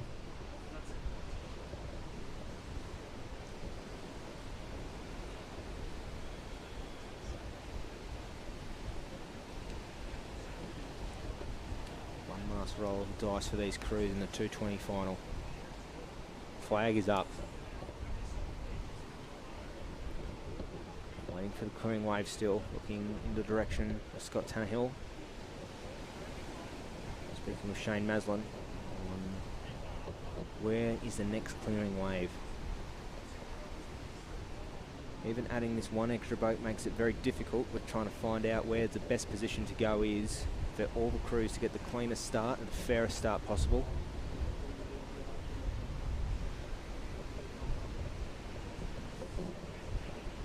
Swell starts to build up as well. Bill Gola on screen.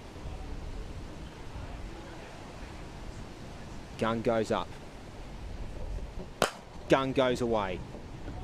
And these crews are out to sea at the moment. 7 boats in this one, and we'll finish it off. North Cronulla Corros in alley 1, Redhead Roosters in alley 2, Currumbin Spartans alley 3, Fremantle HCM in alley 4, Bilgola OG in 5, Talabudra Cabsavs in 6, and New White Pointers from Newport in 7, and a bit of a check for the crews up in the northern area, and Talabudra has managed to get the best run out of the crews here at the moment. But currently it is a crew from Newport at the bottom of screen, just a little bit out of shot here at the moment, who have managed to get the best run out of it in the 220 men's final. Panning out here now. Has a fantastic effort, does Newport. What a race from them, what a start from them. Right on their heels is the 3 crews next to them. Talabudra, Bilgola and Fremantle going from the bottom up of the screen to the top. Newport, Michael Evans calls the boys easy, gets a few strokes just to contend with this wave. A little bit of a check start. They'll have to try and keep going here to try and push over the next wave. It'll just break on their bow. They're going to go over the top of it now. Evans moves back. Talabudra's got work to do. There's one more wave coming for these crews. Breaking right now. Newport's going to hit it first. They'll go over the top. Pops over the top. A little bit more of a back shot. Michael's having a little bit of trouble. He's nearly fallen out of the boat. Talabudra is going to have a crack at this wave here. This is an Australian final. Going over the top is the Cab Savs. And goes over. Talabudra sitting in front, ready to prove that they can hold on to another 220 men's final here now. Over the top does go Talabudra. And now they are off and away. Lengthens has been straightened out there now. Really good stuff from the Talabudra crew. Fantastic. Don Cottrell, Matt Cleaver, Shane Thompson, Gary Williams and Robert Mills at the back of the boat. Sweeping the boys through very tough conditions. Found their way, found their pocket and said, we'll go for it here. And they have absolutely shown that that is exactly what they needed to do. Sitting 2 boat lengths ahead of Newport, who had such a fantastic start but just couldn't find their way out of it here now. In Alley 4 rather, in the middle of the pack, Fremantle HCM have come all the way over from WA. They were trying to finish off with a bit of silverware as well. But right now, Talabudra is pumping it on here. Continuing going through. It is a fantastic effort to see. They had a bit of a rough start to Talabudra, but they are now currently in front. Currently in second place. Do not count out Bilgola OG, Garrett Smith, Grant Jacobs, Mark Parsons, Norman Pounder, and Neil Jones at the back of the boat. Talabudra start their angle in, going around the yellow can.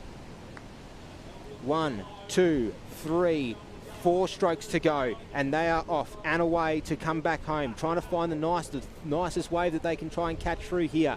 Malcolm Trees, get ready for some photos from the beach for this crew from Talabudra.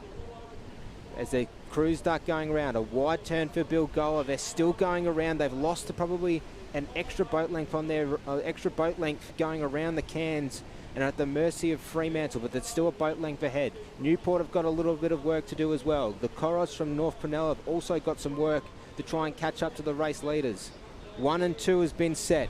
Talabudra right up here now. A very nice wave to try and catch on is the crew from Talabudra. It will be enough for them to cement their position into first here and start looking to have the drinks here, fellas, to try and get through and win this final for the 220 men.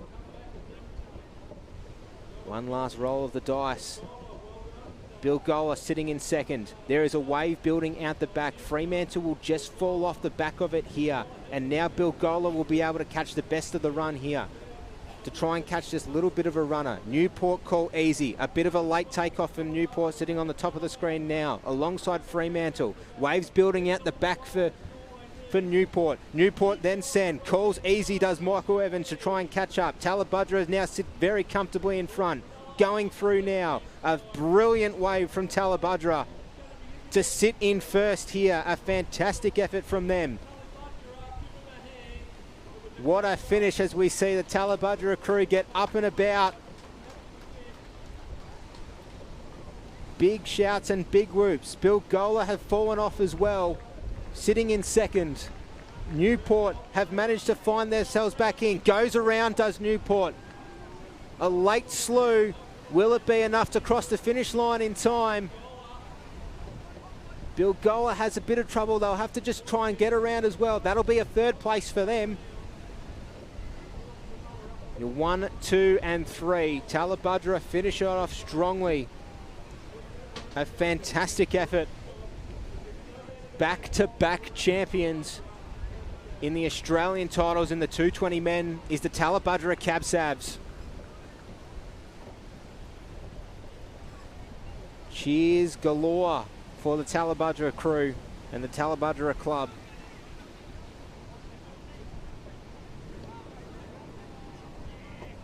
A fantastic effort. Big smiles from across the beach. It has been fantastic from those boys there. Fantastic effort from Don, Matthew, Shane Thompson, Gary Williams, and Robert Mills at the back of the boat. As the Redhead Roosters come in alongside Fremantle. A fantastic result as we're going to now throw down to Natasha Tunney to interview the winners of the 220 men's final.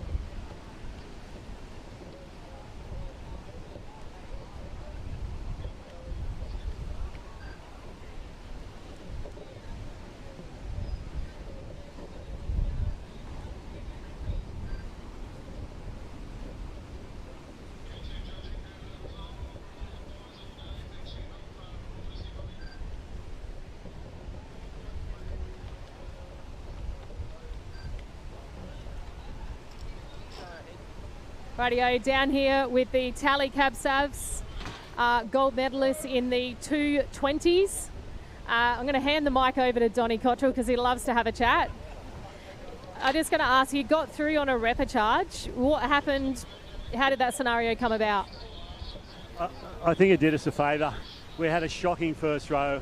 Our second row was better again, and then that final, we finally got our act together in that. And yeah, just so stoked to do it with these boys. We've gone back to back now. We've taken the Triple Crown State, ASRL, and now this. We're stoked. And big shout out to our bloody sweet Millsy there. It's the sweeps day today, and he's got his shit together in the end. And back-to-back Aussies as well. Last year took out the gold, so back-to-back Aussies as well. So the triple and the back-to-back. So well done, boys. We're going to see everybody down at Tugun for medal presentations in 1 hour's time. So pack your boats, make sure they're on the trailer, ready to head back to Tugun for racing there tomorrow. Donnie will be joining us on the live stream, catching you up with all of the action. Thanks, guys, for tuning in today, and I'll hand back to Tate. There you go, we're jumping back, Tate and I. I've jumped back in to see us out on a cheeky finish. What a day of racing on the Gold Coast. What do you reckon, Tate? I think it's a fantastic way to start off our coverage for the Aussies here. And what a story that has been for the Talabudra Cabsabs. Back-to-back Aussies championships, and they'll be looking to do it probably again next year. There'll be a few drinks had. But on behalf of the entire commentary team and of all the officials and all the work that we've been done here today, we'd like to thank you for joining us, and we look forward for you joining us tomorrow for the reserve women's, and I believe under 23, only 3 divisions at Tugun. That's the go. We're warming up, and it's getting great over this weekend. I'd be looking forward to it, everyone. Thank you very much, and row well.